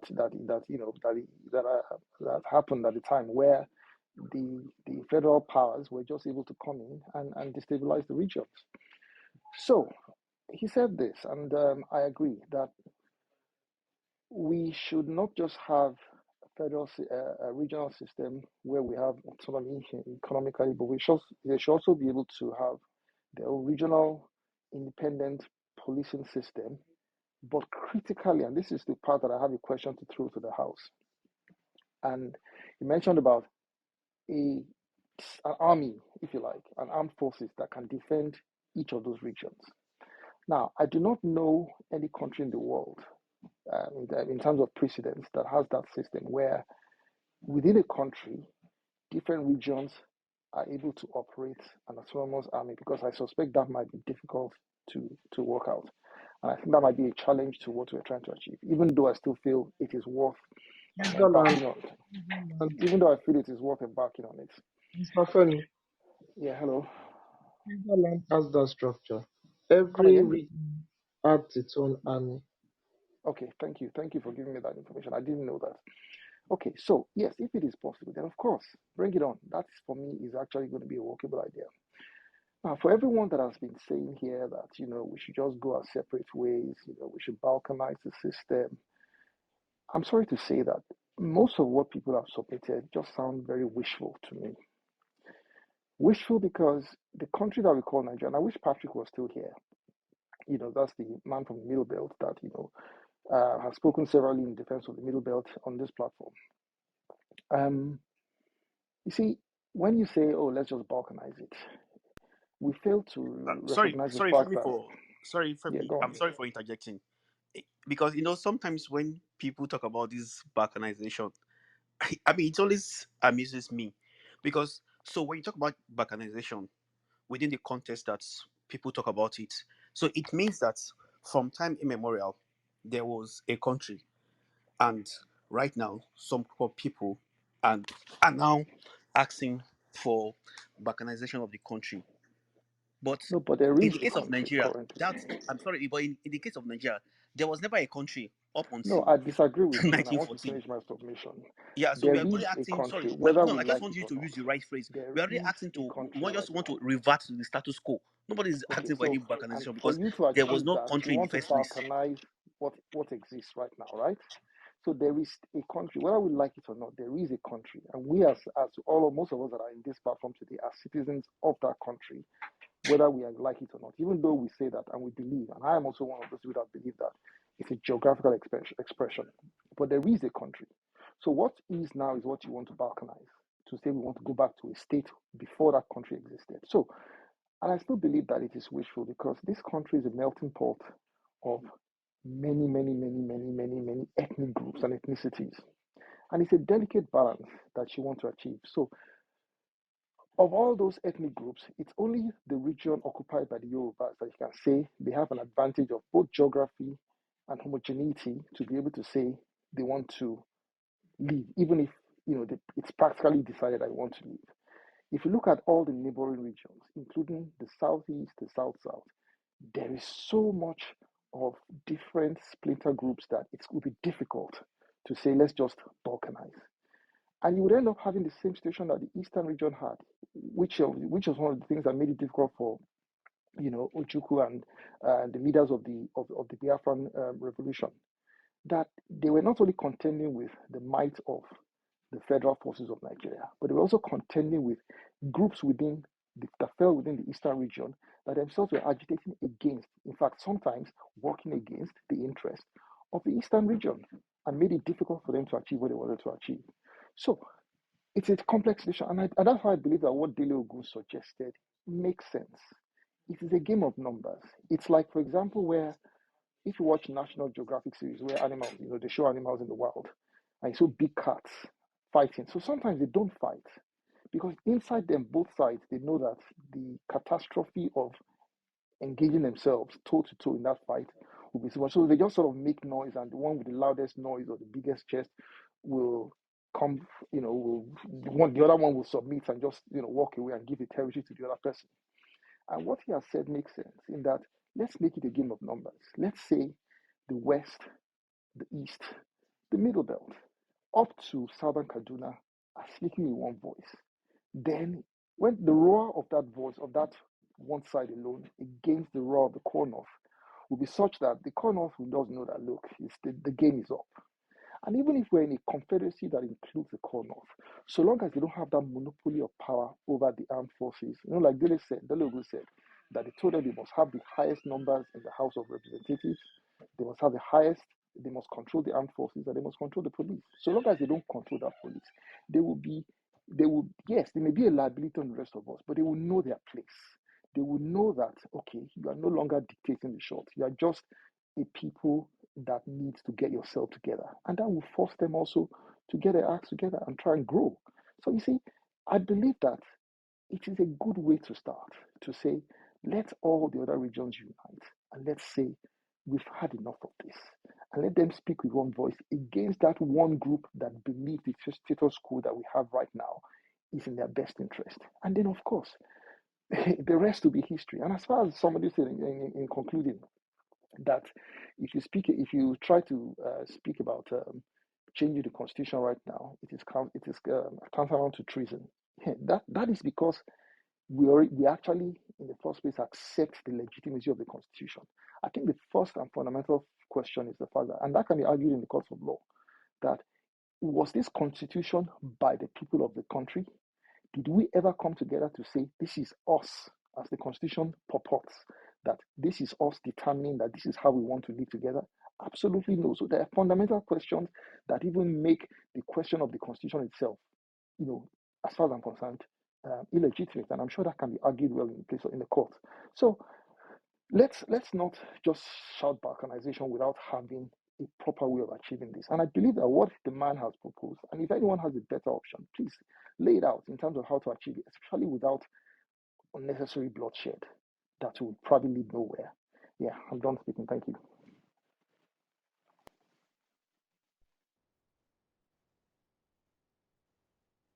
Okay, can I come in, Afan, go ahead. Ahmad?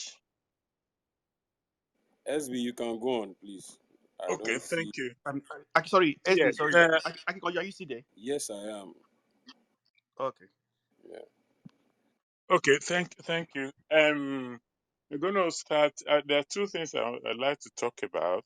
But before I go to it, Femi did mention some few things which, when Olu was trying to correct or about this word organization, when Mr. Lugard did what he did, he called it a marriage.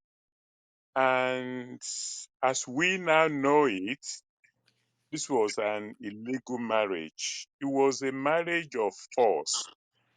And in the court of law, there is something they call divorce. There is something they call annulment. Divorce is if you marry legally and you don't want to do anymore, you want to separate, you have to divorce. If it was an illegal marriage, like arranged marriage, you did not sign up to, it's called annulment. It's like the marriage never happened. That is what the court, how the court will dissolve that. So Olu was right when he was saying that that balkanization is wrong. Actually, it is wrong because of that. We never sat together, that Hausa, Igbo, Fulani, whatever, say, let us be a country. Illegally, we were forced to do so. That's the debate which I just like to share with that. But there are 2 points I would like to raise in form of questions on this topic we're talking about.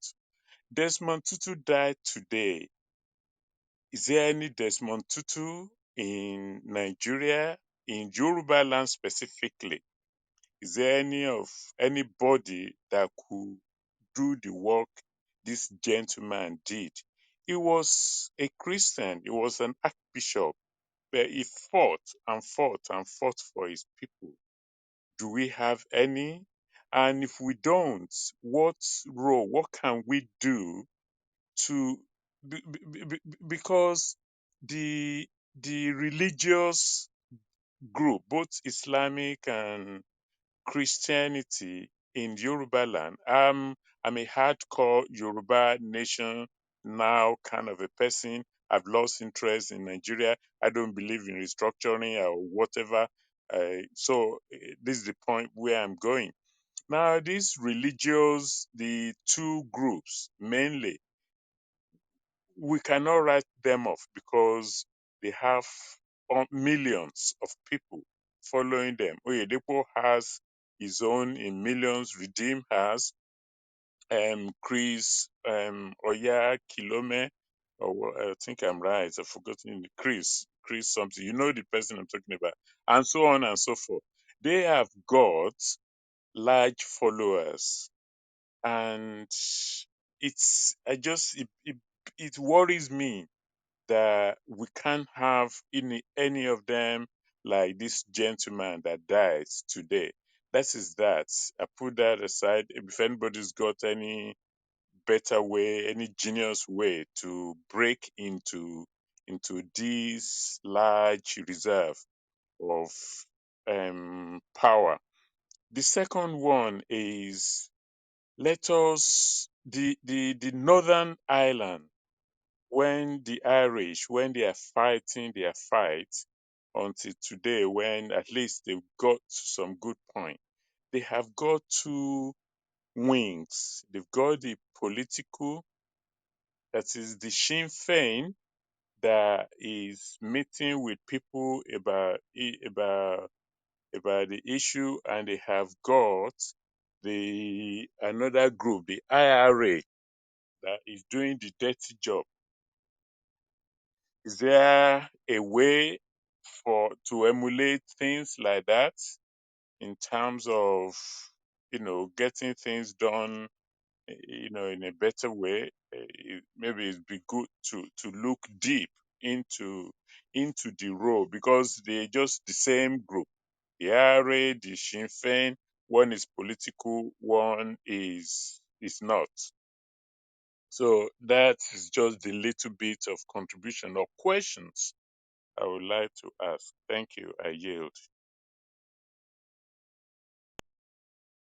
Are, are you there, Are?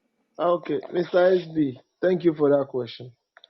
The last question, I cannot answer it. This is the first time I'm saying I will not answer some questions. And you know why, Oh, yeah, me, oh, Baba. Mr. Eshe. Uh, everything you said is true. Everything you said is on the table. What I want to say is this. I want to quote Robert Mugabe when he was fighting against the white apartheid system of government in Zimbabwe. Many people don't know that there was also apartheid in Zimbabwe, formerly called Rhodesia. So Zimbabwe was even worse. Zimbabwe, which was the name of a former African empire in that area, the name was changed and they named it after a slave trader, C.C. Rhodes, to create Rhodesia. Zimbabwe said, he said, if you want to engage in a freedom struggle, you must be like a fish inside water. If a fish is no longer inside water, you can take away the water from the pond, and the fish will die. That is how revolutionaries and revolution work. Who are the water? What does water represent, and who are the fishes? The fishes are the ideologues and the revolutionaries. Why water is uh, are the people who you are fighting for. But in this case, the people you are fighting for, who are supposed to be the water, when you need them, they will turn into sand and kill you yourself if you are not careful. Because they've been programmed for destruction due to the Nigerian state and colonialism, westernization, imperialism, slavery. So we need to actually turn people into ideologues. So by the time you take the message to the grassroots, to the villages, to our towns, to our cities, people will defend you yourself. The message of self-preservation, they will understand it. You don't need to preach from now to tomorrow. And it's working. It's working. 20, 40 weeks ago, at least I'm talking about uh, 9, 10 months ago, if it was the clubhouse we used to know, you see all sort of people who are confused coming on stage to utter nonsense. They will even tell you Mungo Park discovered River Niger on Clubhouse. So far, so good. There has been a big paradigm shift. And 70 to 80% of such people, they've run away. Many of them have left Clubhouse completely. And some of them have changed. They've seen the light. And those that have not changed, who are intentionally wicked, who have intentionally sold out their soul to the devil, they will not come to this platform. They will go to platforms where they will be looking for their prey in order to continue to feast on innocent people. And so far, so good. All what they engage in is character assassination on Clubhouse, gaslighting people, and that's what they do in real life. In other words, the ideological war has been won. The ideological battle, debate has been won. So the debate now we now have is even amongst nationalists. Some people want to go through the political route. Some people want to go through the revolutionary route. Some people want to go through the silent revolution route. And some people want to go through the cultural renaissance route. So those are even the questions we are having now. And every option is on the table. This is a very big task that needs more intelligence than muscles. And this is a marathon, not a sprint. We must roll up our trousers, roll up the sleeves of our shirts, and be ready to go all the way. If you know what I mean, Mr. SB, we are going to survive and we are going to achieve what we need to do. We are going to do it. Trust me, we will do it. Mr. SB will do it. Yoruba land will be free. It doesn't matter. Even if it's the last pint of blood in my marrow, we will do it. Even another people will do it. We will do it. If anybody DSS is recording my voice, Yoruba land will be free. We'll be free in our lifetime. We will be free from this nonsense. We will get our freedom. And that's why I don't want us to discuss some sensitive issues on platforms like this.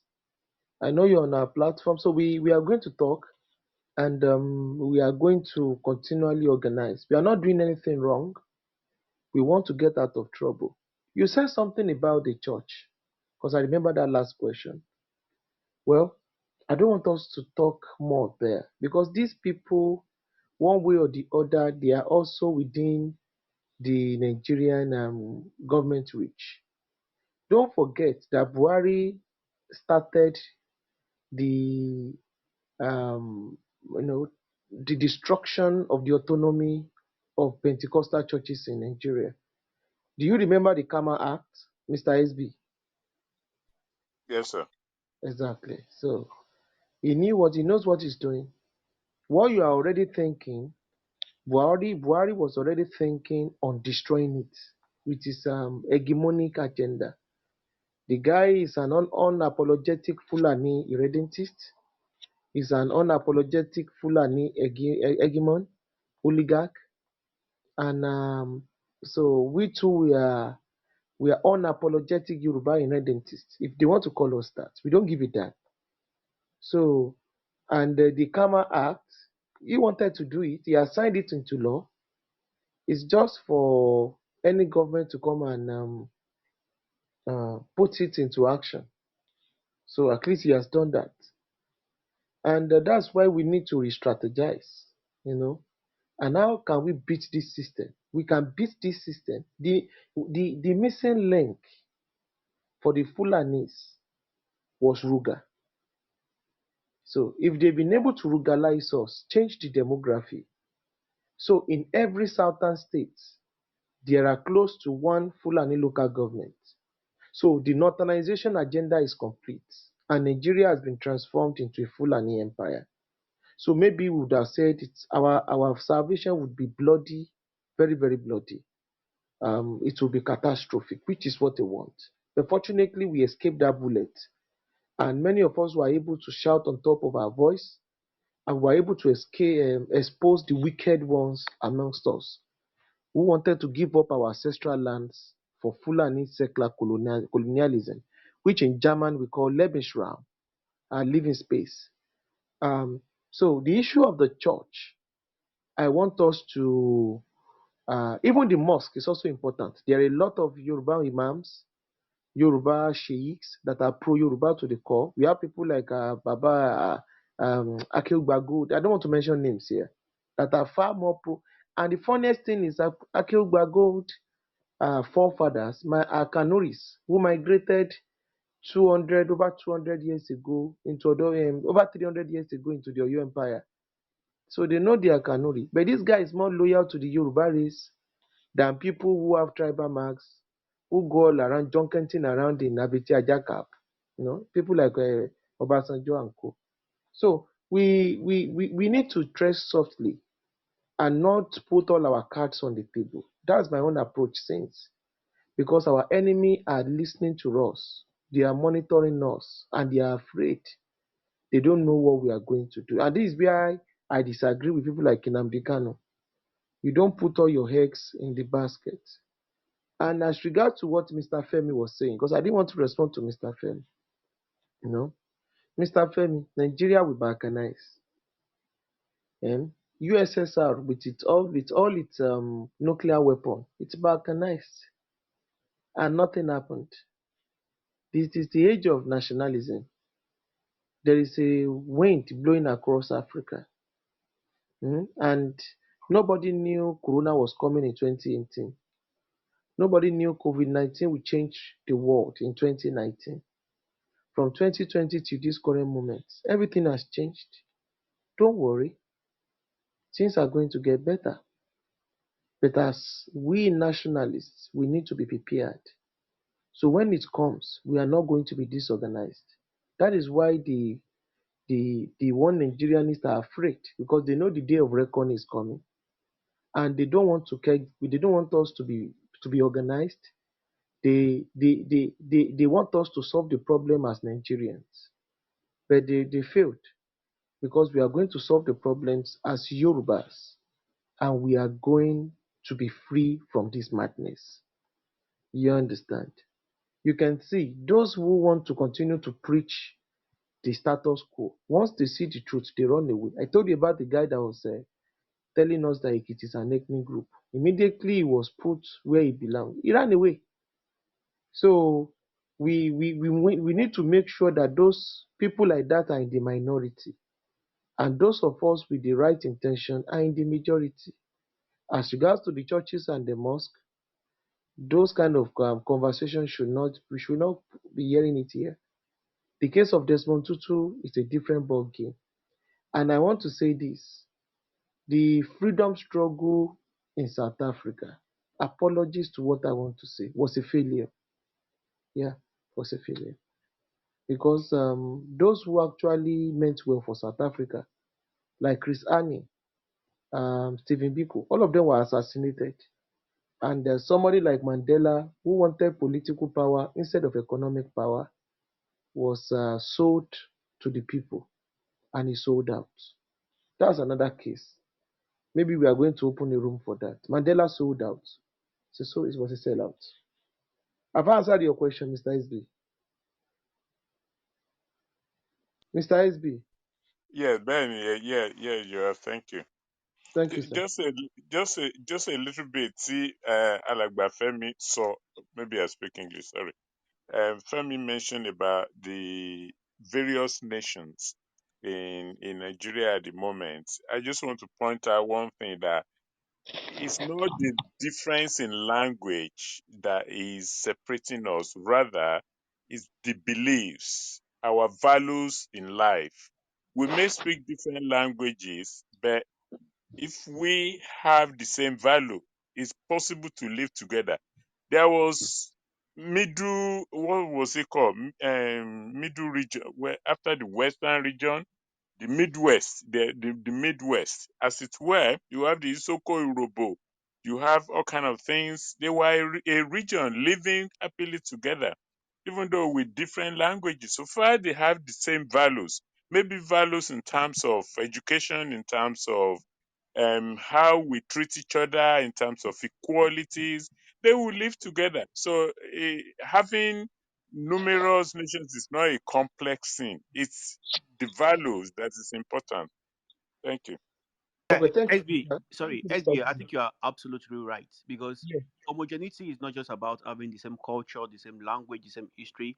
It's also about having the same ideology. For example, now we can like maybe we Yoruba peoples and people that we share similar ideology with, we can actually, like, for example, be in the same space. Like, look at it this way. Like last year, Holland even made Holland that is about half the size of Niger State in Nigeria made more than $100 billion. I sorry, €100 billion from dairy products. So it naturally follows that we can also say, oh, decide to say like Adibin, we are like in our own space and say, this is what Holland is doing. This is what they made from dairy products. And as such, we can also replicate the same thing on our land by looking at what they did, by looking at how by looking at their business model, the scientific method that they incorporated into their businesses that made them to achieve what they achieved, given that we even have more land and all of those things than them. Versus being in a country in 21st century that some lunatic called Mia Tiala are hell bent on open grazing, even though we know that this open grazing thing is a small screen.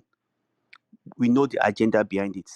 That the agenda is all about appropriating people's land fraudulently in order to like dilute like people's indigenous population and all of that. So that is when ideology comes into play. Because for me, for example, I would like to be in a country whereby we conduct our businesses in a manner that is consistent with global best practices, not about people telling us that they must do open grazing, have this barbaric mindset in 21st century. That is where that's about. So that is where the ideology comes in, and so that is why, from if anything changes, I mean, if nothing changes, that's why from now to the next 1 million years, the status quo will remain, because we are in a country whereby we have different ideology. We're in a country where some people believe that, oh, that women should not be given the same right as men. We're in a country whereby some people believe that, oh, girls should have early marriage, and that's why Nigeria, especially when I mean Nigeria, I mean the northern part, has the highest case of vesical vaginal fistula (VVF). So these are things we are talking about, and it is ideologies that create a nation. It's ideology that endanger development. So when you're in a country where people still justify an Almajiri in 21st century, I mean, so those are what we are talking about. Meanwhile, where some of us believe so much in creating equal opportunity for everybody, so that there will be this social and economic mobility, but other people think otherwise. So how can you can't mix water and oil and expect progress, because they have different densities. So that's the problem with Nigeria. Is Thank that you. is that ideology? Let me Thank you. buttress point, Mr. Olu. In 2006, Anthony Enauro made a particular recommendation in the Constitutional Conference, where they were able to break Nigeria into, I think, six some regions, governable regions. And when people say Nigeria has 300, 500 ethnic groups, it's a lie. I want you to do something, Mr. Femi. Go and check the National Orientation Agency archive, and you are going to see that many of the ethnic groups that they call ethnic groups are actually not ethnic groups. They purposefully did that in order to create a Tower of Babel. Few weeks ago, I spoke about the Babelization of African civilization and African states. So they Babelized us. So by the time they increase the number of ethnic groups, they are going to create a facade, an illusion that how are these other smaller ethnic groups going to fare? It's a lie. Because if you look at the core, these smaller ethnic groups, they are tribes that are supposed to be in bigger ethnic group. And I'm going to give you two instances. What they did to the Yoruba people and what they did to the Igbos. Now, do you know that within Anioma, there is a Yoruba tribe called Olukumi? These people call themselves Yorubas. But according to the Nigerian classification, which is nothing but a playbook of the Europeans, they are classified as a separate ethnic group without their consent. So that is one. Two, there's another Yoruba tribe that are indigenous to Lokoja. People who speak Yoruba, Olukumi also speak Yoruba dialects.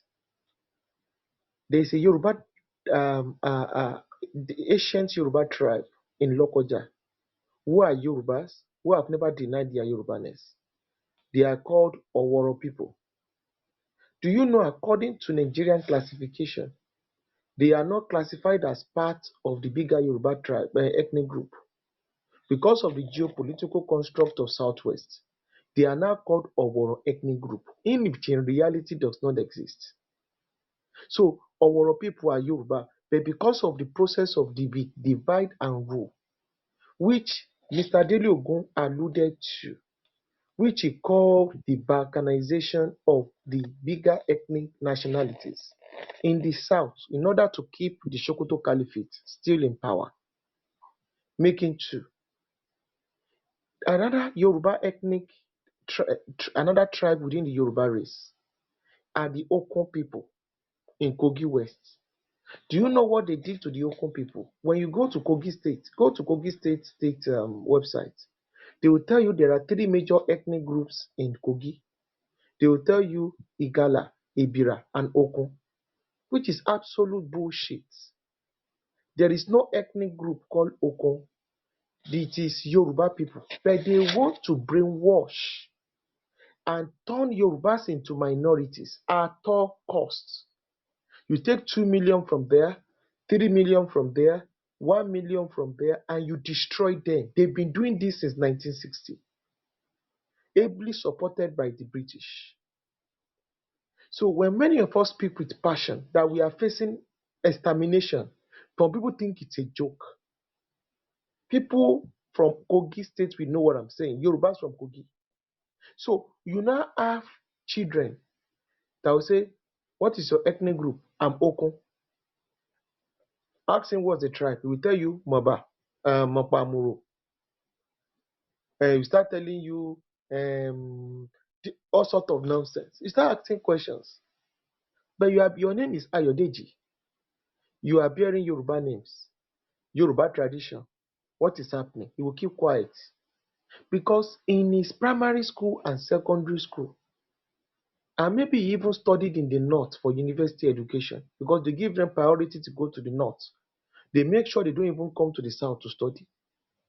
Through the Nigerian construct, they've been brainwashed, to create an anti-personality disorder.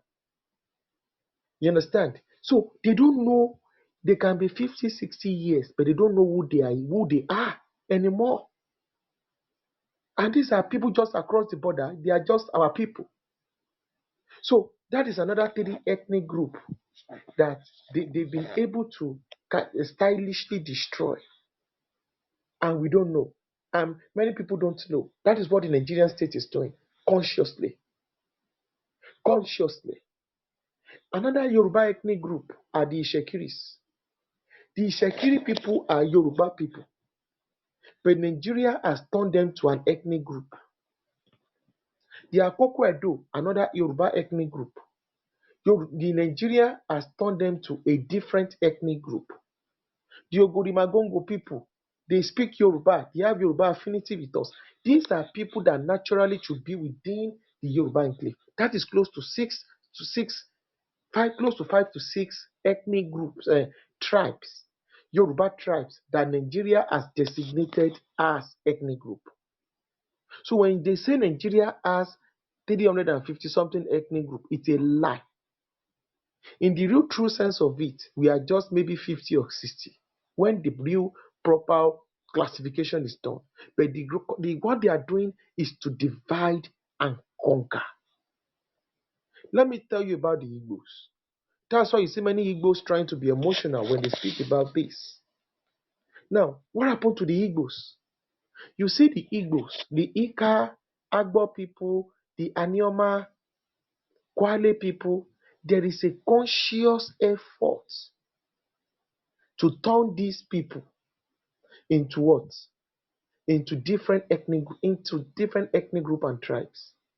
People that are bearing Ikechukwu, Ngozi, Ebere, Chukwuemeka, you say they are not Igbos.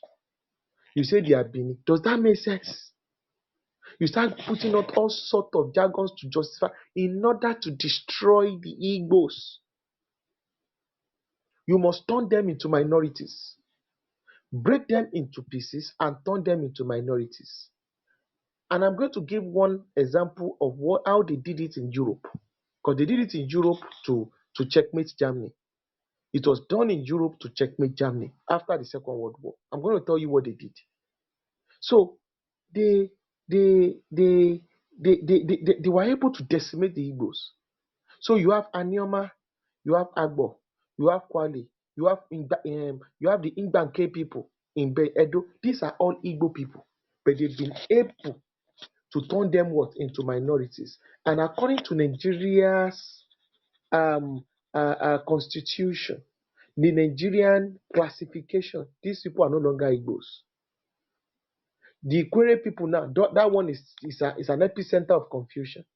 Ikwere people will shout, we are not Igbos, we are not Igbos. But any saying, even the British, as satanic as they were, the British knew that they were Igbos. The Eche people, Ekpeye people, go to all those places in rivers. Obigbo, these are normal ancient Igbo people. But they've been what? Minoritized and given a different ethnic identity. And for political expediency, they have to cut out, they have to stay away from their Igbo identity. So they did the same thing in Benue. There are a lot of Igbo community in Benue and Kogi that has been turned into Northerners. You can see the way they are dealing with Yorubas on one side, dealing with Igbos on one side, making sure that these people lose their power at all costs. Because in Nigeria, identity politics, land and population is the basis in which power and resources is being shared. So when you destroy all these two major contenders in the south, the Fulani hegemony will become unchecked and will become the grand master, the capon in the Nigerian empire. Let me now tell you what the European powers did to Germany.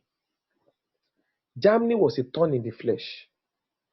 They started the First World War, Second World War. Germany has been a thorn in the flesh for the Britons, the Scandinavians, the Russians, the Ottomans, the French, the Spanish, the Italians. So everybody said we have a German problem in Europe. So what did they do? They balkanized Germany into pieces. So let me tell you the countries where you are. Germans are the biggest ethnic nationality in the European Union. The Germans are the biggest ethnic nationalities in the European Union. And the most spoken indigenous language in the European Union is German. 100%. So that's how powerful Germans are. So let me tell you what they did to them. And the largest ethnic group in the United States are also Germans. I don't want to go in there. Now let me now tell you what they did how they dealt with Germany. They balkanized Germans into Luxembourg. They balkanized Germany into Liechtenstein. They balkanized Germans into Italy. They balkanized Germans into Austria. They balkanized Germans into Germany. They balkanized Germans into Poland. They balkanized Germans into part of Denmark. Belgium. They balkanized Germans into Belgium. They balkanized Germans into part of Holland. They balkanized Germans into Hungary. They balkanized Germans into which other country? French, Um, France. I think they are part of France. France. They are part of. They balkanized Germans into France. Now it was just left and right. So they balkanized Germans into Switzerland. That was how Germans were broken into pieces. If you look at all those territories, redraw the map of Europe, what do you think you have? Germany will They're become inside Denmark too. Yeah, Exactly. they have a party. Yeah. Now, if you look at that German territory, they will become a terror. That was why they created the European Union. Because even while they did that, the Germans were still looking for, even if not for until 1990, they even balkanized Germans into West Germany, Germany into West Germany, and to East Germany. It was after they studied the Germany, that it's like these people are repenting. That is why they allowed East Germany and West Germany to be reunified. If not, they will break them into pieces and make sure they become useless and powerless. Stop laughing. So that was what they would do to them. That is what the Hausa Fulanis are doing to Yorubas. That is what the Hausa Fulanis are doing to the Igbos. We are almost a conquered people. So when you see all this little ethnic group, but Germans were able to do something. They used soft power to now declassify themselves. It doesn't matter, maybe you are in Denmark, you are in France, you are in Switzerland, you are in Poland, you are in Belgium, you are in Holland, you are in Italy, you are in Germany, you are in Austria, you are in all these countries. In as much you are German, you are German. That national identity doesn't matter. It is your German identity. So we Yorubas and other ethnic group need to wise up and play the ball that these people are playing. So when they come with their emotional blackmail, you guys are tribalists, you guys are black bigots, come on stage, give them the middle finger and kick them down to the audience. Don't, no apologies. No apologies. Let us all be mad together till we get out of this hopeless union. That is how you have the mental capacity and the mental strength to defeat these people. Why they continue to play identity politics, why they continue to weaponize Islam and practice Islamism, why they continue to use perpetrate all sort of evil in order to subjugate the South. They want you guys to play Nigerian politics and be your brother's keeper, where you surrender your ports, your oil wells, your gold, your diamonds, your VAT, your industries, your human resources, your human capital, your diaspora remittances, and your ancestral land to them for them to use for the sake of one Nigeria. I think I've been able to. So there's a lot of injustice that has characterized the Nigerian society. It's an injustice built on injustice, based on injustice, based on injustice. So if somebody is just jumping into an argument and you don't know this historical context, you might drive people crazy. But thank God we are now communicating and that people are getting to the root of everything. Did I communicate, Femi, Mr. Femi? If you are there, Mr. Femi, are you there? Yeah, thanks. You did, and I like the fact that you were able to break down the true picture of ethnicities and diversities within Nigerian space. And I fully agree with your submission in that regard. It still doesn't change the fact that um, the process of trying to break up Nigeria will be complex. That's just all I have to say. Thank you. Let me say something, Mr. Femi. The process of breaking down Yugoslavia, was it not complex, Mr. Femi? So Yugoslavia was um, broken into Serbia, Kosovo, and Albania. It's more than that. And which other? I don't know which other countries were In fact, they are um, still breaking. Republic of Srpska is still coming. Sef. They are Okay, still breaking. let me tell you the number of countries Yugoslavia broke down into. yeah, Now, Yugoslavia broke down into the following countries: Slovenia, yeah, Croatia, that's true actually. Macedonia, Serbia, Kosovo, Albania. Montenegro. Uh, those are the countries that almost Bosnia. 7, Bosnia and Herzegovina, Montenegro. almost 7 countries. Another one is Now, coming, we, Republic of Srpska. and within Bosnia and Herzegovina, there is a self-determination movement that's currently taking place. The Serbians within Bosnia and Herzegovina, they want to get out of that union. So there's no big deal. There's no big deal. It's still the normal things. So it's self-determination upon self-determination. So it's not as complex as you think. And let me now be very sincere with you. And I think maybe you've missed a lot of our conversations. Before Nigeria balkanizes, a lot of ethnic groups will be wiped out, especially ethnic minorities. In the core north and the region called Niger Delta, many indigenous cultures, languages are gradually going into extinction and are being assimilated into the larger ethnic groups. It is called cultural genocide. It's a form of genocide. So if that is the case, we don't want to experience that. And that is why we say think Yoruba first. Mr. Femi, why don't you think on how we Yorubas will survive what is about to come? Why not think about that? The breaking down of Nigeria is going to be complex. How does that concern you? Concerns you how we Yorubas are going to survive and hand over this land and this civilization to the generation yet unborn. It is not selfishness. It is called self-preservation. Every great power that have ever existed, you must imbibe these characteristics to survive. So when you survive, when there is everybody, if you know how to swim very well, if you want to save people that are drowning, first save yourself first. Once you save yourself first, you can now save people that are drowning.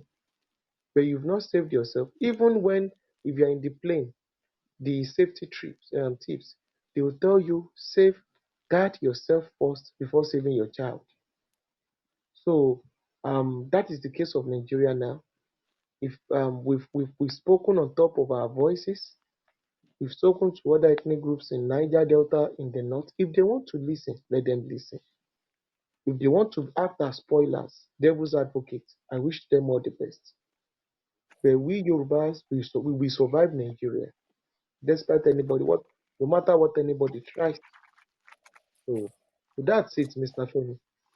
So, so that's it, Mr. Femi. 18 countries came out of USSR. 18, more than 18 countries.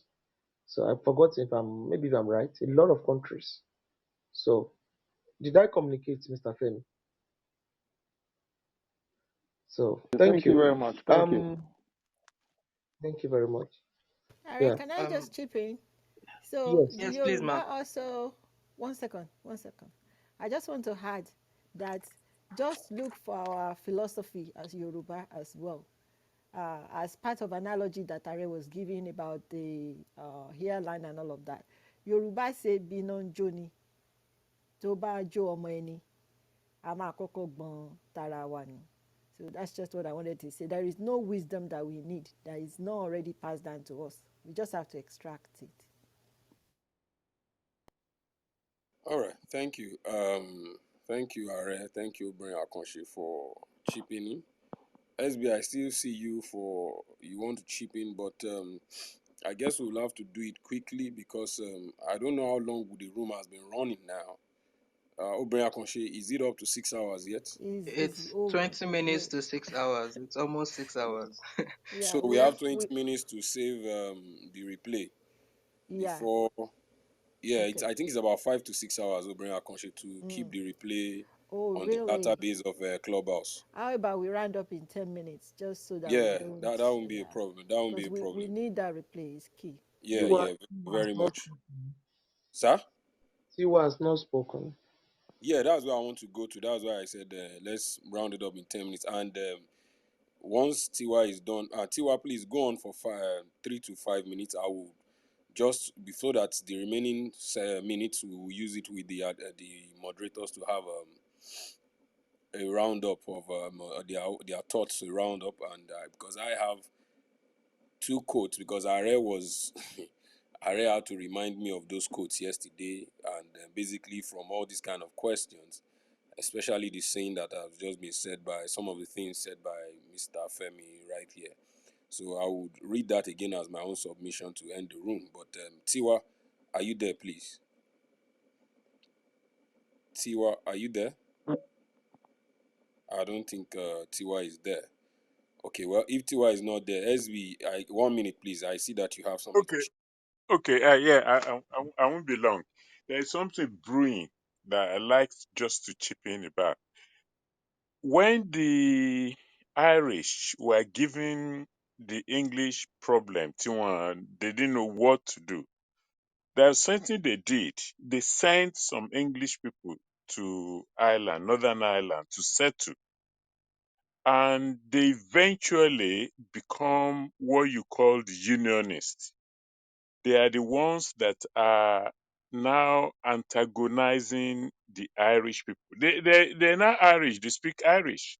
These English people that have settled there, Never I spoke. think it was, It was in a part called Ulster region in Northern Ireland, yeah, yeah.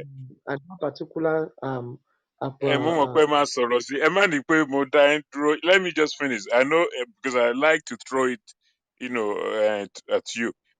The same thing the Fulani are doing in Yoruba land. We have a lot of them in our forest. Very quickly, they will start having so many children. In the next 10 years, they will have political power.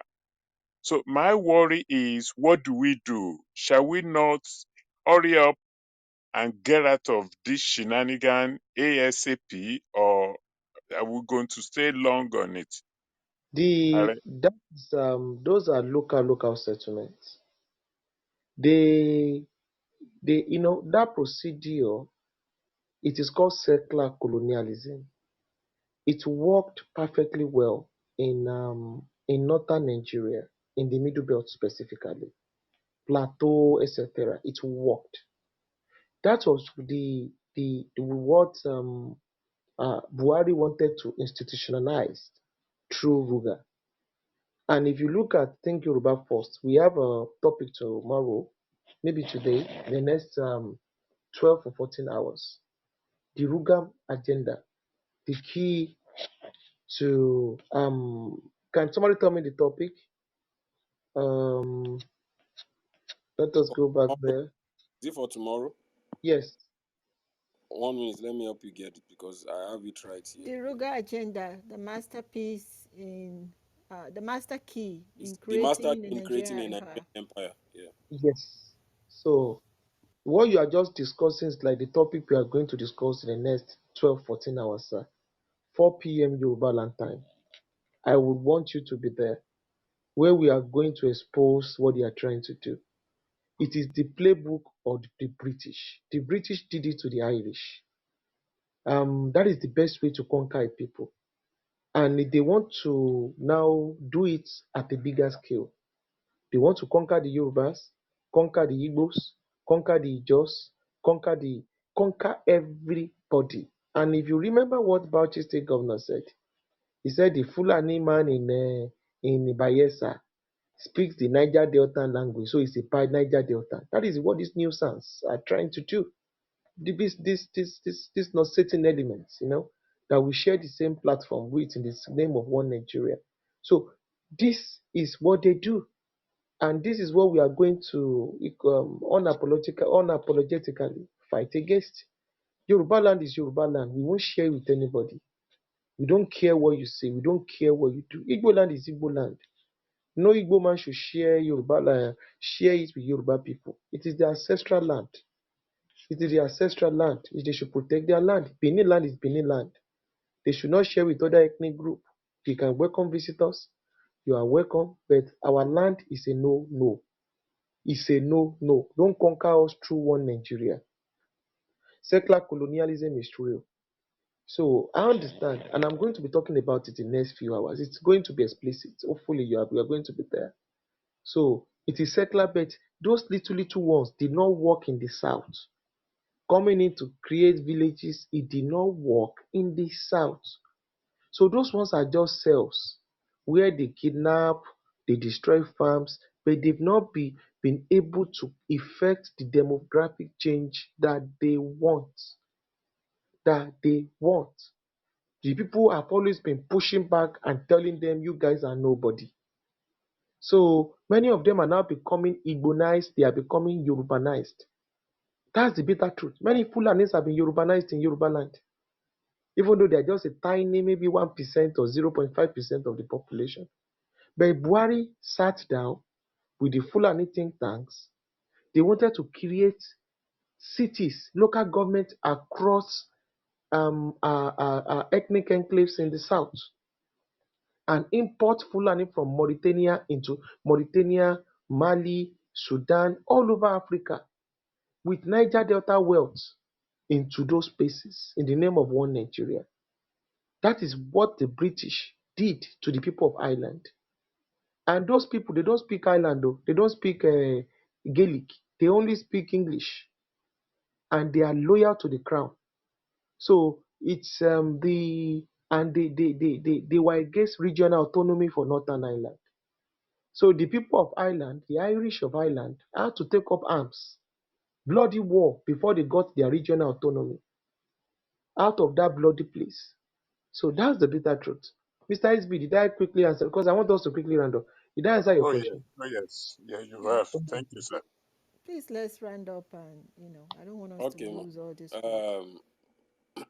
Before we round up, like I said, we are going to round up now because I heard Mr. Femi use the word wishful thinking about some of these things we say. But it's not, to me, it's not offensive, but it's nice that it's being used. And there's nothing wrong with about being wishful about your thoughts too. Because here are the two quotes that I have. And thank you, Are, once again, because yesterday you made me just decide that I'm going to live on exactly by the ideology of these quotations. And I will read again. One of it, the two of them are from Thomas Sankara. One of it is, our revolution is not a public speaking tournament. Our revolution is not a battle of fine phrases. Our revolution is not simply for spouting slogans that are no more than signals used by manipulators trying to use them as catchwords, as code words, as a foil for their own display.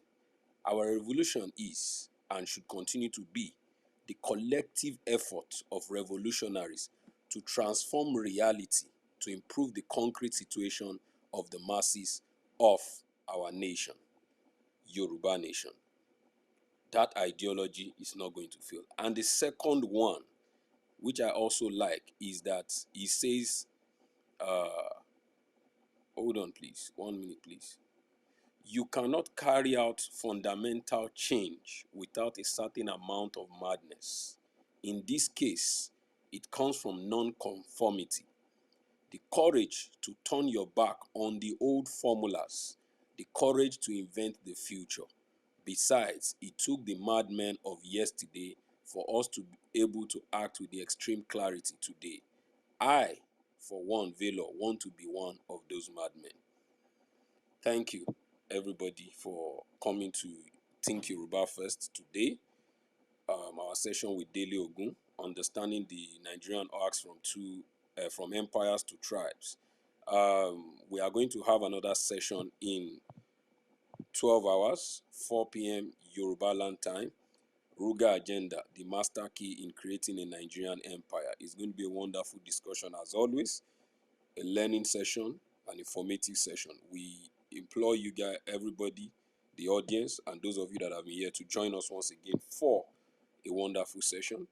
We are happy to always have you because the more we can open the consciousness of many, the more this revolutionary act would live long and at the long run emancipate to the solutions that we are all asking for. So Thank you all for coming. Are, I don't know if you have a final thought. Let's have it. While we just have some 5 minutes to go. Are, do you have some final thoughts to share? And maybe I give that to every other person to quickly do that. Then we close the room. Are you there? Everything that has been said has been said. In the name of Olodumare, we shall reach the promised land. Victoria Asata. Thank you. Thank you, Are. Thank you so much. Obrien Akonshi, do you have just a closing remark? Uh, in everything you do, think Yoruba first. Thank you. All right. Oga Shango, do you have a closing remark, please? I just want to say thank you to everybody that has been on the platform today. Endeavor to join us later in the day for more enlightenment.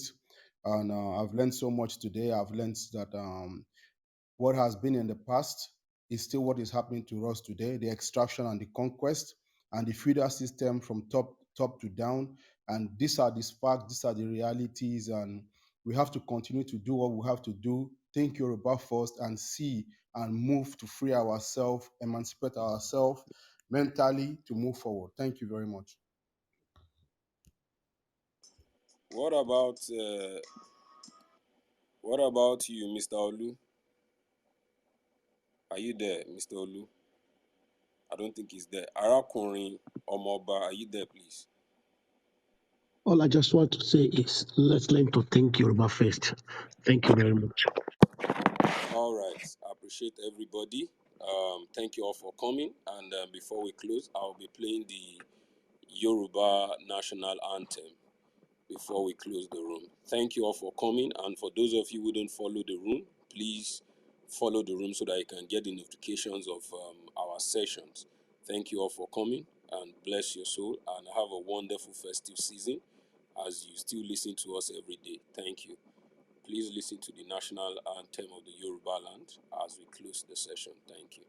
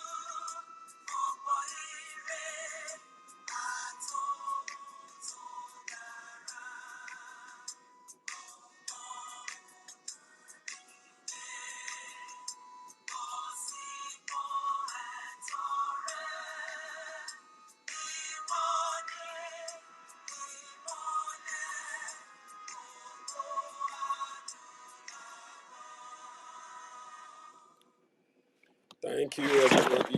The room closes in 3 seconds. Thank you all for coming and have a good night.